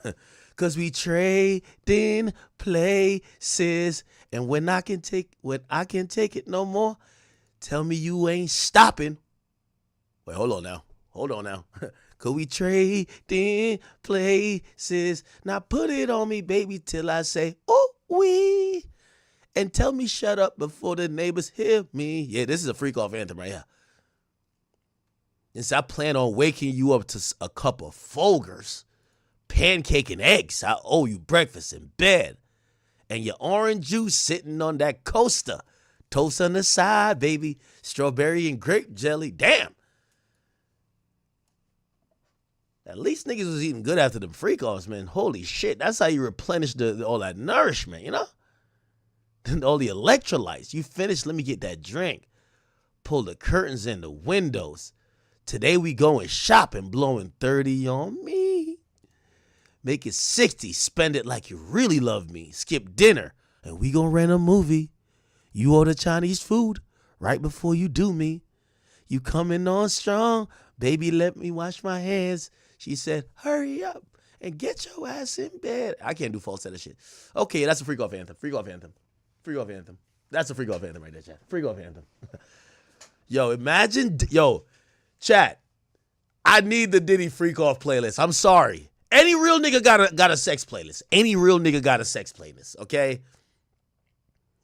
You know, I was a DJ, so I got a couple of them joints. Y'all know about that Black Sheep. Let me go deep, deep, deep, deep. Come on. You got to do the Chris Brown. Let me take you down. I really want to take you down. Then you got to go. Dum, dum, dum, dum. Like, jump on it. Riding. Yo, that got to be at the freak off. Riding my pony? Pause. Pony Genuine. That got to be a freak off classic. What? If you're horny, let's do it. Ride it. Yeah. Okay.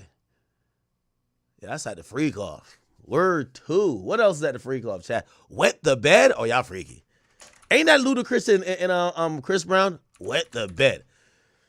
It has a bunch of like you got the drip sounds and shit. I think it even starts by saying that. Drip, drip. Yeah.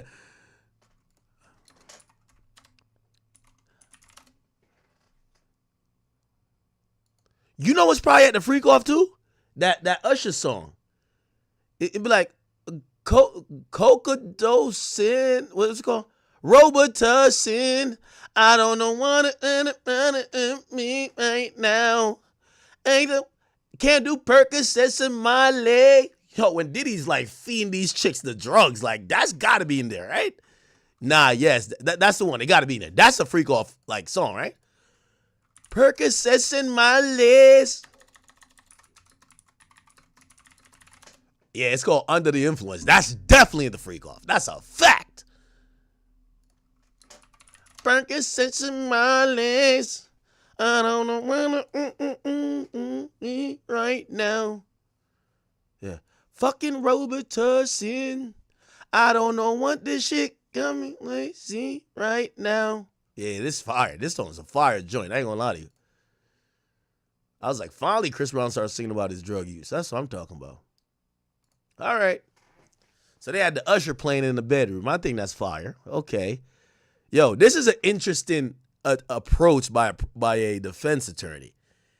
They're talking about these videos that could be seen in one light to be, this is a drugged up woman who is going through the motions, even if she looks like she's enjoying it. Also, she's being sex trafficked. This is evidence of abuse. This ain't OnlyFans. Like the way this nigga is making it sound is like, nah, this shit was art. Like Agnifilo sound like he want to be in the freak off. He said, look, the rooms were beautiful, the music great, Usher, whatnot. Say, you were never meant to see these videos, but let's be honest, Diddy was never going to release them either. He might have said he was, but no way. Ain't no way he was going to drop these junks. These videos right here, nigga? Nah, no way. Cassie's eating watermelon. What? She eating watermelon. Yo, why Cassie eating watermelon doing a freak off? Is that like some freaky shit? Chat, is there some freaky shit with the watermelon?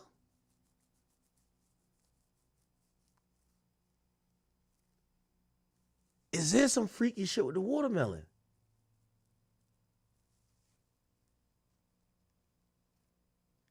Yeah, yo, whoever who said that, that's true. They just put an at right next to all y'all name. That's crazy. Yo, what type of freak shit with the watermelon?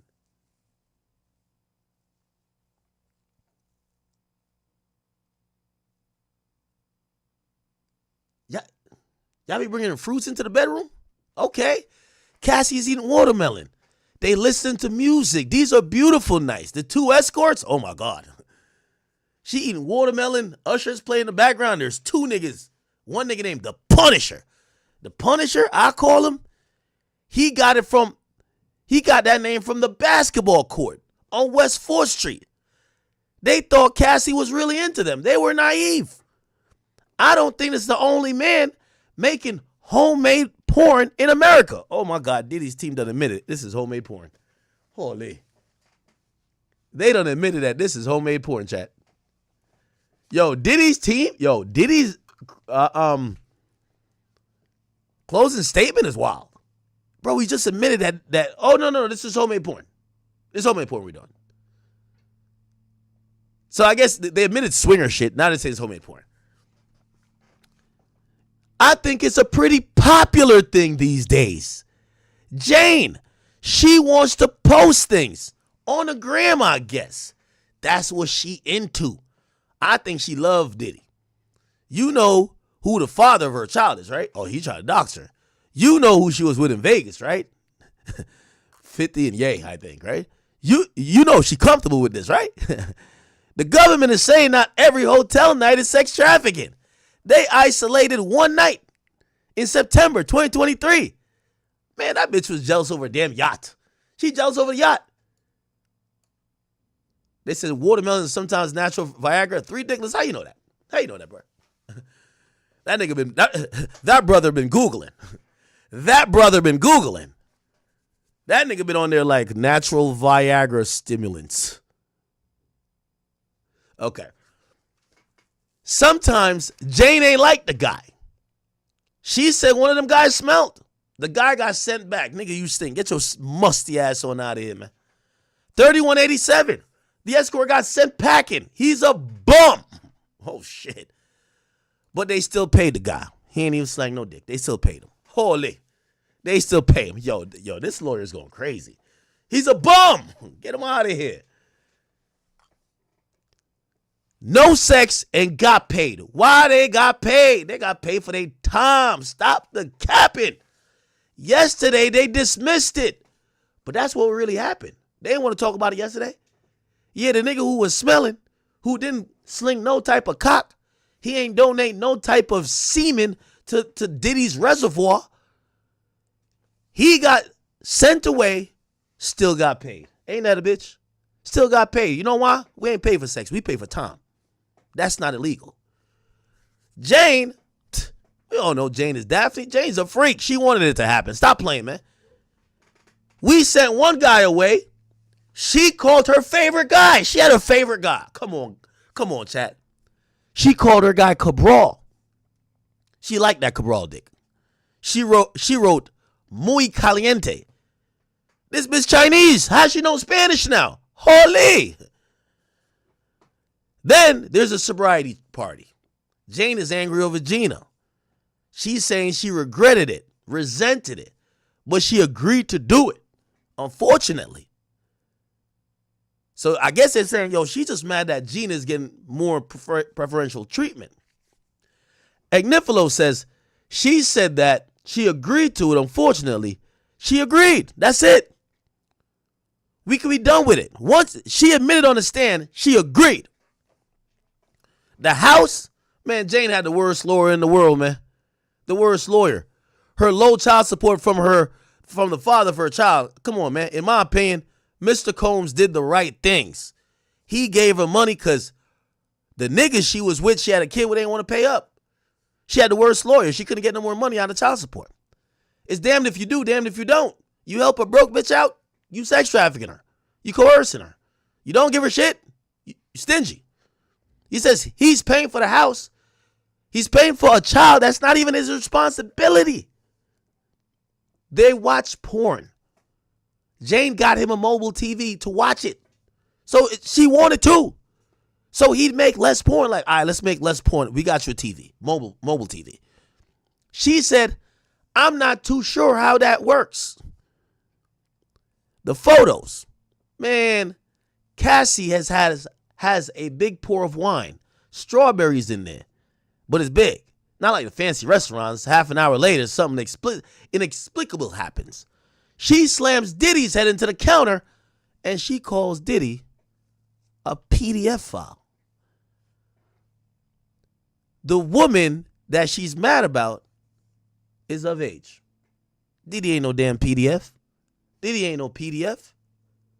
The woman she was mad about is of age. Hold it. Jane says Combs kicked her doors in, but he didn't hit her. I'm not saying he should have kicked the doors in, but he didn't hit her. I'm not saying he should have hit her, but he didn't hit her. Here's what we know. A text message from Jonathan Perez says they're fighting. 10:14, he says, just normal, being jealous. P. Diddy says, don't come, it's all good. They sorted it out. Jane then changes into another dress. So I don't know. So it's not sweats. It's a dress. She says she hides behind a wall for 2 hours. I submit it's just not possible. She's either wrong or she's lying. I don't know. She comes back. Combs is in the street. No violence. No violence. Now they're nitpicking here. They're saying they're trying to show instances where Diddy didn't, beat her ass. How do you think this is going, chat? How do you think this is going? How do you think this is going so far?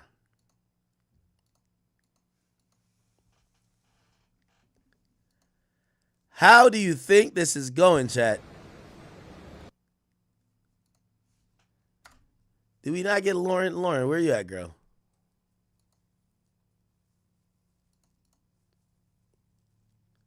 Logic, where your ass at, bro?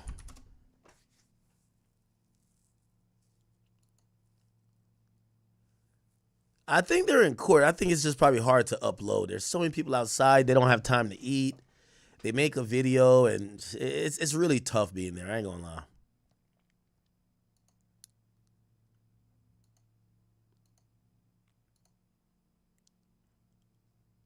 That's really kind of what they're going with, is like, yeah, it's weird. He's not a good guy. We'll be back at 3 to give you more polls and updates. I think people are definitely going to think about this for the rest of time with Diddy. Even if he's fully acquitted and there's a complete sweep that's positive for him, I do think that, people are at least going to think about this, right? When I think of Kevin Spacey, he hasn't been, convicted of anything, but I still think about those allegations. Okay, one of our last questions that we have from one of our viewers, actually someone said, Splunk's mama says, if Sierra gets an interview with a bag lady, I'll subscribe to Scandal. So I like the challenge, and I will try to do that. That has been outside the courtroom here. But here's one of our last that we have questions from one of our guests, or our viewers, rather. This is Sophia Zaralazola. I believe I pronounced that correctly. Mauricio, I'm going to give this to you. Do you believe that Diddy would try to defend himself before the court can reach a final verdict? I guess I'm trying to understand what that means, that Diddy would speak out in court. What do you think? I think that she's asking whether or not he's going to have an up failed, and in court, that's such a big decision that the court colloquies you, which it asks you questions on whether or not you're going to testify, whether you have the opportunity to speak to your attorney, whether that's a decision that you're making based on your knowledge of what's going on, and whether you're doing that if you've been coerced by someone to make the determination on whether or not you're going to testify or not. So that decision we made, he chose not to testify, which is probably the right move. I couldn't imagine someone in his position getting up there and trying to explain all of this. But now that they're at the point of closings, there is no opportunity for the jury to hear any new evidence, whether it be evidence from Diddy's own mouth or any evidence. The evidence is closed, and at this point. Okay, we are almost running out of time, but I do have one last question for each of you. One quick one. Alexis, what are you thinking of the defense closings so far? What are your overall thoughts? What we're hearing, I think that he's doing very well. I think that they're hitting the points. They're, raising reasonable doubt. They're doing what they should be doing in a closing statement. All right, Bradford, on to you. What do you expect from a rebuttal with the government? Not much. I think that, usually they just reiterate, beat a dead horse. They will keep saying that these things were not, allowed, and things that they were doing were against their will. That's what they have to do, is beat that drum and beat that dead horse. They're not going to come up with anything new. They're going to address a couple things here and there, but I don't see it being a smash hit of a rebuttal. I think if they take more than 30 or 45 minutes, I think they're doing a disservice to themselves. All they have to do is get in and get out, say a couple issues and leave. But the thing is like I said, these type of things, the defense is doing the right thing by saying different strokes for different folks, no pun intended. But, you know, everybody has their own thing that they like or don't like. And that's really what they have to go with in terms of the sexual stuff, in terms of, yeah, it's weird, but who are we to judge? Everyone's got their own thing. If it's not illegal, then they should be allowed. That's really kind of what they're going with, is like, yeah, it's weird. He's not a good guy. He's no angel, but neither are any of these other people, and this was all consensual. Great final thoughts to end on. I mean, we still have rebuttal, jury instructions, and then, of course, deliberations, and we'll be here, you guys, live streaming it all to give you the updates. Our all-star panel, thank you so much, Alexis Rosenberg, Bradford Cohen, Mauricio Padilla, some of our all-time favorite guests. Thank you guys for coming on. And I want to remind you that we do have Jesse Weber coming up at 3 p.m. We will be here to talk more. I'll be here. Elizabeth Milner, hopefully, fingers crossed, will be, and even more guests to answer your questions. So keep them coming. I'm your host, Sierra Gillespie, and before I completely sign off, I've got to tease to that podcast I was talking about earlier. Now, the second season of Law & Crime's hit podcast, The Rise and Fall of Diddy, hosted by Jesse Weber, is back, and the third episode drops in just a few days. But in the meantime, you guys can catch up on the 2 episodes that have dropped exclusively on Wondery, Plus, Apple Podcasts, Spotify, or really wherever you get podcasts. We're going to give you a teaser, so check it out. We acting bad. All right, man. Okay. We all trying to get all this stuff. It's heating up. Let me see.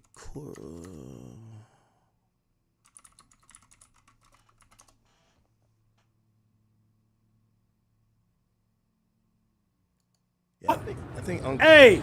Did he say anything? See, what up, man? If Mark Agnifilo, Sean G, what's up, man? All right. We're waiting for some tweets to build up here, chat.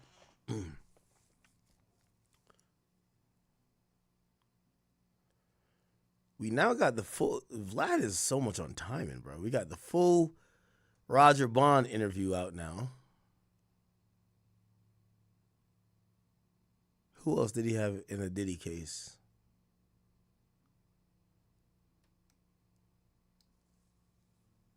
Why have we never seen an interview with D-Rock, bro?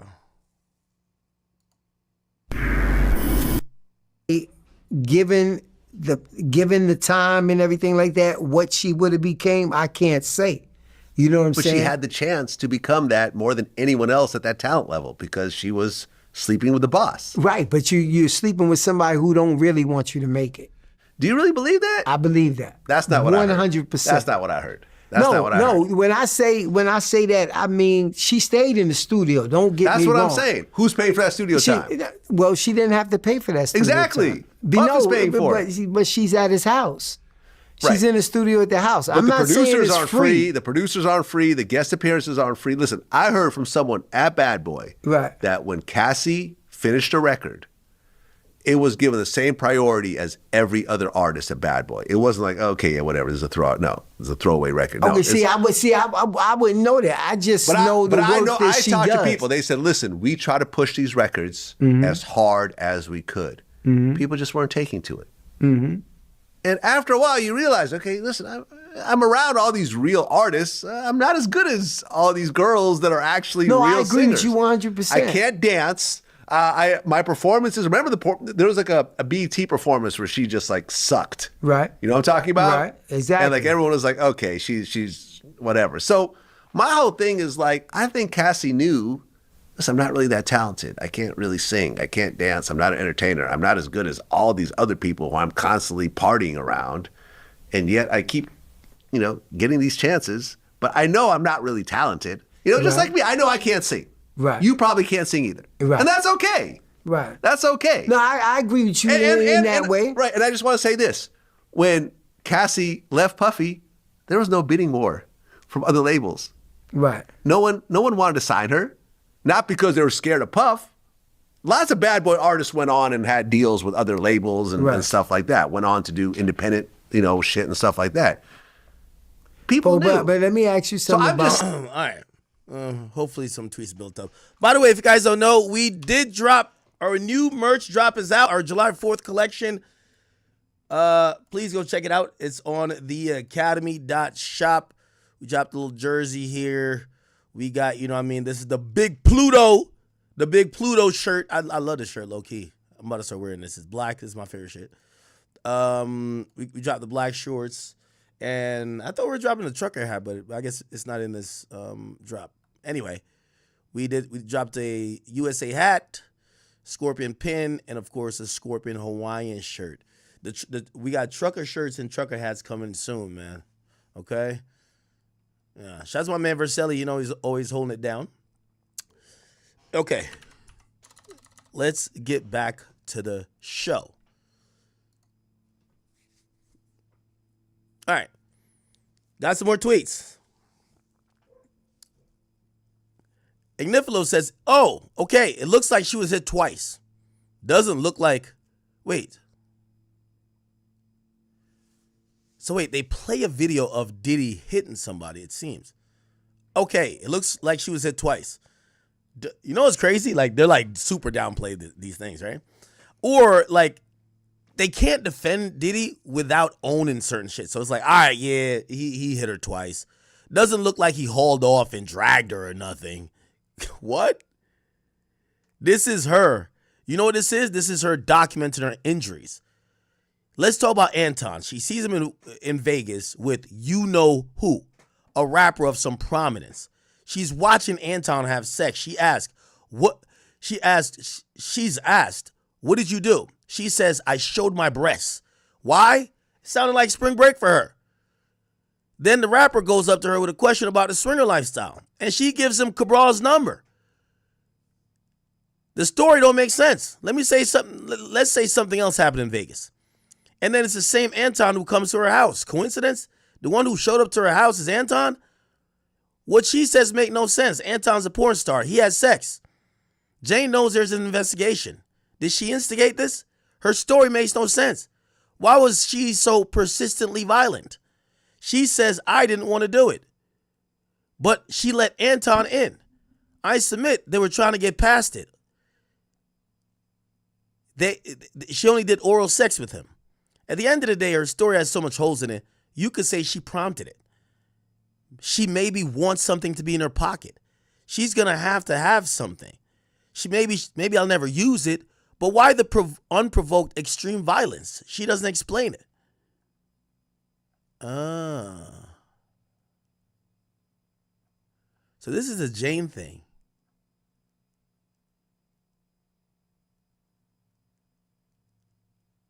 Hold on. Oh, so Jane Doe finds out Diddy's fucking with the new young ting, right? He's fucking with a new young ting. I think that's the Chelsea girl. Remember I told y'all?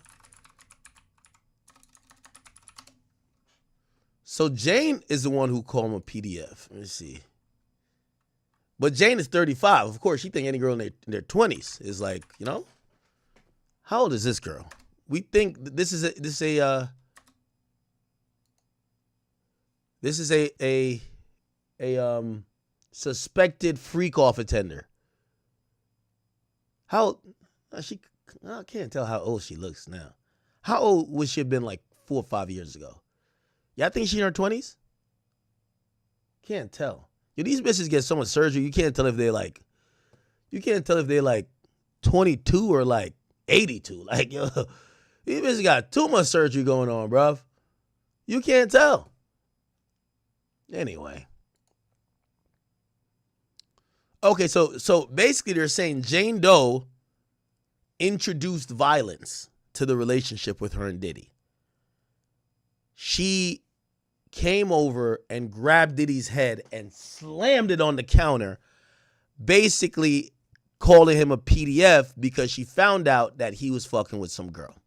Okay? The girl is of age, but She's like, why are you fucking with this little girl? You a PDF. Then after she does that, Diddy goes into a fit of rage.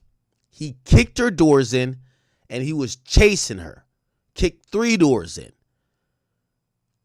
An assistant says, yo, they fighting. But a couple minutes later, they said, nah, it's fine. You don't got to come. It's just back to being normal now. It's just some jealous shit. And Diddy says, don't come. It's all good. And Agnifilo says, Jane changes into another dress. I don't know. No sweats. It's like she changes into a dress. Then she says she hides behind a wall for 2 hours. And she said, that's not possible. I don't know what part is not possible. Hiding for 2 hours? Being in a dress and hiding for 2 hours? Or I don't know what. I submit it's just not possible. She's wrong or she's lying. I don't know. She comes back. Combs is in the street. No violence. Now, apparently they got a video of this. It's just never been released. Okay, no violence. Okay, looks like, I don't think it's a video. I think she took pictures of her injuries after. Okay, it looks like she was hit twice. Doesn't look like he hauled off and dragged her and nothing like that. You know what this is? She's documenting her injuries. Let's talk about Anton. She's a nigga in Vegas with a rapper of prominence.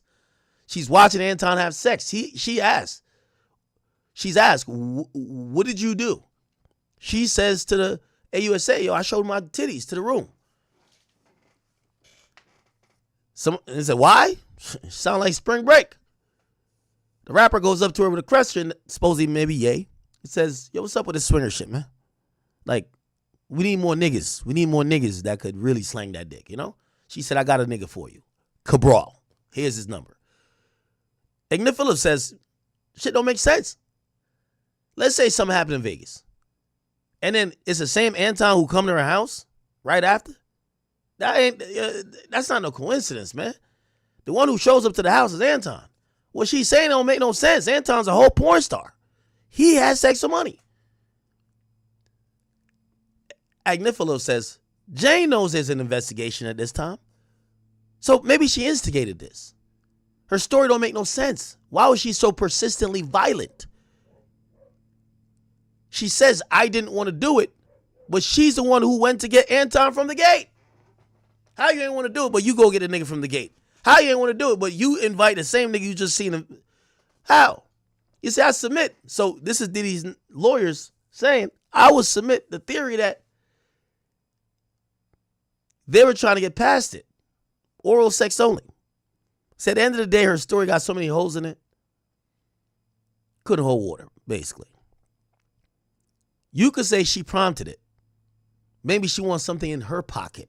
She just heard about Cassie getting that 30M. I'm going to have to get something. Maybe I'll never use it. So that's where the unprovoked extreme violence comes from. So they're saying, my landscapers are outside. My dogs are going berserk. Okay. Why the unprovoked extreme violence? Basically, she's saying that this woman set it up to get something to hold over his head. You guys are here because you've lived full lives. You were chosen. And they only chose 2 of the escorts, the Punisher and Daniel Phillip. They could have given others immunity. Neither of the 2 admitted to being prostitutes. And that's their witness. That's their witness.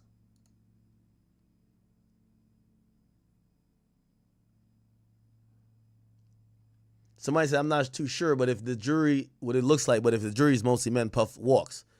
It's 8 men, 4 women. 8 men, 4 women. This is the latest we have on the jury. I think it was 9 men before, but one of the dudes got kicked off. All these are men. There we go.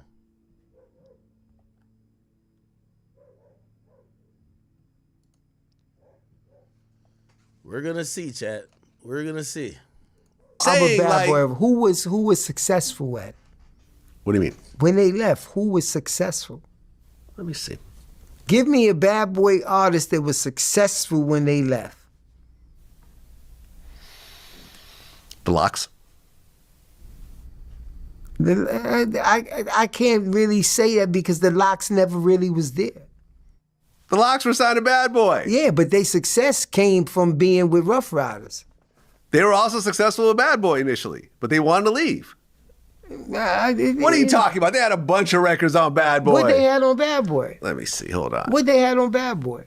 Let me see. That's what I need you to go back to. They had 24 Hours to Live. Remember the record with DMX? Okay, with DMX. But look who was with it. It was Black Rob. It was Okay, DMX. hold on. Money, Power, Respect. Okay. That was a big song. Okay. Wasn't it? Yeah, Money, Power, Respect. That's all you're going to find under If You there. Think I'm Jiggy. Come on. Now you talking about whole day. Come on. No, you're right. Money, Power, Respect was the only like big song on Bad Boy. But they were with Bad Boy. They left. They got bigger. Right. And they got bigger because they went where they wanted to go and where the fit was at. Let's see. Lil' Kim was never really signed to Bad Boy, but she was managed by Puff. So you could kind of... Right. I think Mace, well, I see where you're going with this. Yeah. I see where you're going with this. Mace had a little bit of success. No. Carl Thomas, not Total, really. no. Yeah. 112, no. Yeah, I think I'm wrong in this. I think you actually got me on this. Yeah. I'm looking, Sherry Dennis. Yeah. Danity Kane, Craig Mack. He just faded off into oblivion. Black Rob. Exactly. What's his name? Who went to prison for the murder? Loon? No, not Loon. G-Dep. G-Dep, Yeah, right. He fell off the wagon. Right. Young Jock. He did other stuff, but it wasn't... No, never to that. They never rose to that height again. It didn't match the Bad Boy success. Exactly. Mario Winans.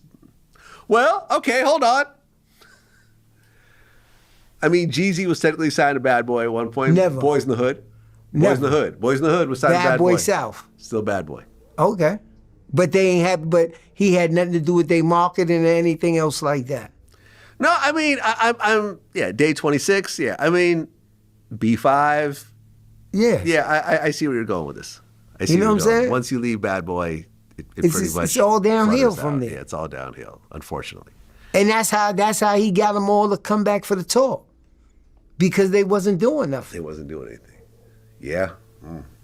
Wow. You know what I mean? No, you got me on that one. You're right. I don't have a leg to stand on in this case. Yeah, no, you're right. You're right. Cassie. Pierce his body and stuff like that, but I never heard like that they had got drugged up and drugged out, shit like that. But I did hear what he said about me, and that was basically it. He was upset with me because he felt like I should have stepped to him before me and Don got close like that. The show, yeah, I got a yacht too. You know what I'm saying? Yeah, I'm out here too. If y'all see him, y'all better put hands on him. No reason. Anything else that they charged him with, I don't know his business the way that the feds do. I don't know what videos and stuff they found in there to know what they actually have and stuff like that. But on everyday basis, from what they say, I would say labor, you're definitely forced labor. You know what I'm saying? 100%. You know what I'm saying? The weapons, you know what I'm saying? So I do find things in there that they could say, he's not going to go home. Even if you don't find him guilty of RICO, you're going to find him guilty of something on there that doesn't allow him to come home. Yeah, what I think will happen is this. And look, personally, I mean, in the beginning I said, well, I think that he's going to beat the RICO, he's going to beat the trafficking, he might get hit with the prostitution charges, they might give him a few years, 3, 4, 5 years at the most. And, you scrape off the 85%, you scrape off the time served, and, a few years from now he'll be home. But you're right. We had that discussion too. Yeah, we've had this discussion. And, but you're right. You get more and more, you're throwing the kidnapping, you're throwing the guns, there could be a superseding indictment over the scratched off serial numbers.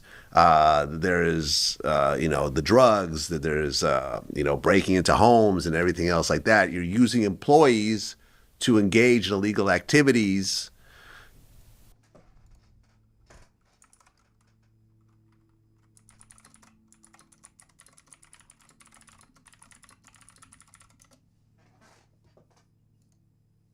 I moved to New York City, and I lived with Sean Puffy Combs for a year. It was curious. I got a chance to see some things. It was pretty wild. Usher's past comments on Diddy now going viral.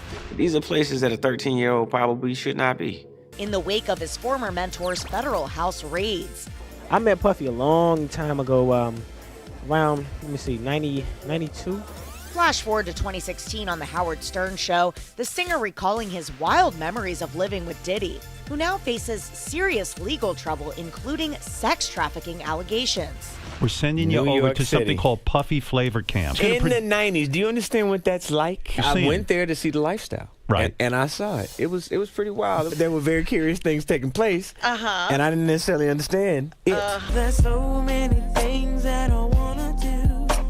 I promise you. Diddy helping usher with his debut album alongside other soon-to-be music superstars. And in the backdrop, Diddy's hardcore lifestyle. Biggie Smalls was there. Biggie Smalls was there. Lil' Kim, Craig Mack.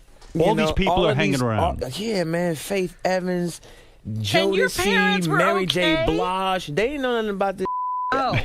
I was having a good time. You know what I mean? Does he have you doing any chores? Are you doing dishes at all? I mean, to keep you humble somewhat? Or are you just like, can you stay up till 4 a.m. with them and party? I mean, I could. I actually stayed up longer than them. Puffy was scheduled to do my record, and I went out to meet him. He was a really cool cat. He's actually coming up on a lot of different things. He had a few artists, but he was just getting started. Bad Boy was, really up and coming. And I just always known him as a hard worker. He did my first album, completed my first album, and we kept a friendship. Despite the friendship, Usher admitting in his 2017 Oprah's Masterclass, his 13-year-old maturity at the time seemed to surpass his mentor.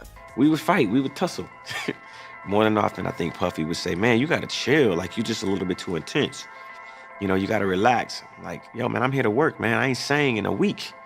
I mean, I'm 13 years old. I'm not here to party with you. I don't wanna go to the clubs. Matter of fact, I'm too young to even be in here. Why you got me in clubs? There were a lot of things I seen and a lot of positions that I think I was put in where I had to make very, very tough decisions in my life about who I would be. New York is a little bit too... Damn. It's kind of damning right there. I mean, I'm 13 years old.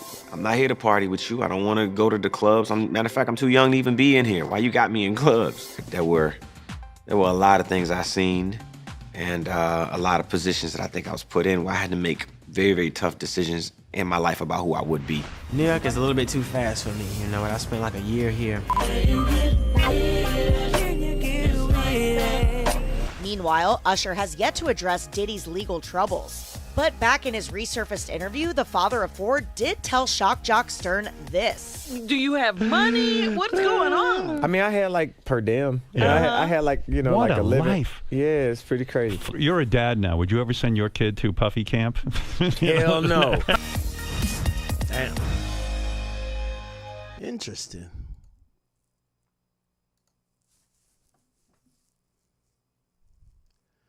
Okay, Agnifilo says, if you get paid when you didn't have sex, you're getting paid for your time. In Sean Combs' mind, this is legal. It would have been different if a witness said, I went and had sex, and there was a negotiation for it with Sean Combs. I assumed in every porn movie, the actors get paid to have sex, and yet it's legal. So he thinks it's legal. Okay, let's talk racketeering. Here's page 14 of the charges. The enterprise. A group must have an organization. You'll hear this, and it says, only Sean Combs is charged here. No one testified that I was a part of the racketeering enterprise. The greatest divide between the evidence in this trial and what the prosecutors are saying, there's a gaping lack of evidence.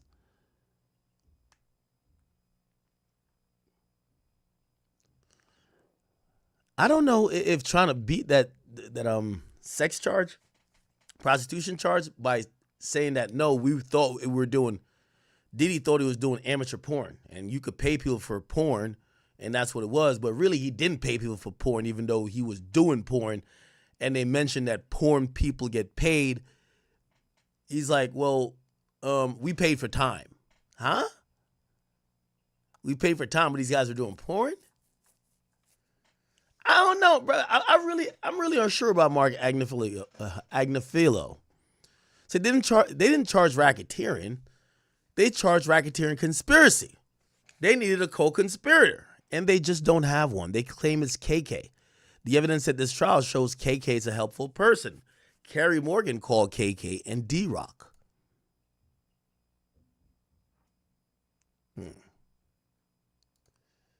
Wow. They're still coming in and out. They're about to wrap on this. I'm not going to lie. You actually being in the trial, right? So they just put me up there. They swore me in, asked me like 2 regular questions, and they had to break for lunch. And then they took me across the hall, and it took me about 15, 20 minutes, man, to gain my composure, man. To literally stop my hands from shaking. It was, Right. it was, Did it was the government intimidating. prep you before the testimony? They did, but like the witness preps was kind of simple, right? Because everything they anticipated for the cross was wrong, right? The cross, they thought it was going to be a focus on attacking my credibility, which the defense did the opposite. They actually bolstered my credibility to make their case. Right. And oh wow, the prosecution's direct questions was questions that they had asked me over and over and over and over again for months. So I was cool with everything, but the moment was the problem, man. The moment was just. It was just intense. So what was the most intimidating part of it though that just got to you in the courtroom? Like the most intimidating part? Yo, shout out to this nigga, man. He been milking, pause with the word milk, but he been getting everything out of it. You could tell he showed up to testify, to come do these interviews. He's probably saying 5 bands here, 5 bands there, 5 bands here, 5 bands here. Let me get it all. And he's dropping a book. The most intimidating part for me, if I'm keeping it 100, was avoiding, first of all, I couldn't find where Diddy was at. Right. The room is too big. I didn't even know where he was. And then it was. I've heard that the room is not that big, or maybe it's just not that big for the amount of people. I was going to avoid any eye contact, anything to any degree.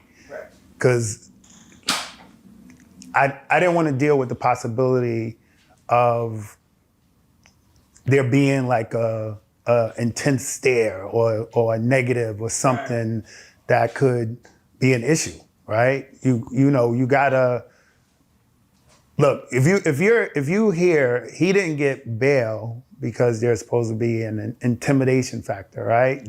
That's what the media is saying, whatever. So and then I'll keep it 100. Like I spoke to a good friend of mine who's a retired Fed, and I asked him, I said, is there really a issue of retaliation, right, or something for just being involved? And they're like, it's real, you know. So you're in a real difficult space because you got the Southern District, you got the federal government on one end, not really giving you a choice, and then your testimony or whatever could be the difference or be contributing to somebody spending life in jail. So it's just, it's a rough spot, man. So now, one of the things, right, there's a guy named Inner City Press that is covering the case. Everybody's hanging on every word. And one of the big things that came out of the testimony was that you almost made it seem as if you weren't coerced, or it didn't seem like Cassie was coerced into doing this. She actually liked doing it. So for you, was that the statement? It's just like, it didn't seem like Diddy was holding her hand to the fire to make her do these freak offs. It was something that she was a willing participant in? Yeah, I mean, man, that's my honest experience, right? Yeah. Like, you gotta remember, and this went on 2.5 years. Right. And in 2.5 years, I never said a word to Diddy. We never had any communication. I never even had eye contact with him. Right. So he was a fly on the wall, baby. Yeah, so all my conversations, all my interactions, everything is with Cassie, and they're all cordial, right? They're all cordial, they're all cool, they're all pleasant to the point where like we're cool, And so I didn't get a read of anything that could have remotely seemed like she was in distress, right? And the only things that I think the prosecution was trying to focus on, there was moments, because he would give directions, right? So there was moments when the directions would be very specific. Like move the candle, like, all right, move it some more, move it some more. Right. You move to the left, grab the oil. And at times I seen her like sigh, like, you know what I'm saying? Like whatever. But I think maybe those moments of her frustration, they wanted that to be distress, but I could not go up there from a place and frame it as distress because that's not how I read it. So there's, when you go to his house, there's gangs, tons and loads of baby oil everywhere. So it wasn't a house. It was hotel room. The hotel room. Yeah, not that, man. It would. So the setup would almost be like this, right? Right. Okay. Okay. This is almost a setup. I was like, yo, are they trying to recreate the scene, right? Yo, where they get it didn't look like that in his room. Information from, right? No, so it would literally be like this, right? So she would be on a couch like this, and I would be on like a single chair. So if you bring that chair a little bit closer, and that would be the setup every time. But these would be covered in sheets. Right. And what happened is it'd be little bowls. It'll be bowls like on the floor with the big bottles of baby oil just in warm water. So it might be a bowl here, a bowl there. What do you think? What was it about the baby oil? Did she ever tell you like why the baby oil? Why so much? I didn't ask, man. Booty talk scenes, nigga.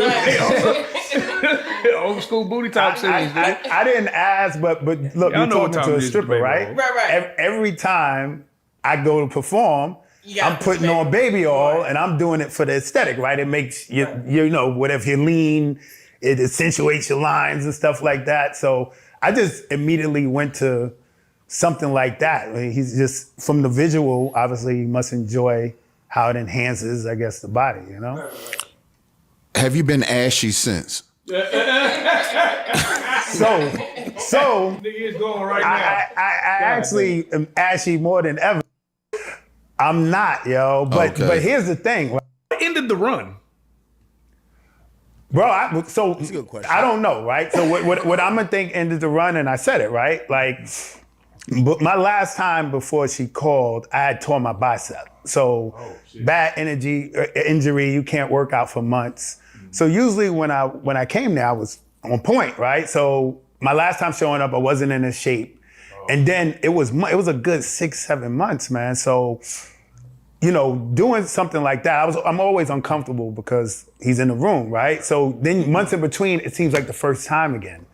And, you know, I'm trying to kill time and get back comfortable. And, you know, he got impatient and just like walked across the room and took like a stack of condoms and threw them on the couch. Like, yo, I want you to fuck me now. And I'm like, that was it. I was like, wow. You know what I'm saying? Like, it was over. So nigga took a stack of condoms. I want you to fuck her now.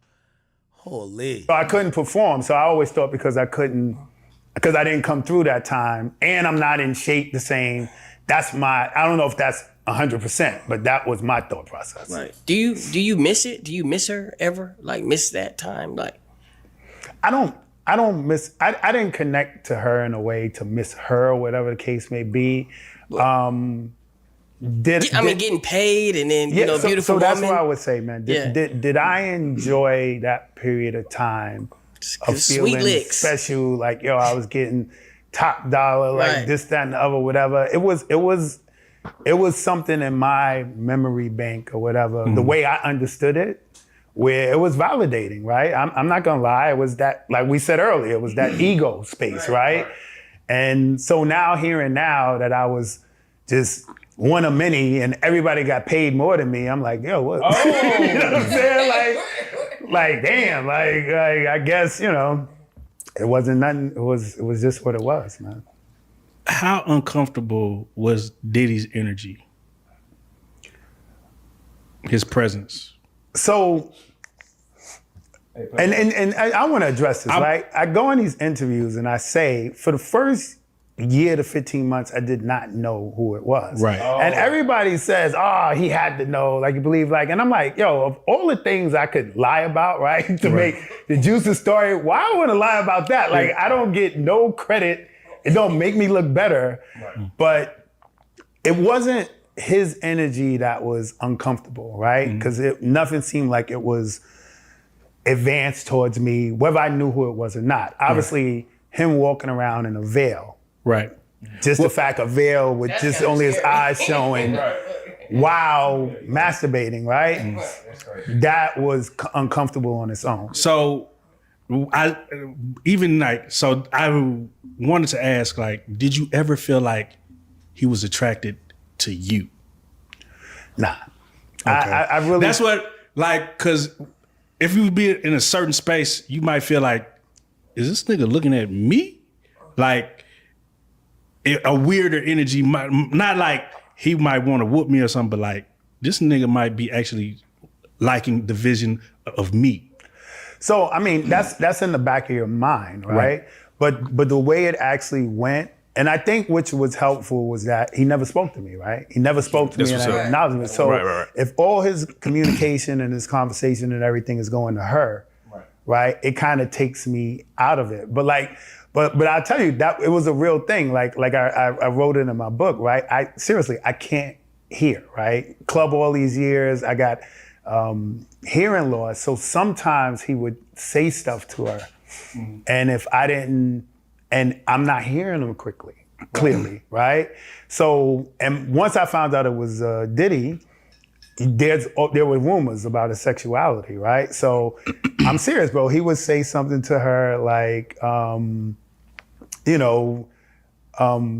I said before, like he'll say something like, I like to position you in, and my mind would hear, I can't wait to penetrate him. You know what I'm saying? And Right. And I would hear, and I'm like, what? Like, Right. You know what I'm saying? So, you fucking up the move, my buddy. Yeah, Wait, what is that? Hilarious. Anyway, I think we should get some more tweets here.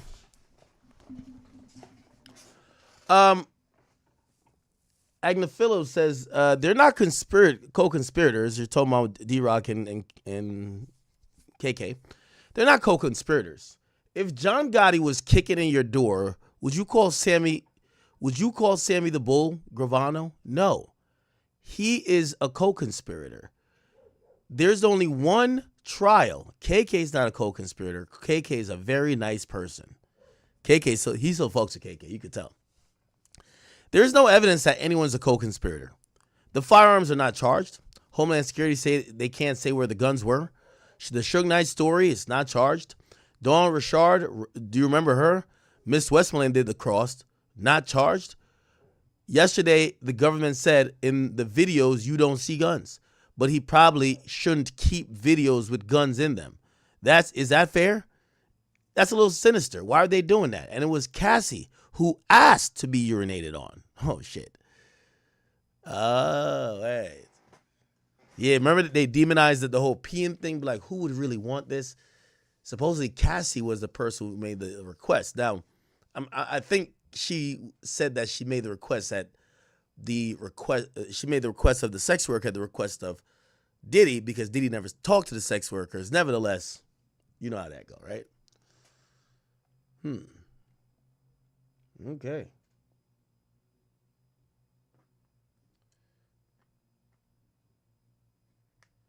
Yeah, I could imagine some of these sex workers feeling super uncomfortable. Like, yo, Diddy's like whacking off behind you. Like, this is like kind of this is crazy. I would, and obviously that wasn't the stuff that was said, but I'm emphasizing that there was a worry that, all right, I don't want it to get too comfortable and there's something goes left, but nothing ever did. It was cool. Where were you when the list of all the prostitutes dropped? Because at first they said the name Punisher, but nobody had a face to it, right? But then one day, boom, on the internet, it's like nine people, and they just have everybody's face plastered all over the internet.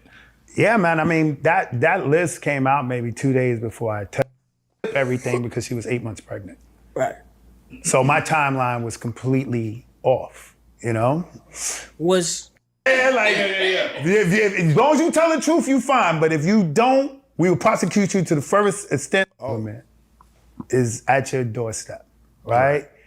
And we see it all the time. You see the gangsters, right? Once they get in front of that law, it's very few of them that don't snitch. You know what I'm saying? So, to me, there's no benefit for Cassie even testifying, right? She already got her money. Right. She got her money. She was compensated. Like, she was good. So I feel like her involvement, even though she probably does want some vindication from what she's saying she went through, but if she could have just not did this, she probably wouldn't have, you know? And if they're saying who's involved, what you gonna do? You're not gonna lie to them, because that's the threat. Like, every time I met with them, everything was cool, but they give you, he probably knows the form, but they give you a form at your interviews that you have to sign, and they basically passive aggressively threaten you. Like, look, you good as long as you tell the truth. You know what I'm saying? Like, as long as you tell the truth, you fine. But if you don't, we will prosecute you to the furthest extent of the law. It's perjury. I got that threat every single time I spoke to them. So you're gonna tell the truth. So that proffer agreement that you got. Boom, that's what it's called. And when they put that in front of you, did you have your lawyer there with you? Yep. Did this lawyer say anything? He was other than, hey man, how you doing, Ray? Sheree, how you doing? Not a lot, man. Honestly, man, like if and I like the dudes, I don't necessarily throw them. That's why I said don't throw them under the bus, but yeah, you really I am. But I felt like so I experienced this before, right? And this people who listen and who hire attorneys, right? And you got to really be careful which one you get, because attorneys is a fraternity, right? It's a fraternity to some degree, and you could have an attorney that's your attorney, but if he wants to create a good relationship with the other firm and stuff like that, he may not necessarily be working fully in your interests. And me understanding that, there was a part of me that, yeah, my attorney's looking out for me, but there was a part of me that felt like maybe he wants a relationship with the prosecution, and a lot of the way he would advise me could have been to their best interests. And boss, I'm just going to clarify something for you. And for attorneys, there are those of us who really do. Right? And so and then remember, she filed the lawsuit with all this stuff in it way before the trial. For so sure. I'm gonna say in his case, he's probably at peace with it, because I think he knew beforehand. Yeah, 20 million make you peaceful, don't it? Only. All right. Here we go. All right. Okay. So now Agnifilo keeps going by saying, at some point you got to ask, man, can I trust the prosecutors? Takes a lot of courage to acquit. I think the evidence shows that. And you could conclude that the government targeted Sean Combs. I wouldn't say that if Cassie went to Homeland Security. America's great because between each citizen and the government, there's a jury. This is your house. I'm asking you to summon that courage to do the right thing and acquit Sean Combs on all counts. He's not a racketeer. He's innocent. Let him go to his family. Thank you. Comey says, would you like to take a break before rebuttal? Okay, and they're taking a 15 minutes break. Then Comey's going to do a rebuttal. But Diddy's team has rapped. They have rapped. They have rapped on what they are presenting as... Is Sean G's done, right? What they're presenting as their closing argument. Okay. But I think with racketeering... Give me 1 second. I'm going to grab some food, chat. I know these are like marathon streams, chat. Like, it's very different than the regular streams we do. I'm like in and out. Let me grab. I gotta grab some food. I'm just heating up food actually. Racketeering feels pretty strong. Bribery, Eddie Garcia, the hotel security guard, feels like a stronger one.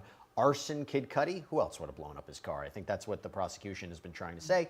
But the criminal conspiracy, the criminal enterprise, everybody on the same page. Mark Agnifilo raises a good point. Did we hear enough evidence of that? Now, I want to give everybody an update, okay?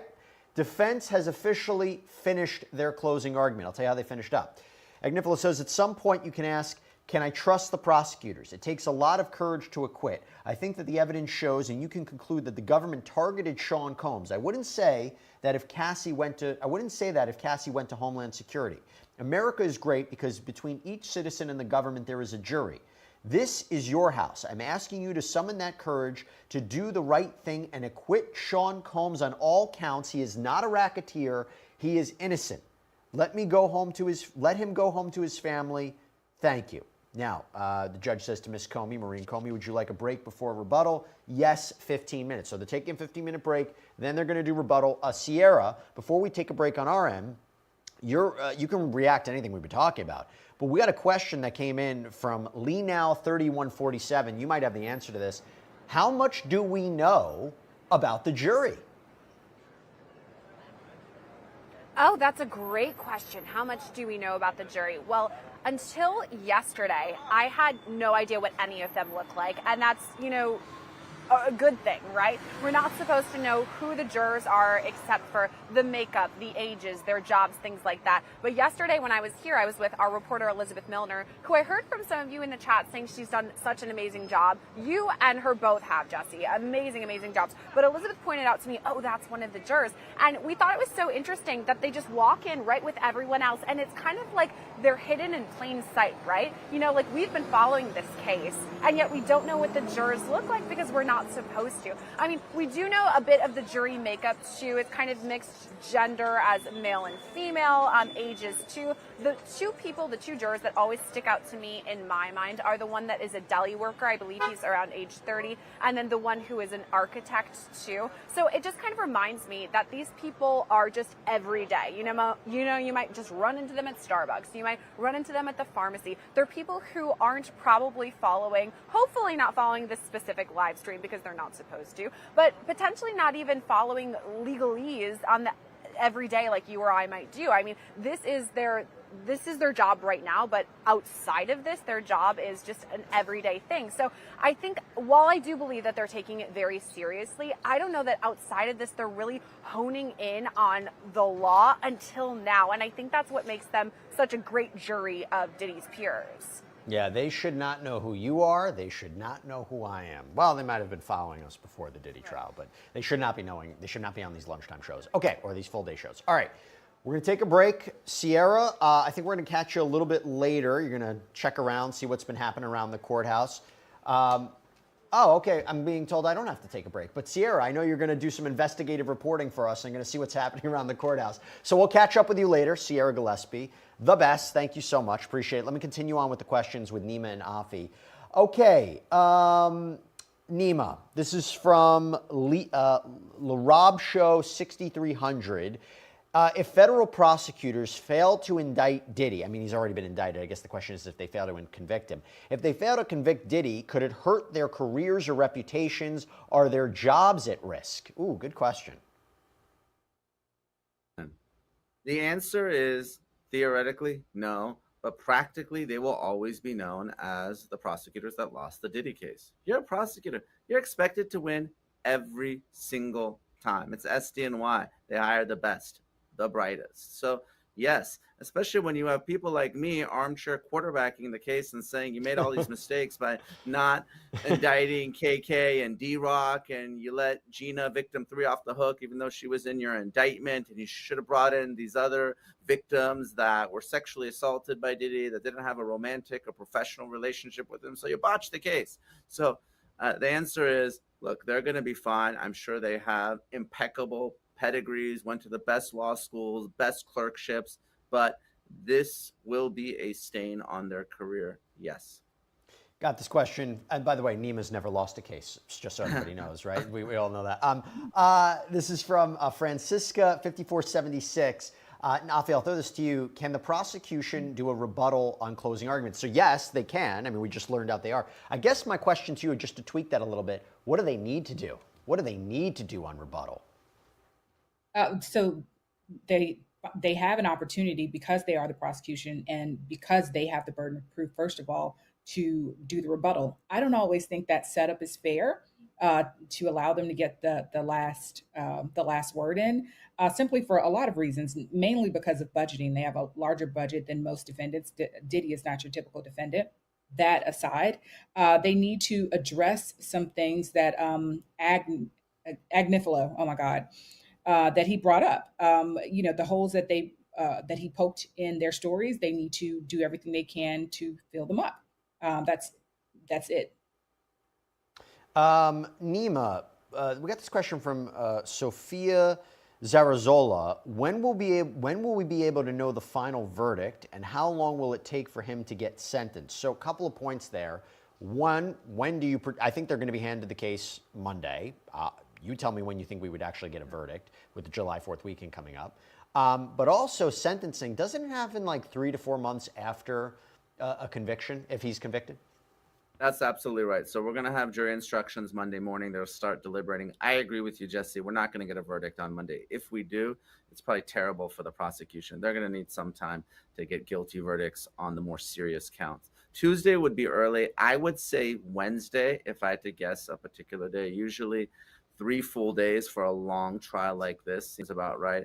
Thursday, I start to get concerned because you have that 4th of July holiday, and never underestimate the power of a 3-day weekend to get 12 strangers motivated to come to a decision to get out of there and go back to their families. If we come back the week of July 7th, Jesse, I'm seriously concerned about a hung jury on some or maybe even all of the counts. So many things to consider. Yeah. So many things to consider. Yeah, sorry. Now, I forgot to answer the second part of the question. Yes, probation needs usually about 3 months to prepare a pre-sentence report. So at a federal sentencing, there's actually 3 parties that make recommendations: the government, the defense, but also probation. So they interview the defendant. If he agrees to be interviewed, they go through his criminal history, family history, and they come up with their own recommendation. So they need some time to prepare that pre-sentence report. So usually about 3 months is right. Afi, got a question here from Blessing Eek, GH1RG. Hi, Jesse. Is there any evidence that Cassie asked to be urinated on? If not, can she sue Mr. Agnifilo for defamation, and can he be sanctioned for it? You know, so I don't know that there's any evidence about that. I was looking into that. He said that she asked to be urinated on, and I was confused because I had not heard that early on. I think that during trial, attorneys have protections and witnesses have protections, unless he said this with an intent to embarrass her or harass her or to malign her intentionally. I don't think that she has any recourse, but also I don't know that that was brought out. So that was really interesting. Yeah, Nima, I look, the point is they might, I guess he's trying to say, she might not have directly said urinate on me, but if she kept being with him and was encouraging freak-offs and didn't leave when they're making the argument she could have left, it is implicitly saying she consented to it. And I don't imagine there would have been an objection. Right? Wouldn't there have been an objection during the closing from the prosecutors? Be like, this is he's misrepresenting the evidence?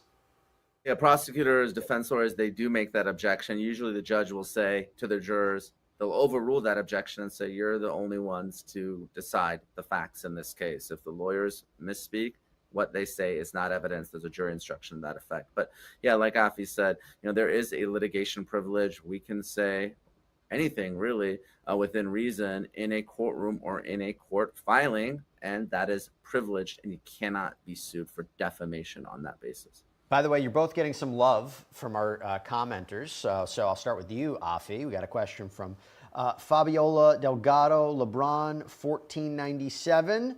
Ms. Patterson, the bun is steadily popping. What are the odds in a not guilty conviction? I love your answers. They're so articulate. Let me weep. Thank you so much. I forgot the question, but what are the odds of a not guilty? What are the odds of a not guilty conviction? I don't play the odds. I don't know. I think he's going to be found guilty on counts, I think 3 and 5. What are those?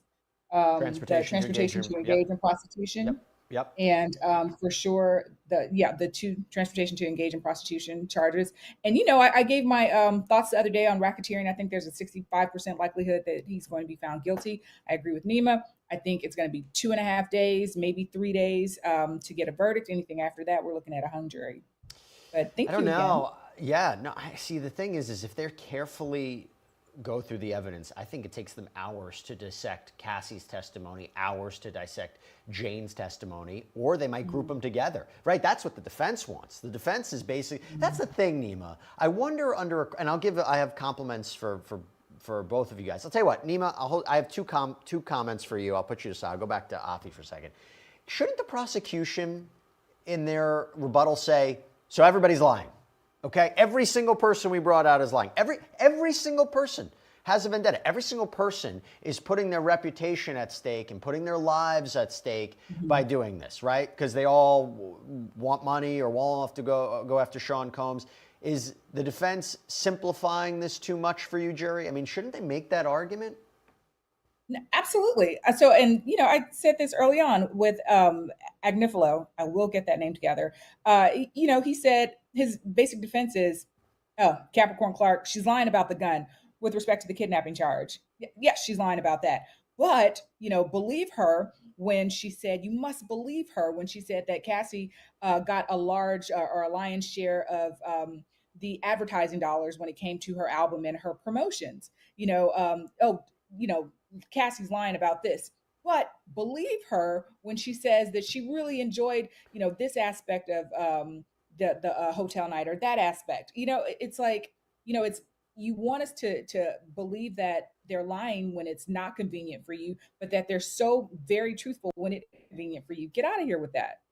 Oh, he would put it different. So Nima, we got a couple questions coming in for you. First, Kai Ford Durafal 444. I think I butchered that. I'm so sorry.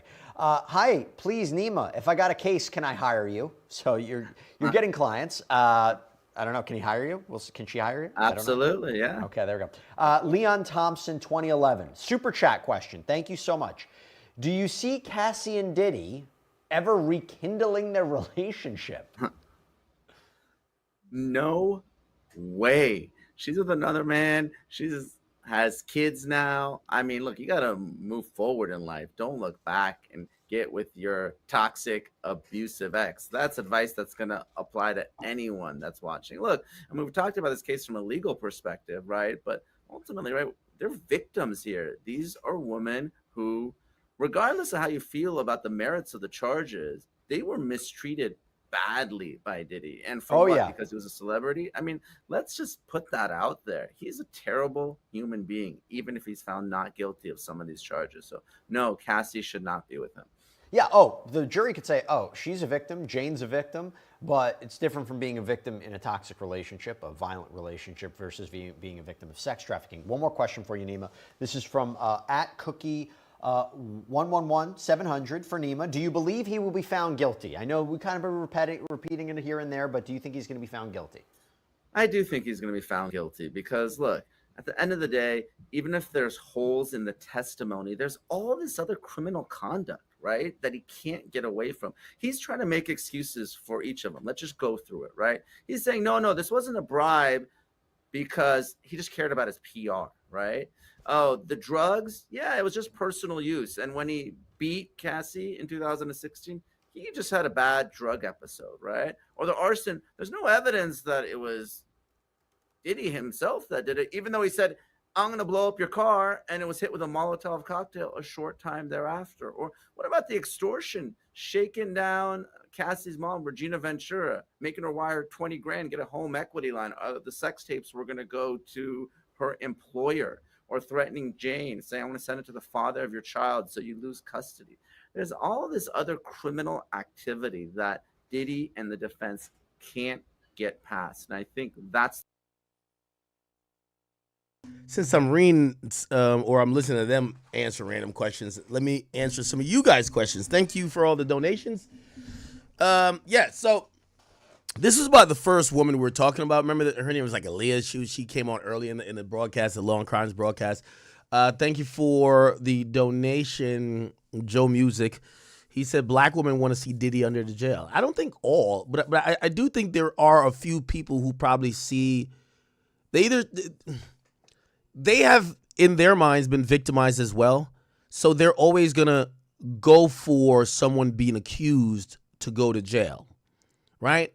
Because it could have been from their own situation. They're like, well, a guy hit me once and he didn't go to jail. Niggas is pieces of shits. Like, we need to start holding them accountable. Some people make those decisions off of that. And this is why when they hear maybe what's considered evidence or testimony, they're going to just like interpret it in the way that their own trauma is. And unfortunately, I see that more with women. I think men here, there's two different type of men as well, because there's some men who are like, man, fuck all these bitches. We're not talking about those people. I feel like men kind of are a little bit more logical. Like, all right, kind of understand that, but yo, this is like mad. This is heinous. Like, this video is crazy. So we'll see how that kind of turns out. He says her face light up with the questions about, like, you know, Diddy going down. Isaiah Whitaker, what up, man? He says, could I have a job, an internship or something? I'm in the Discord. Is it lazy? That's what you're saying? What up? What do you do? What do you do? You just want to shadow me? Pause. I'm only just saying. Think for the two. It says, yo, they're gonna cover the A and F case with this much excitement. What's A and F? What's A and F? I don't know what that is. God's Child, thank you for the gifted membership. Quinote, my bad. Said 13-year-old Usher had more sense than a 19-year-old woman. Right? So you're saying that he had more restraint to, like, who knows? Maybe he's suppressing certain things that happened to him. Who knows? Valquan Rush says, how fast does the shirt ship out? I'm trying to wear it on July 4th. I think it should be there before July 4th. I think that's why we dropped it today, honestly. Agua Babe, thank you for the 5. You didn't have a message, though. Entertainment Zone, 3904, thank you for the 10. You didn't have a message as well. Miss 50 Cent, I see you, girl. See you in the chat. She says, everyone's welcome for the gifted sub things. 50 is not cheap. It said, won't pay top dollars for trash, though. Okay. Thank you, Mrs. 50 Cent. If you don't know, 50 Cent's wife, she follows the chat. Okay. She also sent another $50. She says, 50 ain't cheap, just not paying for trash. $4,700 per month for 18 years is over $1 million. My husband was not lying. She did not want to work. She gonna lose custody, man. New King Femi, thank you for the 5. It says Agent 8 coming July 11. Drake, featuring Drake and 14 other legends. What are you talking about, bro? 3 Diglis says watermelon is sometimes used as a natural Viagra. Aura's Own, it says on Drunken Love, Bass sang watermelon. What? Yeah, she did sing watermelon a couple times. HMK 1204. He says, would you run a train on a woman with Drake? No, my brother. I'm not into running trains, okay? I'm gonna be honest with you. I think the idea of another man in the room with me I don't think I could be able to perform. Like, that's such a turn off. It's just yeah. Z64, where's Zeno? He says, the fact that you've been on here covering all things, you really that nigga. Hashtag the GOAT. Thank you, brother. Larry Jackson 269 says, Nicki Minaj featuring Usher, My Little Freak. Got to be on that playlist for the freak off. Noble Zenith 65. He says, if Puff loses, it's a robbery because of feminism and public opinions like the Tory Lanez case. That's a good, let me break down a part of what you just said. I think we are not living in the proper place if we don't admit that public perception of Diddy and the public seeing the video and public sentiment about Diddy, right? Everybody's talking about it. When you go out somewhere, they'll be like, man, what you think about that Diddy case? Man, that nigga was doing this. Yo, that nigga wild. If you think that doesn't affect how other people view it and may not affect the jury, like this idea of don't talk about the case, don't consume nothing. You can't go nowhere without consuming this case. It's the biggest case that we've had in a while. So I think like maybe decades ago when the internet wasn't that prevalent and big, you could get like these social issues or like public opinion not to influence a case. Also, yeah, people were, low profile at that point. Nowadays, like we're reading, like it's like there's hundreds of thousands, if not millions of people in court. You know how many people are following this case tweet by tweet, like argument by argument? Like it's impossible for public opinion not to affect the case. And do I think it affected the Tory case? Yes. Now, does that mean these people are guilty or innocent? No. And you hope the jurors could make that decision to say, hey, I know y'all don't like this guy. Because I honestly believe, truth be told, I do think we live in America right now where if the public perception is that you're not liked, that if you went to trial, you won't get a fair trial because people like that's gonna bleed into people's idea of making these decisions. Yo, this guy's an asshole. He's a piece of shit. Yo, man, this nigga, whatever. You get what I'm saying? Nicole Vada, thank you for the 5, girl. She says, I just downloaded the King Combs album. Okay. How is it? She says, the production is sick. You got to review it. Well, I think Ye is a part of it. So, Ye is a part of that album. So I am not that shocked to see the production being up to par. Dran Master 2719. He says they're doing a ritual at Jeff Bezos' wedding. All of the co-conspirators are there right now.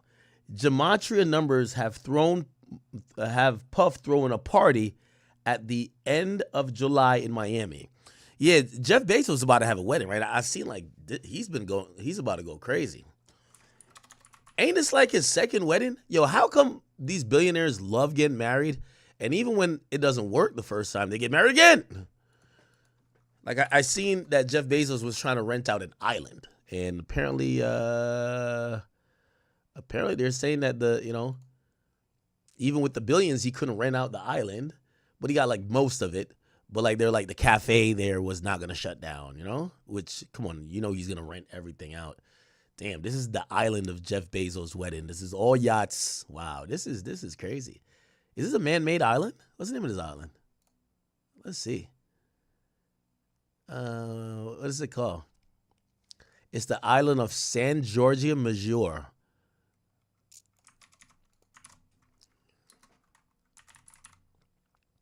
I guarantee it's a man-made island. These are always like man-made. When they're so perfect, they're man-made always. History. Oh, never mind. It looks like it's a real island.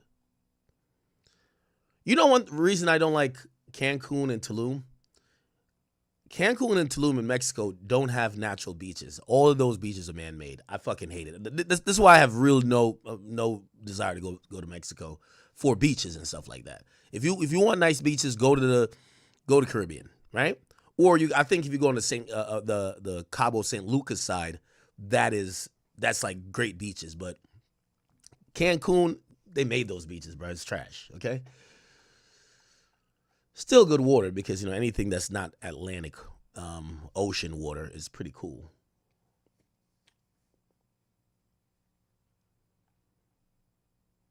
Okay, so this is the island. So it's not man-made.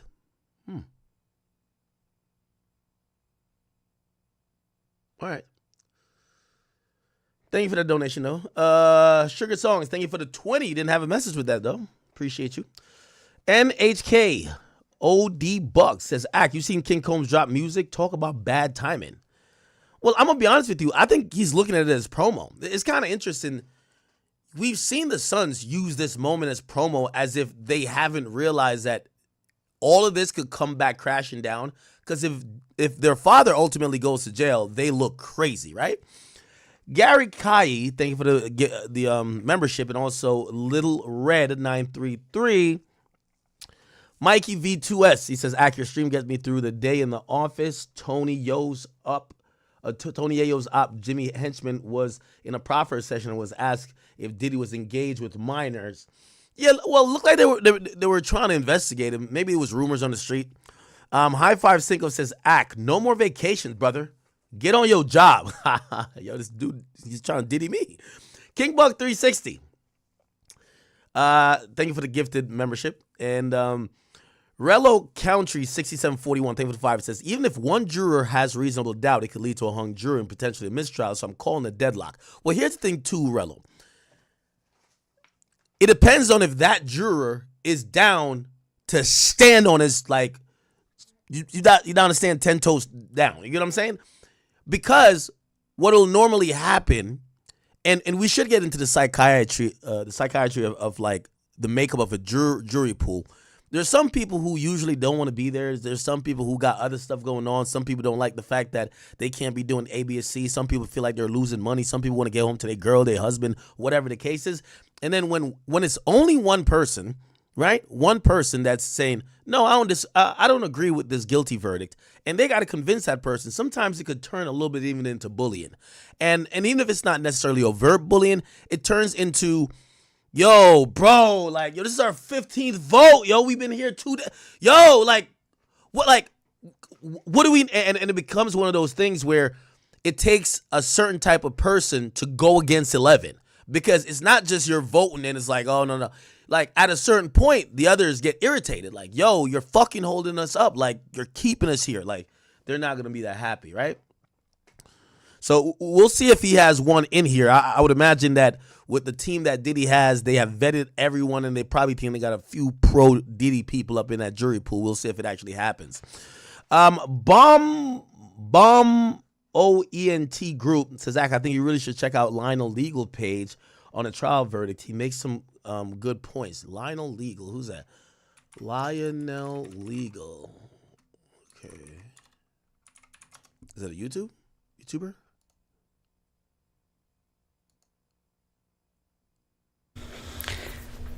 Okay. All right. It said, I could get Diddy acquitted with one closing line. Okay, we're going to watch that video right after. Thank you for that. I like when you guys suggest good videos we could watch. Joe Music 931 says, yo, duck an all-star freak off if I did Freed. Avengers, what are you talking about, brother? Avengers, Justice League type freak off 1 year straight. Then after Joker, Diddy's going to show up with these ninjas. Somebody said, Agnifilo is the coach. You don't put the coach on the field. You put the star player, Brian Steele. Darlin 002, I agree with you. Bad choice for the defense. I actually, again, I'm not in court, so I'm not hearing it. If I was able to hear it, I'd be able to tell, but I'm really not sold on Agnifilo, right? Savvy Mike, what up, my boy? Say, yo, KK's definitely an informant. I could tell by the defense is cooking her. No, they ain't cooking her. They actually said she's a nice person. NHK, he says, yo, I think saying John Wayne in a fight is a bad idea. John Wayne's a shooter. Oh, no. Well, you could tell this guy, first of all, I think he's watching the media as well. They cooked the AUSA so much for reading from a notepad, because the AUSA was over there reading from a notepad, looking like she was presenting like a project, a school project, that I think he felt he had to go out there and not be boring, do a lot of razzle and dazzle, pizzazz. He had to freestyle it, maybe have some bullet point, but he's going to freestyle it. And at that point, you know, what I realized with him, and we learned from those interviews he did, when he freestyles, he puts his foot in his mouth. Even though he's a lawyer, you would think that he would be more calculated and whatever, he ends up putting his foot in his mouth, right? Darlin says, yo, the way you're narrating, you should have done the closing statements. Come on now. Chat, hey, when I start going to law school, what I'm going to do is I'm going to take 2 classes every semester or whatever period it is.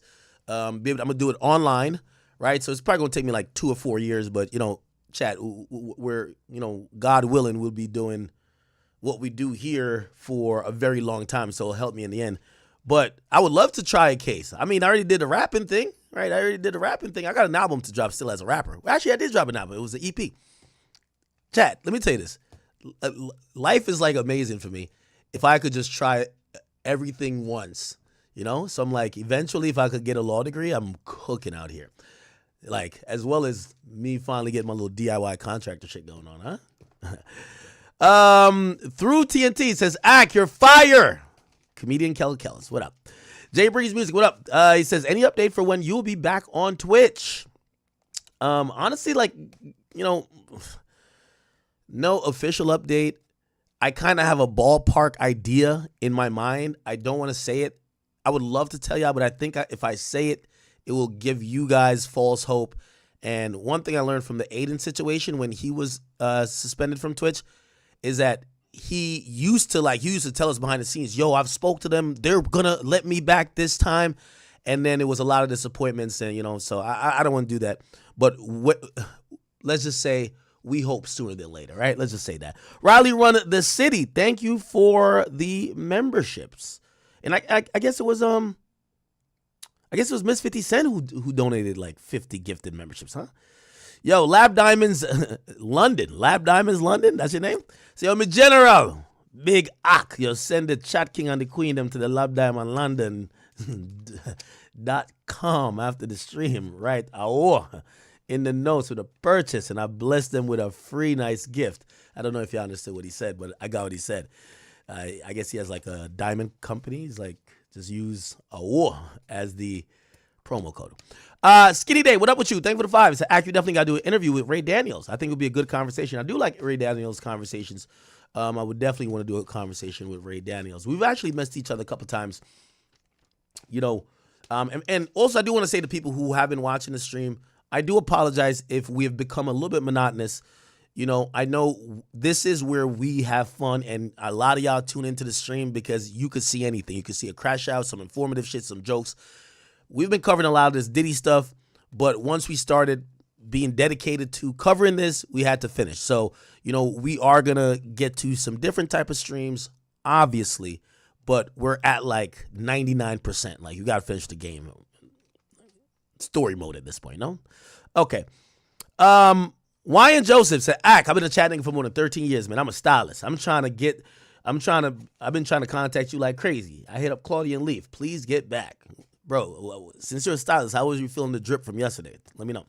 Live from the deck, thank you for the 5. It says, I bet that one being responsible for the hung jury possibly could have sweetened your book deal as a juror. Well, I do think some people, you know, if you're smart and you don't got that much shit going on, I would have tried to get on that jury too. If shit. Someone say, ever listen to Biggie Nasty Boy song intro? We actually did yesterday. So, and Marcus Allen, 4422, he says, will y'all restock the 2X Star hoodie? If you want to restock of some of the stuff, you know, sometimes, you know, because I think we pre-order it. So, like, what happens is all these things are, like, custom. Shout out to Vercelli. So, like, I pay up front to, like, make them. We don't make them as we get the order. So, I'll, you know, I wish I knew all y'all sizes. I would just always have it. Anyway, yeah, if you want a restock of it, maybe we can find some other people that want it, and I'll put another order to get you guys some stuff, right? Cool. All right, somebody said Abercrombie and Fitch. That channel hates black men, bro. Are you talking about Law and Crimes? Somebody said, did R. Kelly really get poisoned in jail? We could check that out. R. Kelly. I'm going to start using my little notepad. I feel like Myron now. Did R. Kelly really get poisoned in jail? R. Kelly poisoned. We'll get on that.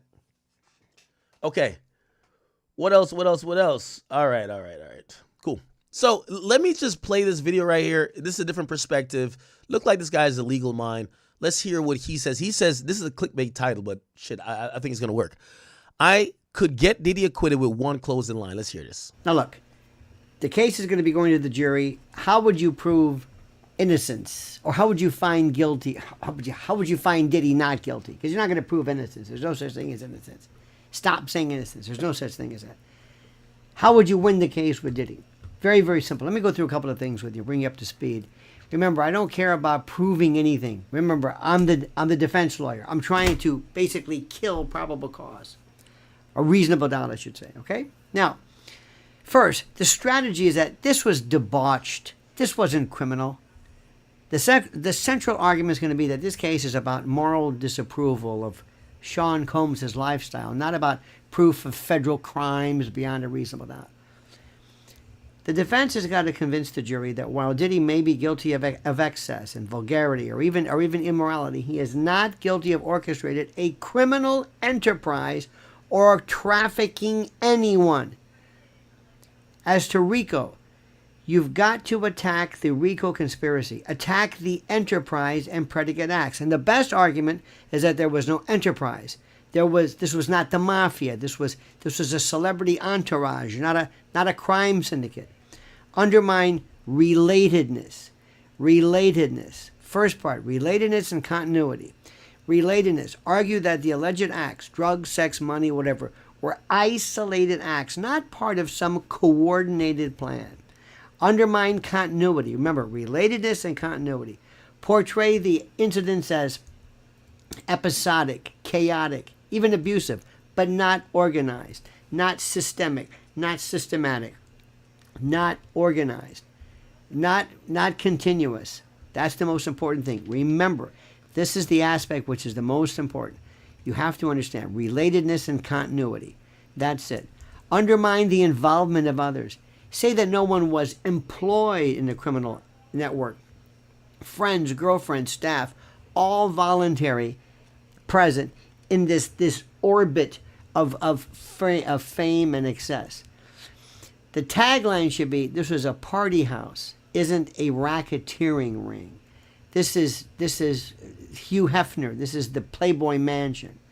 Sex trafficking by force, fraud, or coercion? No. Attack consent and intent. The best argument is that they were adult relationships. Messy, toxic, gross, even manipulative, horrible, but they were not trafficking. They were not trafficking. Emphasize agency and participation. This is important. This is the alleged victims in this remained in relationship. They took money, accepted gifts, traveled by choice. No commercial sex arrangement forced or brokered. It was intimate. It wasn't a transactional, illegal sense. And undermined the force, fraud, coercion element. This is important. Did the alleged victim ever call the police? Were there threats or just power imbalances? Did the prosecution prove any intent to exploit? The tagline, the theme is, there was seduction, not sex trafficking. Next, transportation for prostitution. This is the Mann Act. Attack the intent and definition. The best argument is that no one was trafficked across state lines for prostitution. This was a private relationship, not a pimping operation. Attack the definition of prostitution. Was sex offered for money, or was it part of a consensual, romantic celebrity lifestyle? As crazy as that might seem. Highlight voluntary travel. Did the victims choose to travel for parties, events, or relationships? They choose. Were they told to perform for pay, or did they just show up, or were they reimbursed? This is not prostitution. Undermined intent. The prosecution must prove that Combs intended to have someone cross state lines for illegal sex work. Proving beyond a reasonable doubt is very tough, especially in celebrity context. This is going to be really tough. The tagline, the idea should be, she traveled for love and fame, not for sale. And also, weaponize the spectacle. The defense can argue that the entire prosecution is political. It's about feeding the media machine. It's about trying to make a federal racketeering case fit. Because if they don't fit, there is no federal case here. The government turned the sordid gossip column into a federal indictment. Don't let that circus determine a man's freedom.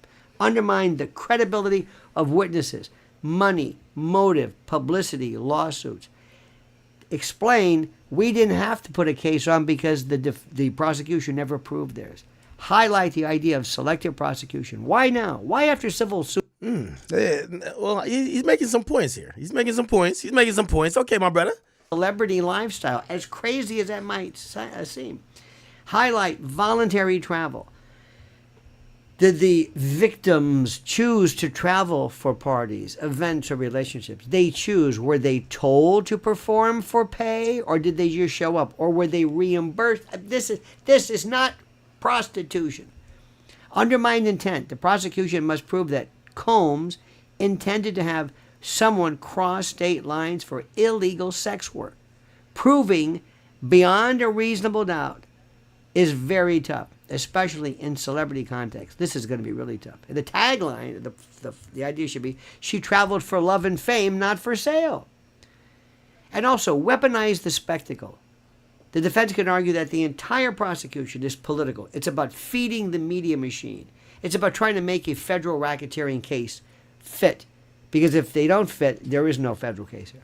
The government turned the sordid gossip column into a federal indictment. Don't let that circus determine a man's freedom. Undermine the credibility of witnesses, money, motive, publicity, lawsuits. Explain, we didn't have to put a case on because the prosecution never proved theirs. Highlight the idea of selective prosecution. Why now? Why after civil suits were paid? Why now? Argue overreach. The feds are turning Hollywood excess into organized crime. That's not justice. That's overkill.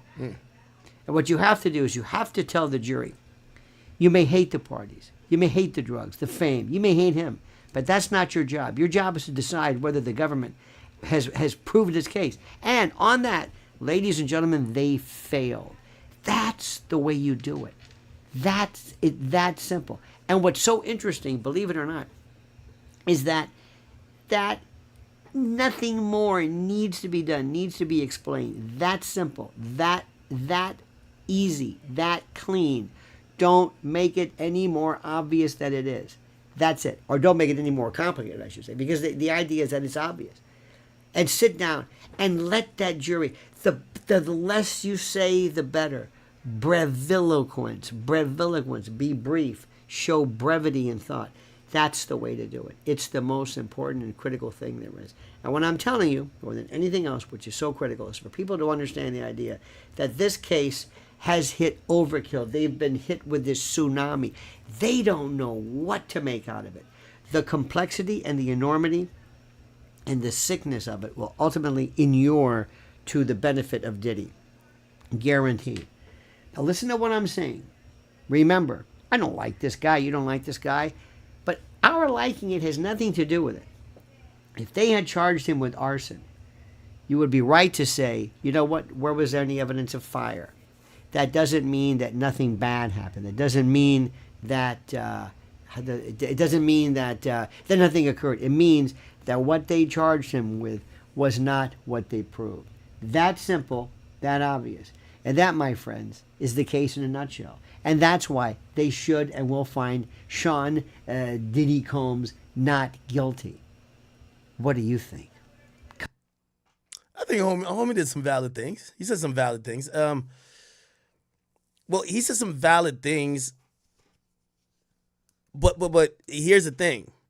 The problem is, when he explains it like that, in 7 minutes, he gave a really, brief overlook on how you could beat this case. But what Diddy's lawyers have to do is a lot more than that. They have to mention these incidents, the video. They have to mention these videos that supposedly are non-consensual, these bruises, that. It's a lot of things, and they got to mention a lot of people who made allegations. So that sounded so nice when you don't have to specifically debunk these things. And when you start debunking them, it's like, but 5 people said that though. But 5 people said that though. The United States versus Sean Combs, day 31. I am on a train right now, so I apologize. Where you going, girl? And also, I will be missing the second half of the closing argument by the defense today, but I will update everybody with the transcript and anything else later, because I don't know if the schedule is going to go exactly according to plan. They have Mark Agnifilo, of course, finishing the defense closing arguments, and then Maureen Comey's rebuttal, or I believe it's Maureen Comey, but the government will be doing a rebuttal. Sorry, it's a little quiet. And then the judge is supposed to issue the jury charges, and he even mentioned possibly deliberations, but I don't think that that's going to happen. I feel like even the jury charges might be pushed to Monday. I mean, sometimes they're worried about losing a juror, but we'll see what happens. I will update everybody on X or on YouTube under the post with what the schedule is going to be. But okay, let's get to Mark's closing argument. Now, he is much different than Christy Slavic. He speaks very freely to the jurors. He speaks like, they're friends, and he thanked them. He thanked them profusely for their work, for how diligent they were. And then his big kind of first punchy moment here was, this trial is the tale of 2 trials, told by the mouths of the witnesses. One trial, the witnesses, the text messages, the videos, and the evidence, and then the other trial is told by the mouths of the prosecutors. And that's a much different trial. Sorry if I'm talking quietly, it's because I'm trying not to disturb everybody, which I'm doing anyway, but whatever. And then he said this case is badly exaggerated. The government has the most complicated charge and the most serious charge of racketeering based on personal drug use and threesomes. So he said basically every hotel night, that Sean Combs rented with his girlfriend. By the way, real quick, I need everybody to do me a favor. Real quick. I know despite where you're watching, I need y'all to go to kick.com/academics, and I need y'all to make an account and hit that follow button. I'll tell you why. And I know you're like, damn, Ack, we've been following you all over the place. You were at Twitch. Then you streaming on 2 YouTube channels. You streaming on Meta. You were on TikTok for like 3 days. The reason, oh my God, there's like a lot of me now. Look at this. It's cool. The reason why is because you never know when these platforms start acting up. Rumble has always held us down. And, we do, we have a situation with Kick. So we do some exclusive content on Kick. Not a lot, but enough. It's like, it's not really a topical stream, but it's kind of like let's kick it. We might gamble. We might just talk about life. Just kind of riff on there. So if you guys are also interested in that, please get over to Kick. There is extra content for free. Just make an account. Just follow up. We're trying to get to 20,000. We haven't hit 20,000 yet, but I do appreciate you guys. Damn, all right, this is like fucking me up now. So yeah, please just go make an account and follow over there at Kick. Also, shout out to my people on Rumble. Again, no matter what platform you do follow or watch me on, just make sure you have an account on Kick because I'll go live on there from time to time. All right, that it's not going to be multi-streamed. Okay. Anyway, all right, back in action. Is a federal crime scene. Oh, and my King Academics people. No, we are going to be. I think we're going to stream the whole verdict thing on all channels. Like, if you wonder why I do play the game of like, okay, we're not streaming on that because I'm trying to. Like, I feel like we have about 15 to 20,000 people that kind of watches us, so it's kind of like we're kind of like trying to float them around that they know that we stream other places too. So, don't mind me. And then he talked about how many people were moved by Sean Combs and how many witnesses got on the stand and testified that they loved him and that they learned so much from him business-wise, and how, Mia was suicidal or talked about being suicidal when she thought she was going to get fired. And then he brought up Derek Ferguson, the CFO, who was very impressive with his business degree from Harvard, UPenn, Stuyvesant for high school. And he said, a man like that learned from Sean Combs. So, this is not a criminal enterprise. This is legitimate businesses here. And, he also said, like, Sean Combs was doing DEI in 1993 when no one told him to. So, again, the government saying this is a racketeering enterprise, like all of his businesses. And he said the words, "Are you kidding me?" And then he talked about the search warrants that HSI executed on his homes, and he was like very sarcastic. He was like, all those boxes of Astroglide, all that baby oil, thank God that was taken off the streets. The streets are much safer now. Way to go, HSI. You got 5 Valium pills. Way to go. And then, he kind of said, because that's what the government has. They don't have racketeering. They have got baby oil. So, and he also said, I want to talk about Sean Combs' character. You have Jane sitting pretty on a house that he pays for. And then Agnifilo said, is that coercion? So, he pointed to Diddy's children. He said, 6 of Sean Combs' 7 children are sitting right here today. Because again, that's the kind of man he is. He loves his children. The only child that's not here is his baby daughter. So, he also mentioned that the word love was spoken 881 times on the stand. And he talked about, Cassie and how he said we are owning the domestic violence with Cassie. That is not being disputed here. However, you should listen to Cassie's own words, because after the CNN video was released, she made an Instagram post that said, "Thank you for the support. Domestic violence is the issue." And he was like, she could have said forced sex is the issue or running away from freak-offs is the issue. But no, she said domestic violence. So he said... That was a good point. You remember the Cassie post? Cassie... Diddy. She made a post, and this is her thanking. She says, men who... Now, granted, I'm pretty sure on a rebuttal, they're going to say she didn't mention being sex trafficked or forced labor or whatever else that she claimed was done to her on the stand, she didn't mention these things in this post because this was the post that was reacting to Diddy's apology video for a physical altercation. So that's why she says letter to women and children. Men who hit women aren't men. Men who enable and protect those aren't men. Men against violence. So, and then she kind of ends it here when she says, wait. To all the survivors, to all the women, I'm sorry, and then to the abusers, you're not safe, okay. And where does she say that line? Where does she say that line?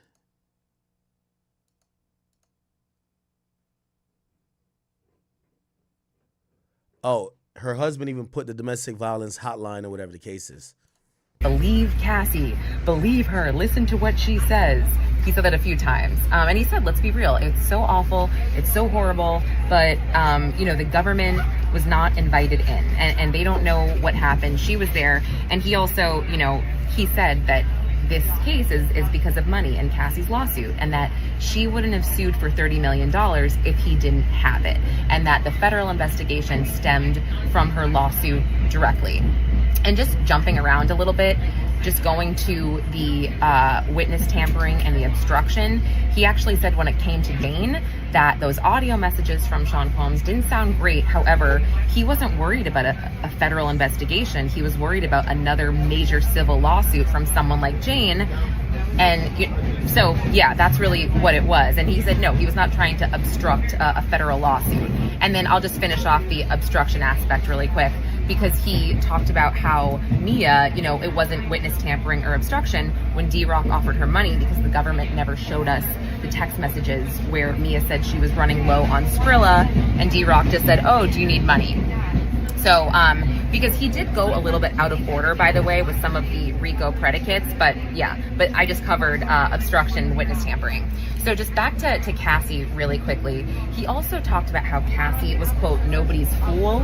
And he said that Diddy really met his match with Cassie as well, in terms of like the fact that she had a burner phone to date Kid Cudi, and that Kid Cudi testified that he felt like he was played and that Diddy was played too by Cassie. Cassie testified that she got another hotel room for her burner phone alone. And he's like, why would she do that? Because she knew what she was doing. And then he said, Cassie, if you're looking at Sean Combs and Cassie here, Cassie's the real winner because she's sitting on $30 million and Sean Combs is sitting in federal jail. He said Cassie is keeping it gangsta when she was having this I know she'll ruin. She could have said gangster. You see, even Matthew Russell wrote gangster. You know, white people, they be like gangster. She ain't say gangster. Gangsta. That's what I'm talking about, man. He said Cassie is keeping it gangsta when she was having this relationship with Kid Cudi, and that she really would have kept it going had Sean Combs not discovered what happened. And he also encouraged the jury to read their text messages, their breakup text messages, because it would make them cry. And, he said, that Cassie left because she heard Sean Combs say that Kim Porter was the love of his life at her funeral service, because Cassie went to her funeral service, and then she made the adult choice to leave then and there. And then he said, and what happened to her after she left? Nothing. Same with all of the other witnesses who testified they were too scared to leave his companies. They left, and what happened? Nothing. And then, so the RICO acts, he discussed kidnapping, Capricorn Clark, and he went hard on Capricorn Clark. So I already discussed when he kind of asked the jury, like, why was he charged? But basically, he said, Capricorn Clark got door-to-door service when she was kidnapped over this polygraph test. That doesn't make sense. He drove her home, and also Sean Combs' name never came up. He was on Broadway. He was running businesses. He was doing vote or die during this time. He wasn't checking in on Capricorn Clark. He just didn't know what was going on. He didn't care. This is what, again, Agnifilo is saying. He also said that, during the Capricorn Clark kidnapping testimony with Kid Cudi's house, it just didn't make sense because Capricorn had a crush on Diddy, and he wouldn't need a gun to come to her house and ask her to do anything or go anywhere with him. So that didn't make sense. And again, she never told anyone about this gun. And he also said she exaggerated the car chase, that Kid Cudi and the police officer never mentioned this. And he said, Capricorn Clark is a little off. She's a very nice woman, but she's a little off. no one else talked about, their parents dying on the stand, although that's very tragic.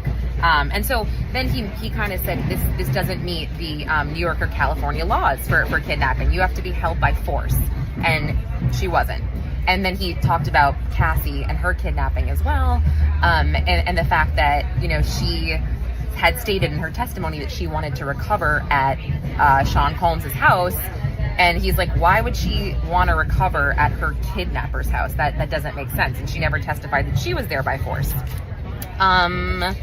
And then, he also, he kind of went a little bit out of order, but when he talked about Capricorn Clerk being kidnapped and the whole Kid Cudi thing, he brought up the Porsche. And he brought up the fact that, he basically said, you're going to charge him with arson when the police did a horrible investigation here. They didn't look into the female DNA. They never looked further. And you had Capricorn Clerk's brother, after this investigator called him, he was trying to obstruct. He was trying to say, you can't talk to her, whatever. So he basically said the police did a horrible investigation and they purposely never showed the picture of Kid Cudi's single glove in the backseat. And so the jury shouldn't take any of this as fact. And then he said that the bribery didn't meet the proper statutes to be considered, an actual bribe charge, because a conspirator has to promise a bribe to a person who is about to be revealed as a witness or go to law enforcement. And yeah, we need the judge to kind of like clarify that, because I think the prosecutor on their closing argument, they said something different that kind of confused me.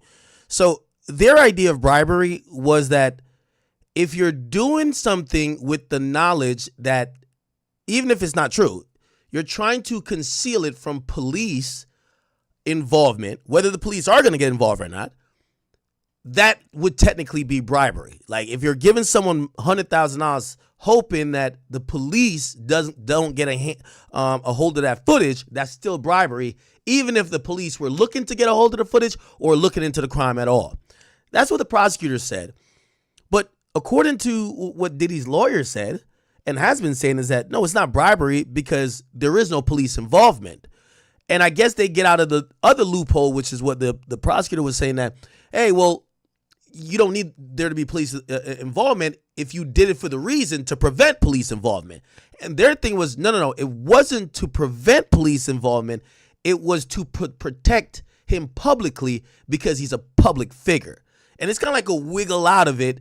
But I'm wondering how you're going to instruct a jury to make a decision. Like, are you going to tell the jury to say, if you think he did it because he didn't want to be on TMZ, well, it's not bribery. Well, if you think he did it because he didn't want to go to jail, that's bribery. Because remember, after that situation happened at Intercontinental, Diddy gets on the phone with her and say, yo, Cassie, they're arresting me. Cassie. So it looks like he was trying to have either her or do whatever to not get arrested. So where does bribery really fit? We're going to have to wait for the jury instructions on that. By the way, we're going to get back in court in a short bit. Let me just put this here. We're going to get back in court in a short bit because Maureen Comey, I believe, should be back. They had take 15 minutes a long time ago. She should be back. Hold on, give me 1 second. Thread, don't break thread. Okay, good. All right, bet. Okay, cool. Let's keep watching this video. Only 2 more minutes. The Intercontinental incident did not involve law enforcement at all. And he said, again, this was more of a reputational thing over, I'm going to get arrested thing, because nobody wanted this to go to law enforcement. And again, yo, I ain't gonna lie, I hate this bit like poison, bro. But just for this content's sake, I gotta play it. This Tasha K. Apparently, she claimed she interviewed a sex worker. And here's this. This is I don't know if this is true. Look at this. This is fuckery, bro. This is fuckery. Watch this. Here's the chat. See walls. I know I'll never be able to ask her this question, but her vagina walls. I don't want to make myself sound like I'm trying to aggrandize myself, but I used to, when Cassie and I would have sex, I would probably take less than 20 strokes to make her orgasm. I never orgasm really, because the problem was the fact that she's not tight and the baby oil. The baby oil was a problem. The baby oil kind of made sex impossible for a man to enjoy. Baby oil made a loose vagina looser than it needed to be. So it was literally like a constant, it was like being in hell, being constantly tormented, like I was going to have an orgasm, but never being able to have an orgasm because she wasn't tight enough to make me orgasm. But she's orgasming back to back. I mean, I'm in her 20 strokes. Oh my God, she's squirting all over the bed. And then I'm like, yo, can I get something? Oh, I need a second. I think there was a period where I had sex with Cassandra, and this is the truth. I don't think I had one orgasm in 6 months every time I met her. So wait, so how did you pollinate Diddy with the semen? Diddy not paying you if you're not giving up that nut now? Nah, it sounds like a little bullshit, don't it? She could get rid of the bacterial infections and stuff like that. They were just so reoccurring. Antibiotics didn't work. How do you think I feel hearing all of this disgusting stuff that she's saying in court, especially being urinated in her mouth? Like, she asked me to urinate on her. I said, you expect me to have sex with you after I piss on you? That's gross. I'm not doing that. And she was like, you don't like that? I'm like, no, that's nasty. Well, who would want to have sex with you after urinating on you? She said, no, it's something I really enjoy. Tasha, she explained to me why. It's gotta be cat, bro. She liked being pissed on. She told me she likes the warm feeling of urine running down her body, this nasty chick. And I thought that shit was disgusting when she told me that. I said, are you serious? But the way she explained it, I knew she was telling the truth. So I said, listen, shorty, I can't pee on you. That's not for me. But I will have sex with you. And clearly, I'm going to have good sex with you. She said, you know what? You don't have to do it. Bruv. They used to collect my semen in the cup, probably. Bro, you say you weren't nothing. For a year or so, I wanted to say, and so I actually started orgasm inside of her. Then they stopped asking me because she just started telling me, like, come in. And I was stupid. I was young. I actually believed that because I beat Daniel Phillip, I was her only boy toy. So I thought the pussy was clean, and I'm just slaying it. Every time she's telling me, I'm straight making deposits. Why would they collect your semen? I didn't know. I thought it was weird. I complained for a few months until ain't no way, right? Finally, I want to say it was maybe a year and a half in they were doing it. I watch a lot of forensic TV, so I would get scared. I'm thinking he's using my DNA to try to set me up, some crazy shit. Brother. Of course, a stupid nigga like this would think that they try and clone him or set him up. And I finally flipped out on him, like, yo, listen, I'm not giving y'all no more cum. Y'all taking my cum. Y'all. Didn't he say he couldn't come? Now he's saying come for 6 months. That's already a red flag. If Diddy is into cum, why would he keep paying you for 6 months if you're not giving a cum? Going in the next room, like, what the hell y'all doing with my cum? It's creeping me out. Wait, you was not walking in that room with Diddy talking about what the hell y'all doing with my cum. First of all, all the sex workers basically said that they didn't talk back to Diddy. They never talked to him. You didn't bust the door into the other room saying, what are y'all doing with my cum in here? She told me that she used to drink it because he liked to see her play with semen. I said, you could do that right in front of him. Yo, what's up with this, man? Yeah. But she told me that encounter, she would never ask me again. I said, okay. And she never asked me again. Instead, she started asking me to come inside of her.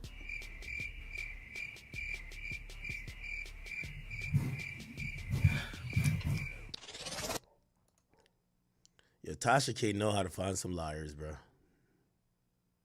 This one time, the entire living room was dark, which I thought was weird. But basically, in this encounter, what she does is she keeps the room dark so I can't see the fact that she's menstruating. She kind of seduces me into thinking that we're going to have sex regularly because, again, I don't know she's on a menstrual cycle. She gets on top of me. She grabs my member. She inserts it in her because she's already wet. She's on her menstrual cycle. She orgasms real quick, and then I push her off of me, cut the lights on, and it literally looks like the St. Valentine's Day massacre. It's blood everywhere, and she's heavily on her period. So I'm pissed. I'm like, I said, why would you do something like that to me? This is disgusting. Tasha, the girl is totally shitting on me. She's like, so what? So what? And she's arrogant about it. So Diddy's sitting there watching it. He's her man. He's her protector.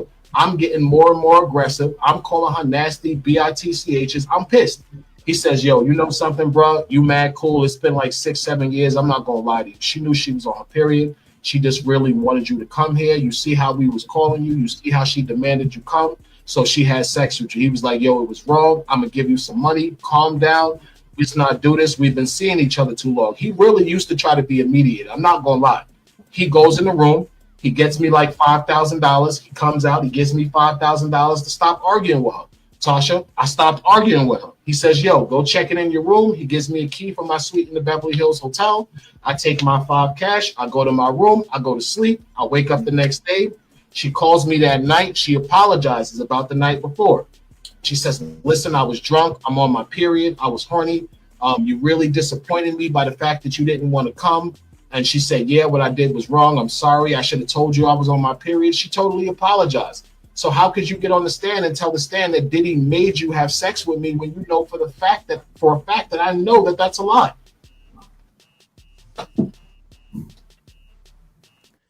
This nigga look like a failed bad boy artist, man. Yo, who is this nigga, bro?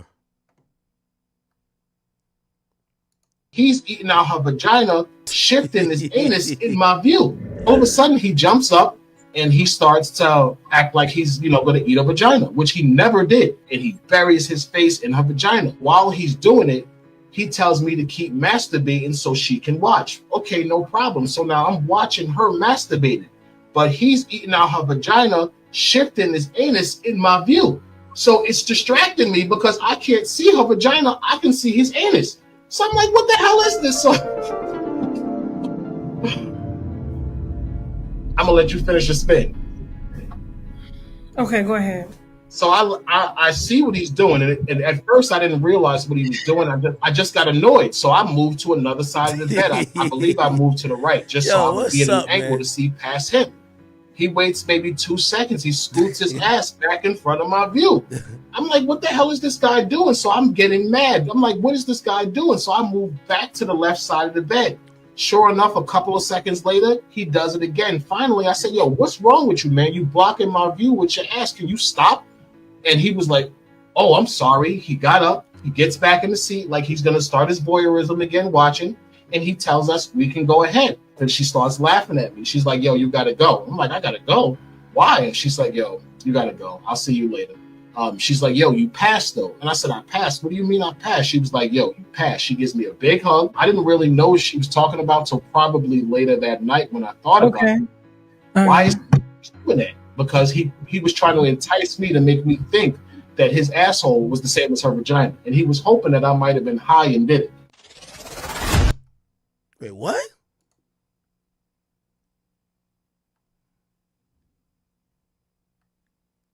There was one sex worker. He said that he got paid $5 million because he contracted herpes. From Diddy? From Yeah. Cassie, from Diddy. I believe him. When I saw that interview, I knew that the things he was saying was the truth because I didn't see Jonathan Odie's interview till 2021. And when I saw it, he said I was a sex slave for Cassie. It was like, oh my God, this guy's talking about my life. This was me. Who the hell? He was making this shit up because he was like trying to kill Trump, and then he comes out with this interview talking about, yo, I was a sex slave, and we looking like, what? He was younger. He was more attractive. Just like me, I'm older now, but at the time I was bigger, I was younger, I was more attractive. It was easier if you were in that lifestyle and you had a certain type of body, the physique, the chest, the arms. It wasn't really hard to be noticed by the right people. So I got noticed by Cassie, and that was pretty much history. So wait, is he saying he caught the joint too? Nah, this is some. You see, the thing with Tasha K, she deals with salaciousness. She's like YouTube media takeout. If you ever went to media takeout, like half the shit you see on there is like, nigga, please. You know what I mean? What the hell? Anyway. Again, he talked about also that I think I brought this up, the Cassie beating at the Intercontinental Hotel, it's just incorrect. This wasn't a kidnapping. This was obviously unfortunate domestic violence, but it's a misdemeanor, which is not entirely correct. His point was this shouldn't be a federal crime. And he kept calling it a fake trial. And he had some of the jurors laughing, by the way. The male jurors were definitely engaged and laughing. And then he talked about Mia and the forced labor charge, and he said that that it wasn't accurate that he sexually assaulted Mia, because when he was kind of threatening Mia about calling him back in South Africa, he said, I'm going to tell Cassie about us. And Agnifilo said, kind of like, use your brain. If he assaulted her, why would he dangle that in front of her and say, I'm going to tell Cassie? Well, because it was consensual. And then he showed an image of one of Mia's Instagram posts where she had like the whole bad boy family and some of Diddy's actually family members, and they're all posing together. They all look happy. There's like 20 people. And again, this was Mia's Instagram, and he's like, there's your racketeering enterprise, folks, which kind of elicited some laughter. So far, I'm gathering that he's really just trying to make a mockery and a farce out of the government's whole case here, and that's what he's going for. I mean, I'm sure he's going to tie it all together by the end. I'll have to get some information, from obviously the transcripts and some other reports. But yeah, so I think that's all going to depend, the effectiveness of this is going to depend on how the jury takes it. So, all right, guys, sorry I couldn't be there for the whole day. All right, and something that I forgot to add here is that Maureen Comey, during a break, she had some objections, and this was pertaining to some things that Mark Agnifilo said. So he asked the jury when it came to Capricorn Clark's kidnapping, he kind of said, why would prosecutors charge him with kidnapping? This clearly wasn't a kidnapping. And Maureen Comey made 2 points. She said, number one, we didn't charge him with a kidnapping. We charged him with racketeering. This is just a predicate act. And then she said, additionally, the jury is required to follow instructions, not speculate about the nature of the charges, which is what Agnifilo was doing. And then she added her third objection, which was when she said that Agnifilo misstated the law and that Cassie is... Okay, let's catch up on tweets. Then Elizabeth Milner looks like she's checking in as well. All right, so Slavic says, Slavic basically has been really, she's like Alexander Shapiro for the prosecutor. She's on Mark Agnefilo's ass. Basically, after the jury leaves, after there's a break, she has to do a rebuttal now. She says to the judge, he brought up a conduct that hasn't been charged. And he says Mr. Combs is being targeted. We request curative instructions. The judge says, Mr. Agnifilo, you should have phrased it differently, but you went to focus on a lack of a conspiracy. The judge says, what about the targeting charge? How is that not improper? Agnifilo says, no one went to law enforcement and complained. It's a fair comment. Slavic says, he said what he said, targeted. It's improper. Curative instruction is required. They made the argument pre-trial. They made that argument pre-trial and they lost. This was inappropriate. I intend to add something to the charge. They should focus on whether the government proved these charges beyond a reasonable doubt. So we'd like it now. Judge says there's a bedrock law that these arguments to the jury are improper, so I'll give instructions. We'd like it Monday. The judge says, no, I'm going to do it in 5 minutes when the jury comes back. Okay, they take a break. The jury comes back. Says, you heard that Mr. Combs is targeted. That should not be considered. That is not your concern, okay? Mrs. Comey, continue. Ms. Comey continues by saying, so this is Maureen Comey. She's doing the cross. Or not the cross. This is the rebuttal closing statement. The defendant did not take no for an answer. Certainly not from his girlfriends. He beat them. They suggested he didn't pay for sex, that there was no enterprise, and that the witnesses lied. But he flew sex workers across the country to have sex with Cassie and Jane while he masturbated. It wasn't for their conversation. It was for sex, okay? Remember Daniel Phillip? He said he got paid for sex. When he had a performance issued, he stopped getting paid. The Punisher, $500 when no sex. Thousands when it was sex. I suspect you'll hear that uncalled witnesses were equally available to both sides. Maybe some of these men would have worked for free having sex in front of the masked men masturbating celebrity, but they got paid. The defendant is guilty of count 3 and count 5. That's the prostitution charges, okay? So they're saying you paid prostitutes, you paid them for sex. The payment altered and differed when sex was not available or wasn't to your liking. It doesn't matter. Even if you paid for their time as well, you paid for sex and it was very clear, and the men themselves felt like you got paid for sex, even though they said they didn't consider themselves prostitutes. Comey says, an enterprise could have an unlawful and lawful purposes. KK is an uncalled witness It says KK said uncalled witnesses are equally available to both sides. Did they agree to at least 2? Yes. The kidnapping is corroborated by Kid Cudi. Kidnapping is corroborated by Kid Cudi. She was forced to go along with them. Mr. Agnifilio said Mr. Combs is a fist guy. Sure. When it's his girlfriends, he uses his fist. With men, he needed guns. The London Hotel, he made Cassie go there after he stomped on her face. She wasn't allowed to go home for her mom. This is a kidnapping, people. The arson, somehow the glove fell off someone's childlike hand. No, he said he would and he did. Cassie said he did it. Eddie Garcia said he believed he could not go to police under the agreement. And Combs said, watch how you spend it. That is bribery. This is a guy that can't get his own water bottle or plug his own phone charger in. He's the general. He delegates. KK knows the Wild King Knights involved escorts. The only reason he needed thousands of dollars in hotel rooms is to pay escorts. KK reads all of Combs' text, so she knew. KK alone makes Combs guilty of count 1. She establishes the conspiracy, and she is the co-conspirator. Drugs, Mr. Agnifilio talked about conspiracy to distribute, but giving drugs to Cassie and Jane is distribution. That's enough. Mr. Agnifilio claims they wanted it. Huh? The defense theory is that Cassie wanted to be urinated on, that Jane wanted to have sex with Anton after being beaten, and that Mia wanted to be penetrated. Come on. You think Cassie and Jane wanted to spend their days oiled up with UTIs and high heels around strange men? That's what you want people to believe? Mia said no. Cassie said no on her 29th birthday. Jane said no before Anton and after being beaten. These women had no reason to lie. The defense says it's for money, but Cassie already got paid. If Cassie was lying and already got paid her $20 million, why would she take the chance for perjury in a federal trial? This is a woman standing up for what's right. Mia already settled in mediation.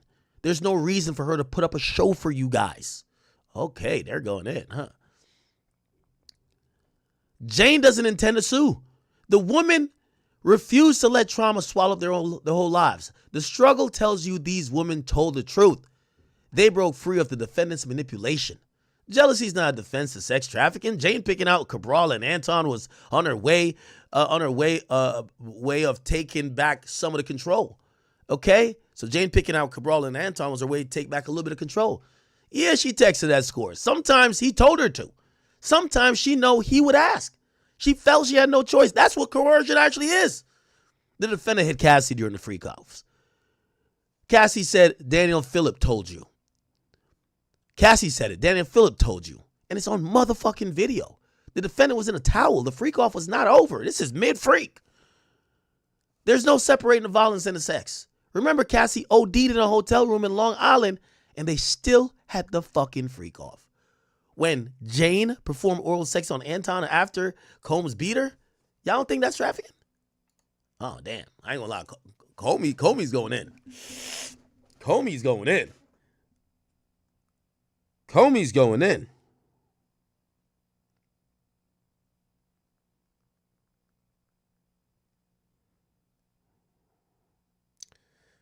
Comey is going in, people.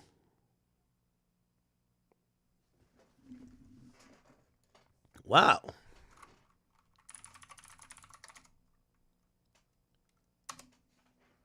$50 Cent just posted, Agnifilo says, she didn't have the worst lawyer. You are the worst lawyer. Remember the name Mark Agnifilo. He just got Diddy ass 20 years. Yo, the dude, yeah, Agnifilo went up there and started being sarcastic. Like, and started admitting to all these type of things, but downplaying it. Wow. Diddy's tuned in. No, not Diddy, I mean Fifth. Fifth, when we gonna get you on the stream, Fifth?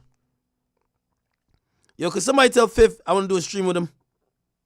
Me and Fifth. We gotta do a stream together. Fifth. Fifth, I know you be watching. I know you be watching, Fifth. Let's get the stream going on. What the fuck is this?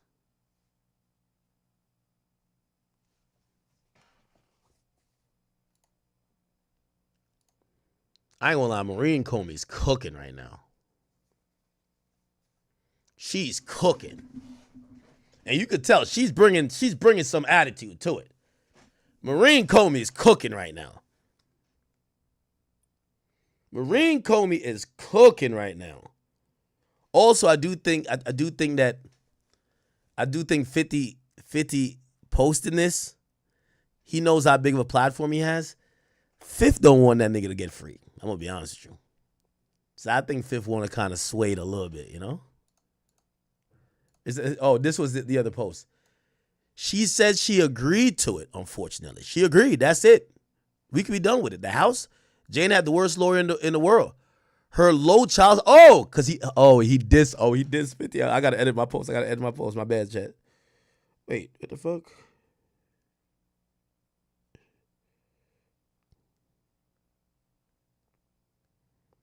I gotta edit my post.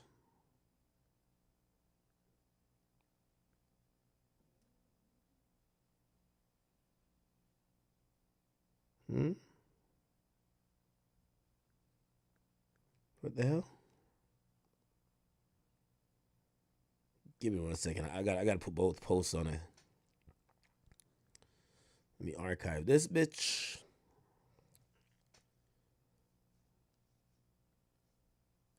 So now my new caption is Fifth violates 50 Cent violates Diddy and his lawyer after his lawyer sneak dissed him in the closing arguments, claiming he pays low child support to his baby moms, and Diddy had to help foot the bill for her $10K a month apartment. All right. It says she agreed to that. She said she agreed. Unfortunately, she agreed. That's it. We could be done with it. The house, Jane had the worst lawyer in the world. Her low support from the father, in my opinion, Combs did the right things. He paid. So they're saying she had the worst lawyer in the world that only got her $4,700. Let me make sure the caption says that.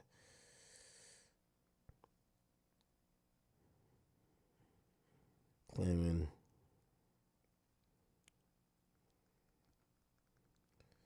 worst lawyer in the world who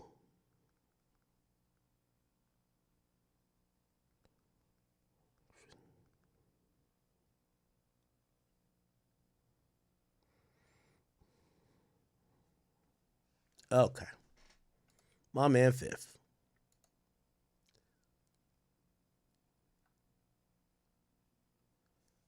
If Cassie were lying and already got paid, why would she take the chance of perjury in a federal trial? This is a woman standing up for what's right. Me already selling mediation. There's no reason for her to put on a show. Jane doesn't intend to sue. These women refuse to let trauma swallow their whole lives. The struggle tells you these women told the truth. They broke free of the defendant's manipulation. Jealousy isn't a defense of sex trafficking. Jane is picking out Cabral and Anton, and it was her way of taking back some control. Yes, she texted escorts. Sometimes he told her. Sometimes she knew he would ask. She felt she had no choice. That's coercion, motherfucker.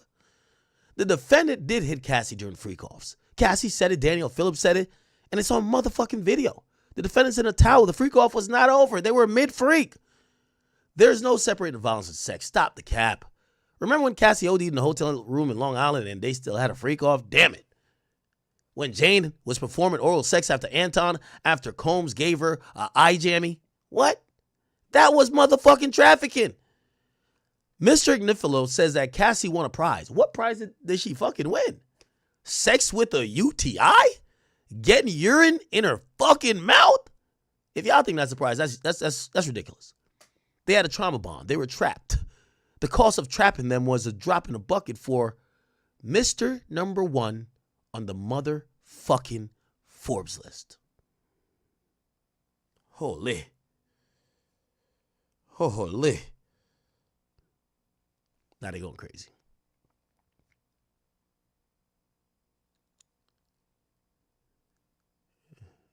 It says Cassie was the one who asked me to urine on her. They just said come out of the room, and she asked me if I ever done that before. I said no.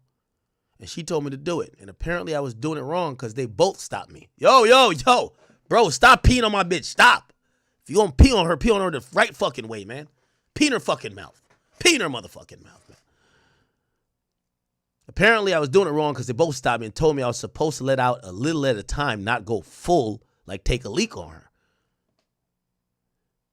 So you had the diddler and the other nigga who's the prostitute had to be the drizzler. You had to drizzle the pee out. You couldn't just like, shh. You got to drizzle the pee out. Holy. Damn. Now, Marine Comey is kind of cooking, though. She kind of cooking. I got to keep it a bean with y'all. She kind of cooking. He pushed her to continue after she vomited. He knew she ain't want to. The Intercontinental? Man, they claim he was intoxicated, man. Listen, man. That it was about a phone or something. Man, he knew what he was fucking doing. He kicks her. She calls security, so he stays to keep control of her. Shorty's trying to chef it up. Diddy. You might be falling into some big trouble. Mark Agnifilo went up there and just kind of laughed.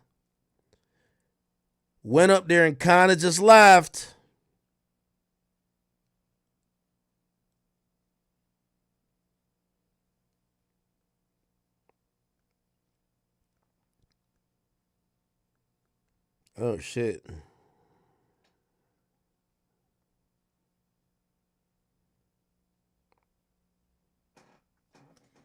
Damn, they're cooking, though. In other news, shout out to my man, Facts. You know, that's my boy. Ain't nothing bigger than the chat. There's been a criminal indictment of Ashanti Williams, supposed to be one of the sightings of one K Flocka. Her name is Shani Bonnie, okay? She's charged with multiple counts of perjury and obstruction of justice after it's now been proven she gave false testimony at the federal criminal trial of one Kevin Perez, a.k.a. K Flock. According to what's written on the federal government website, it says United States Attorney for the Southern District of New York, Jay Clayton, that's the guy who replaced Damian Williams, who's charged Diddy. The acting special agent in charge of New York field office of HSI, Michael blah, blah, blah, they charge her to repeated false testimony in March 2025 at United States versus Kevin Perez when he was on trial for racketeering and violent crimes. He was arrested on the evening of blah, blah, blah, She was charged with multiple counts of perjury and obstruction of justice for giving false testimony. Says her testimony under oath obstructed justice and undermined the integrity of her legal system. As alleged, she knowingly lied under oath to protect a violent criminal gang member during a federal trial.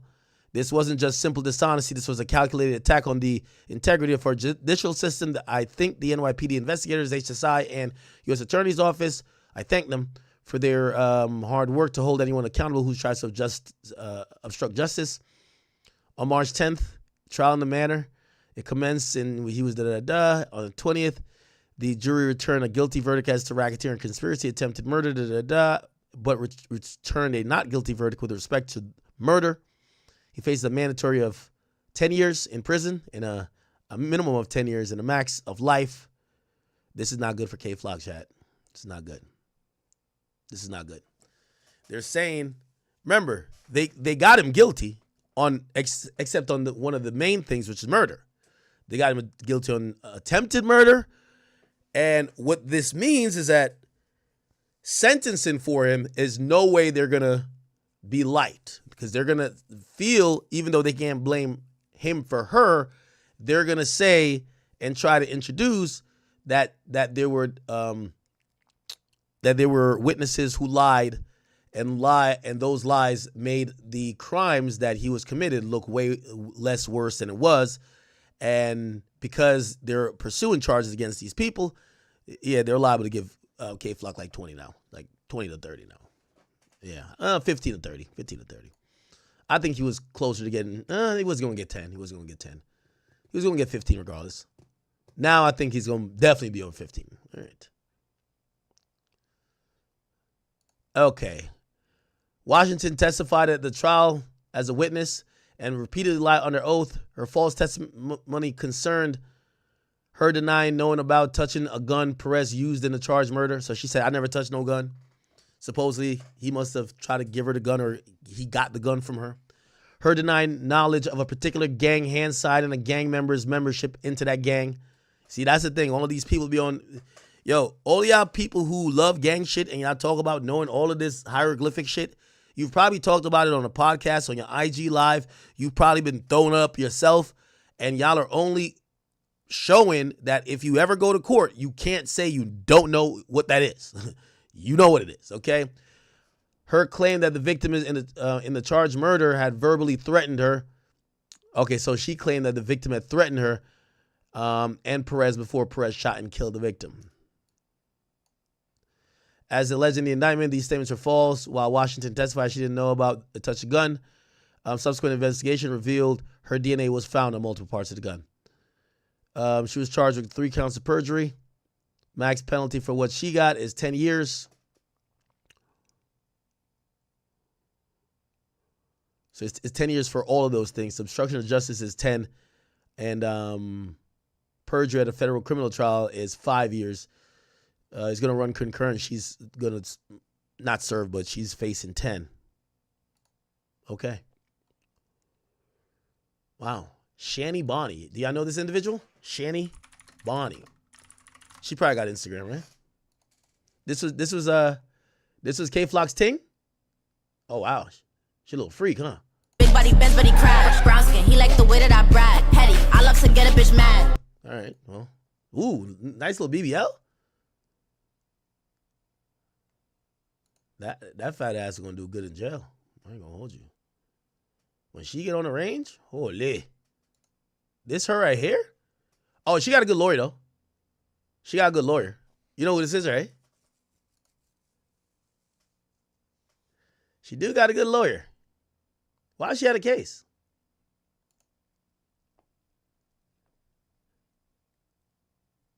I forgot her name. I actually follow her now though, but she's a good lawyer.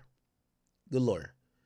Shit, she was about to have Lil Zay Osama beating his switch case. You know. He actually got it dropped in New York, and then the Fed said, no. A switch? You must be out of your mother fucking mind. What's her name? Does anybody know her name? She's one of them gangster lawyers. Good lawyer. I would recommend. Yeah, y'all don't know who she is? I'll tell you who she is.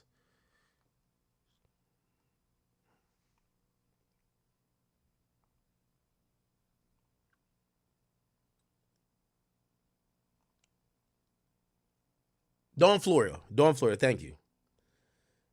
That's Dawn Florio, y'all. Good lawyer. Damn, Shorty got a little bump on her. Damn. I know she ain't get that BBL to go to jail. She'll probably be able to bond out, though. She'll be able to bond out. Wait, K Flock was hitting this? Okay, Flocka. Let's see. Does she got old videos of her being with K Flock or something?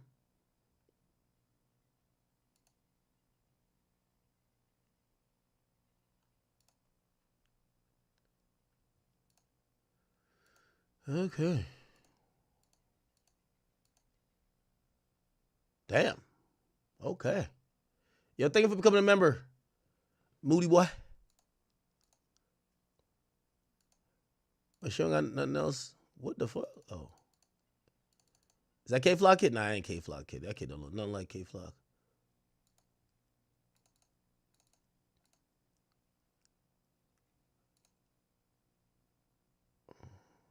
Who's this? BJ? She don't got a free K-Flock post up? Maybe she got a new man, huh? Let's hear some of the music.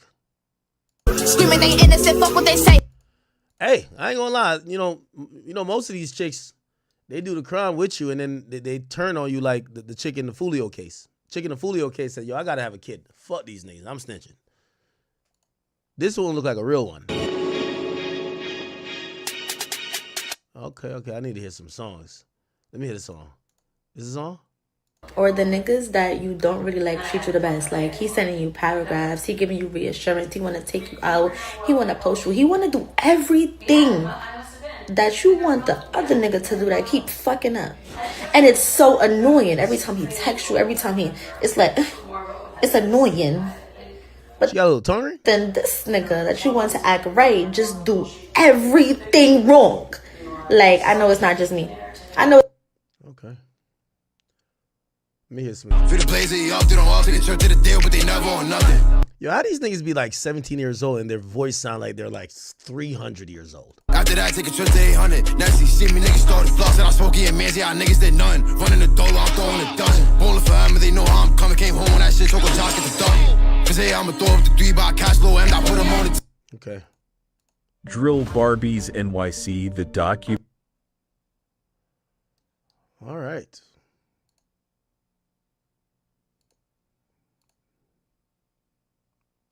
You're not no I'm 25. Alright, so if I show you my ID, you gotta give me a call. I'm 25. Yo, if I show you my ID, I gotta play no sport. If I knew what I knew then, I wouldn't deal with no certain type of people. Oh, she flexing an ankle monitor. This is a real one. Real gangster.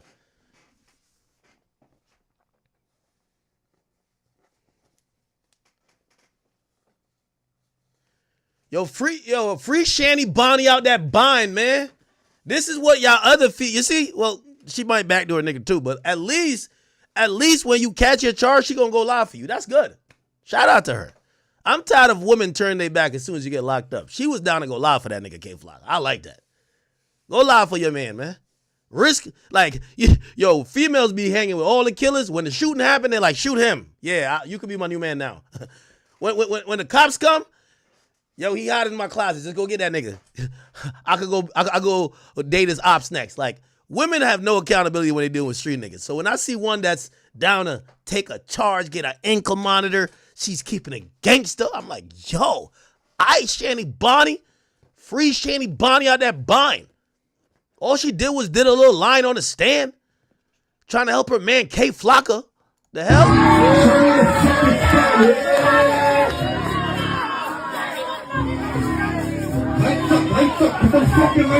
Oh shit.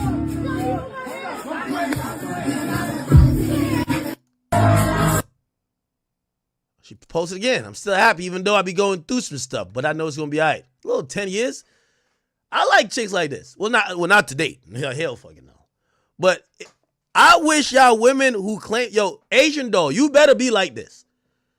Asian doll dated too many gangsters that got killed, locked up, and I ain't never see her take one charge. That can't be a real chick.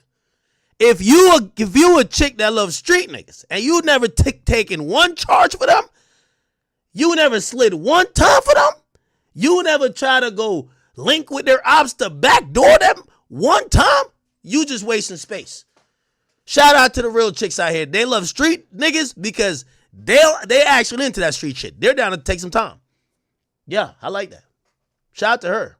A little 10 years ain't gonna hurt nobody. Oh, look at her. So what he wanna do? I bring a friend and he bringing one too. With my bitches, we be going cool. Let me. Bumbo clot. Okay, all right, man. She could be shaking ass up in jail. She good. All right. Marine Comey's still cooking.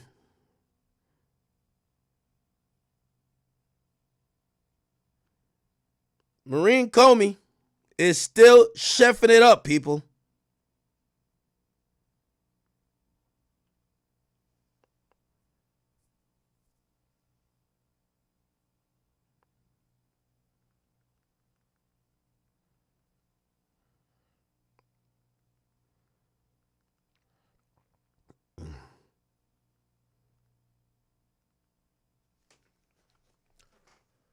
Okay. Bet. All right, let's go back to Maureen Comey.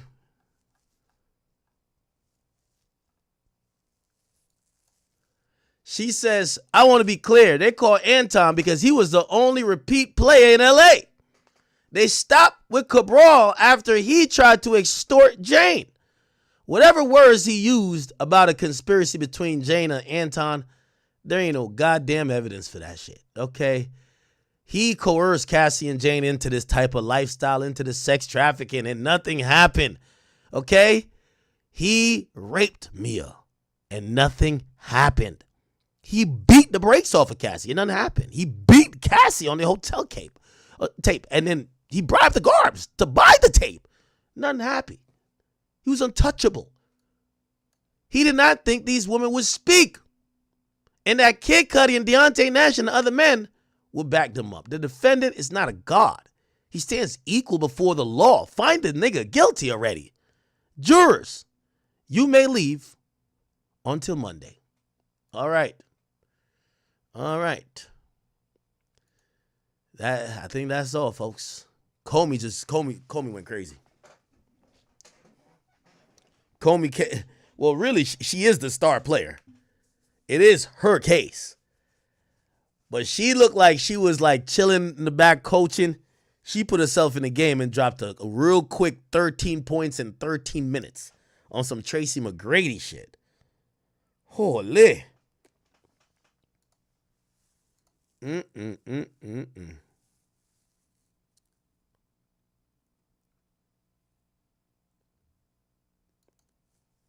I'm going to put this in a very nice way. I'm going to kind of clean it up for you because I don't think you really kind of get it. And I blame myself for not having explained it better. Let me move my stuff around here. It's very, very simple. It's very, very, very simple. Let me see if I can explain it. Diddy and Harvey Weinstein were basically, you know what I mean, right? You know what I mean by that. I can't say the F word. It's a family show. But I mean royally. Okay? And the reason is not necessarily because of any procedural problem, any procedural constitutional problem. It's in a bigger thing. It's in areas that we cannot necessarily explain. Let me see if I can do it. I'll try.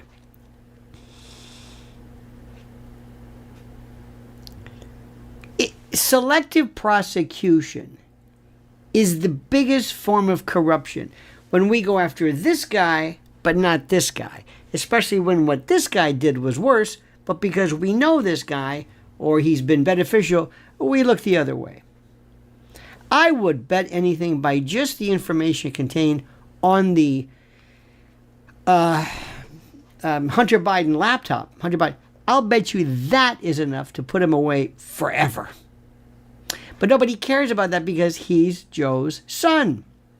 And because he's Joe's son, we don't care. We just don't care about it. It's different. The rules are different. It's not fair. Everything doesn't apply to everybody the same way. And that's wrong. But nobody cares about that. Let me give you two examples. First, Diddy is a terrible person, but he wasn't charged with being a terrible person. He was charged with violating the Mann Act, transporting women across state lines, in essence, for prostitution. What is this? The Jack Johnson, Chuck Berry, R. Kelly? Prostitution? Were they prostitutes? Do they know they were prostitutes? What do you think they would say about that? It's like when people call children prostitution. There's no such thing as child prostitution. No, because the child can't consent. It's something else. So there's no evidence of that.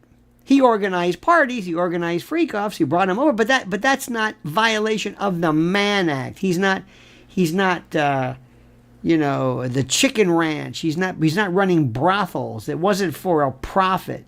He was organizing. By the way, real quick, let me just shout out all the people who have copped some merch since we dropped a few hours ago. Shout out to my boy Tim. Big cap, no cap. I see you, brother. I think he from K Block. Tracy Turner, what's up with you? Elijah, thank you. Lazarus, what up? Bryant, Michael Vanny, Dom Donald. Wait, Dom Donald? Okay. I'm like telling y'all governments on this shit. I'm bad. I think Michael Woolard and Gabriel Hicks. Shout out to all of y'all, man. Y'all going crazy on there. Appreciate y'all. Or new merch. If you guys don't know, new merch. I need all y'all go cop something. Go support. Go get at least a little sticker. You know what I mean? The little hat pin. Feel me? Got to get a little hat pin or a keychain. This keychain is fire. I was trying to get them to produce the loaded die. Like, we needed the 21 Savage loaded die that you could bring. Just make sure you keep your gun on you. Because when you hit these niggas with the loaded die, they might want to shoot you. Okay? They might want to. No, I'm playing. Nah, these are regular dice. Regular dice. I like this joke, though. I like it. Energies for himself. Hugh Hefner did this. People from James Caan to Bill Cosby, they all participated in this. The Stones, Zeppelin, groupies. There are about 3,000 total professional athletes in America. There's NFL and NBA, whatever. You put them all together. And what do you have? About 3,000 or so. About 3,000. 3,000. Okay. Those people, when they go into towns, it's the most incredible thing anybody's ever seen, because they will go at hotels and there are groupies who will do everything they can to be a part, to hook up with some millionaire, basketball player or whatever it is. I mean, and there are people who work and arrange and negotiate with the hotels and with the limo drivers. Are they what? Do you think this is prostitution? No. Prostitution. Go after what they do to kids, how they involve themselves there. Okay, that's that. Next. Racketeering. You think Diddy and his people who basically organize these orgies are in the same league as the Gambino crime family, the Genovese family, the West Side? Come on. It's absurd. It's patently, absolutely absurd. And then you have the notion of trafficking. Bringing these women in through force, fraud, or coercion. They could leave anytime they want. Now you could say, well, yes, but you see the trauma that they went through, in essence, by virtue of some learned helplessness argument, prevented them, disenabled them from leaving and going elsewhere. Listen, let me tell you something. That may be true, and that may be okay, and that may be something that, well, maybe that's so. But I am telling you that that's not enough. That there may be a psychological reason. That may be something that explains the way people, I don't know what the word is, people act. But that is. Hold on. We're getting a thing. Let's look at this. The jury is not connecting with Maureen Comey at all. I mean, at all. Oh, really? After Mark finished this heartwarming ending where some people in the courtroom were literally moved to tears, Maureen Comey gets up there and she goes, first of all, she talks like this and she wants people to relate to her. And I'm like, okay, if you're trying to win this case, you need to talk like a normal person. See, chat, this is why we gotta listen to people in court, because I read the transcript, the tweets about what she said, and I was like, damn, she dropped 30, or she dropped 13 in 13 minutes. And connect with the jurors, because literally, she's up there going, now you guys have all seen that everything Mark has said is just one big distraction. And quite frankly, I don't have the time or the energy to address all of it, but I can prove that he is guilty beyond reasonable doubt. And the jury literally is like, they're not even looking at, they feel uncomfortable to even look Maureen Comey in the eyes, okay? You can't talk like this, Maureen, and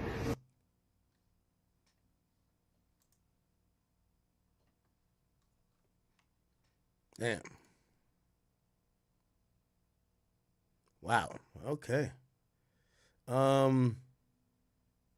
The jury is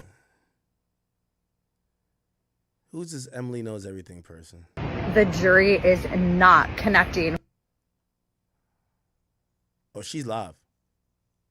Or you just don't know? Well, today they were saying that if he gets convicted, he has Brian Steele as his lawyer, who's like the best appeal attorney in the country. And if they are going with this government, okay, you guys, so if they're going to go with the government conspiracy angle, Donald Trump is specifically said that he is going to pardon people that he believes had crimes that were politically motivated.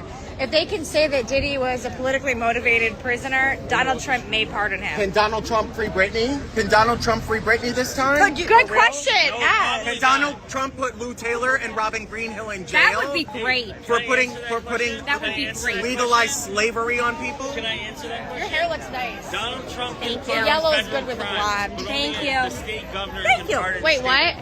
Donald Trump can pardon federal crimes, but only state governors can pardon. Well, yeah, because Larry Hoover just got pardoned, but now he has to go to state prison, I just found out. So it's like he got out of federal, but now he's going to state. Taylor's the bitch that is putting Britney in a I don't even know who Larry Hoover is. She's the management. She runs the management team that runs Diddy.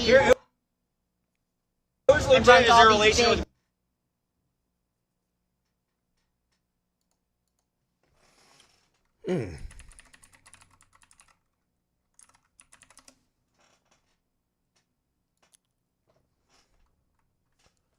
Who else is outside that courtroom? We need a lot more to figure out what the fuck just happened. Conlon went in early. Let me hear what Elizabeth. No, it's this one. We have now Elizabeth made it, and this is something that I kind of wanted from the prosecution in terms of just personalizing it for the jury, in terms of starting the closings off and thanking them for their time, thanking them for paying attention to everything. And then, of course, like, you know, as I'm talking to you right now, Anjanette, I'm moving with my hands, I'm talking with my hands. It's something I normally do, and that's kind of the way and the tone that Mark Agnifilo is doing the closing arguments in the same fashion. He even isn't standing kind of right at the podium when he's giving his closing argument. He's really kind of going back and forth and back and forth. He's showing demonstratives, he's showing posters, he's showing text messages in the forms of paper, but obviously the jury is able to see it on their jury screens. But in terms of just the tone, from what I could see at the start of closing arguments today, was that the jury was paying close attention. I think when you personalize a summation for the jury, where you speak to them directly, you thank them for their time, you thank them for their civic service, that I think it really kind of resonates with them. So all eyes obviously were on Mark Agnifilo today. Now, there were points during Mark Agnifilo's summation that I think maybe he might have been losing the jury in terms of just how long it was going. But again, like I had said yesterday, you know, if people can binge watch television shows for hours on end, I don't think a 4-hour closing argument is really just, you know, the longest thing ever. But I think maybe as we were getting kind of towards the lunch break, I think a lot of people might have been a little hungry. So, you know, I maybe saw people not paying or I shouldn't say they weren't paying attention. They were definitely paying attention. But I did see some peeks and glances over at the clock a couple of times. But it's possible that it was just the lunchtime. People wanted to eat, and so they wanted to know how soon they'll be able to eat, and then probably will be paying close attention once we come back from the lunch break. So the jurors, you said, were looking at the clock, but it could have been the lunch break, but maybe boredom or just not sure, or... I think it was more towards the lunch hour, that especially as we were kind of slowly inching past like 12:30, 1 o'clock. So it's still, we're digesting hours and hours of summations already. So I think it was kind of towards the lunch time frame that they were kind of looking and glazing at the clock here and there, just probably wondering, when is lunch going to start? Something that maybe a lot of us had that question too. Yeah, lunch is a good thing. Everybody needs lunch. Jurors, the court, everybody. So tell me, Elizabeth, you know, there was Judge Submarinian. He said he was going to give a curative instruction to the jury. Maureen Comey asked for that. And she said it was because Mark Agnifilo made some improper comments. So talk to me a little bit about that. And what was it? Was there tension in the courtroom when this was going on? It didn't seem like there was necessarily tension in the courtroom when this was going on, because mind you, Anjanette, the jury wasn't present when Maureen Comey... Let me see. There's somebody. Let me see. You want to tell the people what you thought today? Supposedly she was accolades, speaking about his work ethic, speaking about all of those things, all right? So he did give him those flowers. I'm actually going to go here. I could go into the raids. Now, he said that no one testified to no RICO, okay? That's what Agnifilo said. He said nobody has gotten up here and testified. I want to hear Maureen Comey's part. Some evidence, like he brought up text messages, not even what's on trial. No one is negating attribution. I don't think that I caught the first one. Okay, yeah, because I was writing, I had to check the transcript and I didn't stay behind for that one. But when he went into saying that you shouldn't trust the government and things of that nature, it kind of was like playing on people's already leeriness when it comes to the government until Monday. When that happens on Monday, that's when we will be on verdict watch, okay? I would be lying if I said to you that I didn't find that Agnifilo at some points that he was entertaining. I would be lying if I said that to you.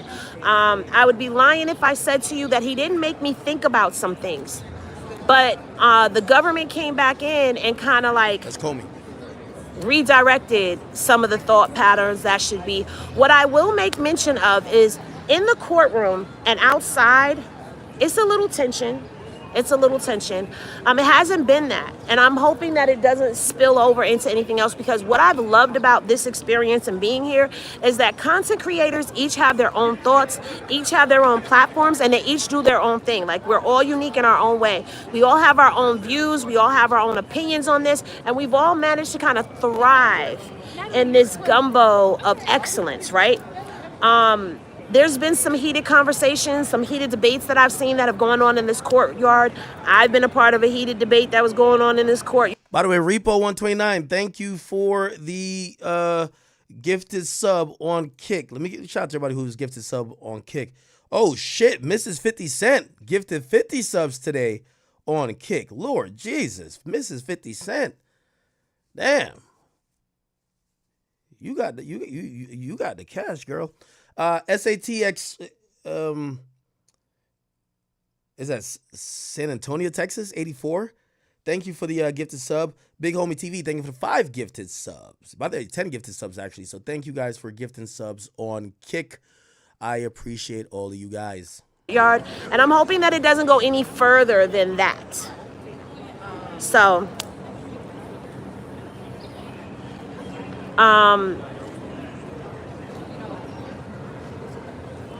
Mims. Hold on 1 second. These comments.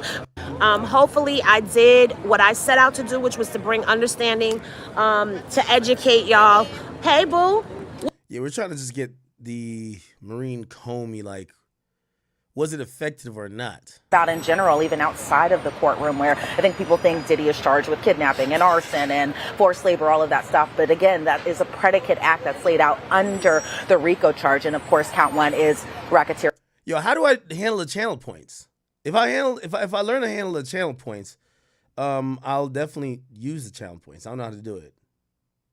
Conspiracy, aka RICO. And so Agnifilo kind of was, I think, a little disappointed by the government saying this, and then the judge kind of taking into consideration giving the jury this particular instruction, mainly because he says that he thinks that he's allowed to be sarcastic. He says that his commentary while he's giving his summations is pretty fair, because if you think about it in contrast to the prosecution's closing argument, they for the most part were just kind of very monotone, methodical, really just kind of, it was the presentation here. They were kind of, standing at the podium, reading off the notes. And again, this was Christy Slavic giving the closings for the government, whereas Mark Agnifilo, he has a different style. He was saying that his commentary was pretty much fair. And so after the morning break, the judge told Mark Agnifilo to not do it again, pretty much. He said that he called it improper and said that the jury shouldn't speculate why the charges were brought. And then Alexandra Shapiro also kind of chimed in terms of these arguments when we were brought back from the morning break, where she said what was done wasn't improper. She said that the judge called out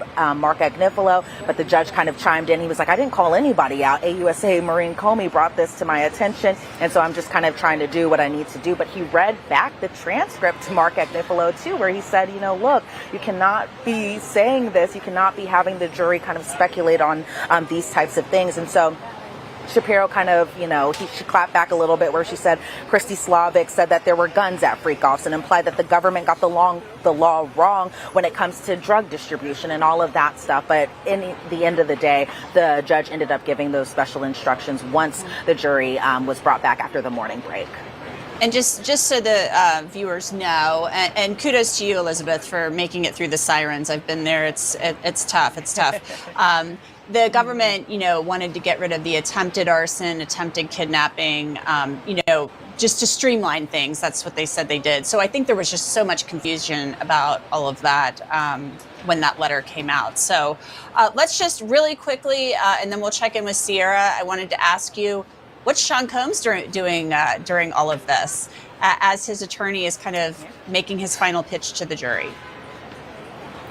Yeah, because these closing arguments are a big deal. It is the final message that both sides will be able to deliver to the jury before they get the jury instructions, before they eventually go back to that room and deliberate. And so from what I could see of Sean Combs, because Anjanette, it was a packed courtroom in there, just kind of like it was yesterday, and it was the same kind of thing today. A lot of eyes are on kind of both sides to see what do they have to say in their final message to the jury. So from what I could see of Sean Combs, he really had all eyes focused on Mark Agnifilo. I think, and that was the same for everybody who was sitting at the defense tables, is that they had all their eyes on Mark Agnifilo as he's giving these final summations. It wasn't like when the government was doing their closing argument yesterday where you could see Sean Combs passing off notes to his attorneys. From what I could see of him today, he wasn't really jotting much down, if he was even jotting anything down. He really was just focused on what his defense attorney, and high-profile defense attorney at that, really had to say in his final message to the jury. So all eyes definitely on Mark Agnifilo today.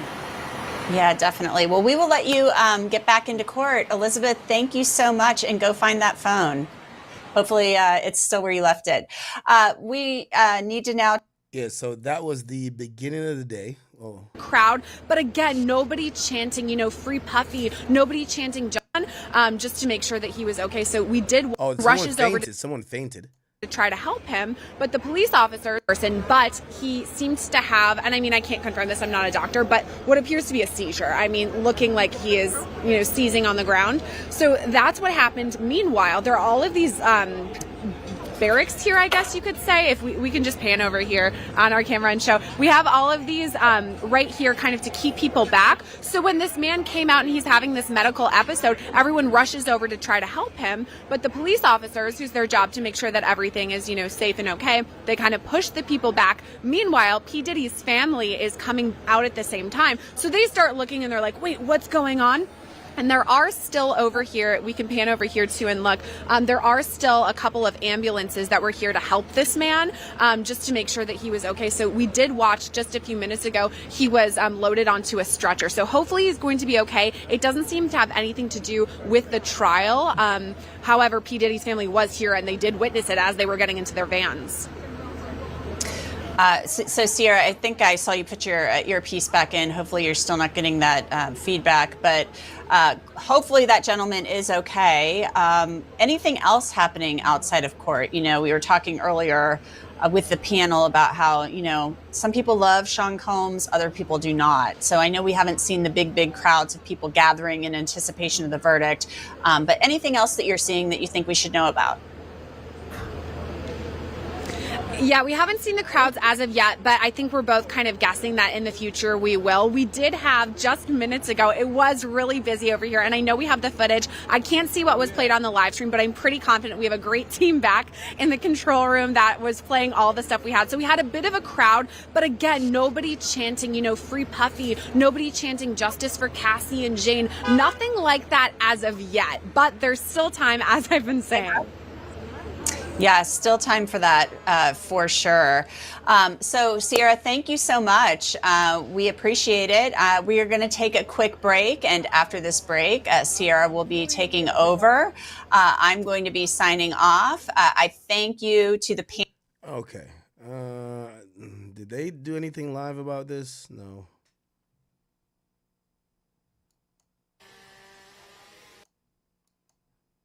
There was this wave of litigation. That window closed. And then after Me Too and Harvey Weinstein and 2 people I was unable to flip because Earlier, who is watching from where? I say Massachusetts because that's where I'm at now. And we have people from this, and they're maybe not even going to be questioning the way that we have been throughout our show. Why wasn't anyone else charged? You know, we're willing participants. So if you are the prosecutor who has to go up, you know, you're Comey or you're Slavic, and you have to go up and give this presentation, I mean, there's a lot riding on it. So I think you're right that they probably were practicing this over and over and over again. I want to go on to a court update right now because Maureen Comey is still presenting that rebuttal right now in the courthouse behind me. She says, Mr. Agnifilo said Cassie won a prize. What prize? This is what Nima was just talking about. Sex with a UTI. Okay. All right, chat. I'm not going to cap with you. It's a Friday. I want y'all to go have some fun. I'm probably going to be on later for a non-Diddy related stream. It probably is going to be kick only. Today is Friday, is it? No, it's not. Today's Thursday. No, today is Friday. What the fuck? Yeah, chat. I think I'll come back a little bit later. I'll just do a little kicking it stream, only kick only type shit. I know there were still other topics for us to get to, but we're in the final days of this Diddy trial. Hopefully 2 to 3 more days of this, and then we're off of this, okay? We're off of this, even though it's gonna be a lot of things that are gonna happen afterwards for us to see how everybody's gonna react to it. Is Diddy gonna come home? Is he gonna go to jail? What's the sentencing process going to look like? What's going to happen with his family? What's going to happen with the other victims? What happens with the civil suits? What happens just in general, okay? We'll break for now. I'll be back later, only on Kick.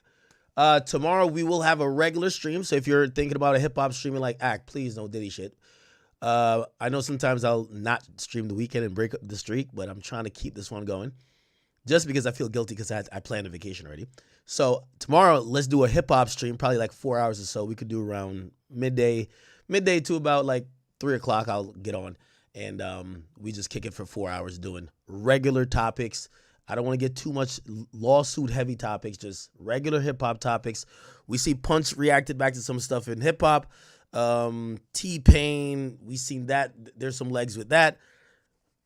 We'll do regular topics tomorrow. Okay, chat? It's 7 hours, and I know some of you guys have probably either been at work all day or probably driven to another state or a few states if you've been driving trucks or delivering packages, done a lot. So I'm going to let you guys go. I know it is Friday today, so I love you guys and appreciate you guys. Thank you for trusting me with the coverage of this case. Thank you for, dealing with all my BS. I actually can't believe I actually ran to the bank today and Unc held me down. So shout out to Unc and thank you for all the people who, I lean on their coverage and them being at court to give us some insight, and then we take all that information and try to parse through it and use our own deduction and try to come up with what we think is either going on or going to happen, and that's how it goes. Chat, I love you guys. I appreciate you guys. If you don't know, and at this point, I'm not trying to mention the streak too much, but we are on day 4, I think. Is today day 4 or day 5? I think today's day 5, right? We're on day 5. No, day 4. Fuck. Day 4. All right. So tomorrow will be day 5. And then, yeah, we'll see. We'll see.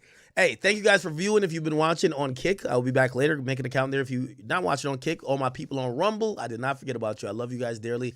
And for all my people on the Academy, what up? I just realized I thought everybody over at the King Academics channel kind of realized that we haven't been streaming on there for the last couple of days and kind of moved around.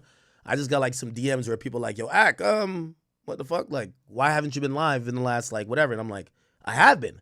So maybe we got to post on there and just let people know hey, we've been on this channel. Regardless, we're going to get back up on that channel most likely on Monday when we're doing the verdict watch. All right, chat, love you guys. I will see you guys tomorrow. Have a good weekend if you guys don't pop out tomorrow. Miss you.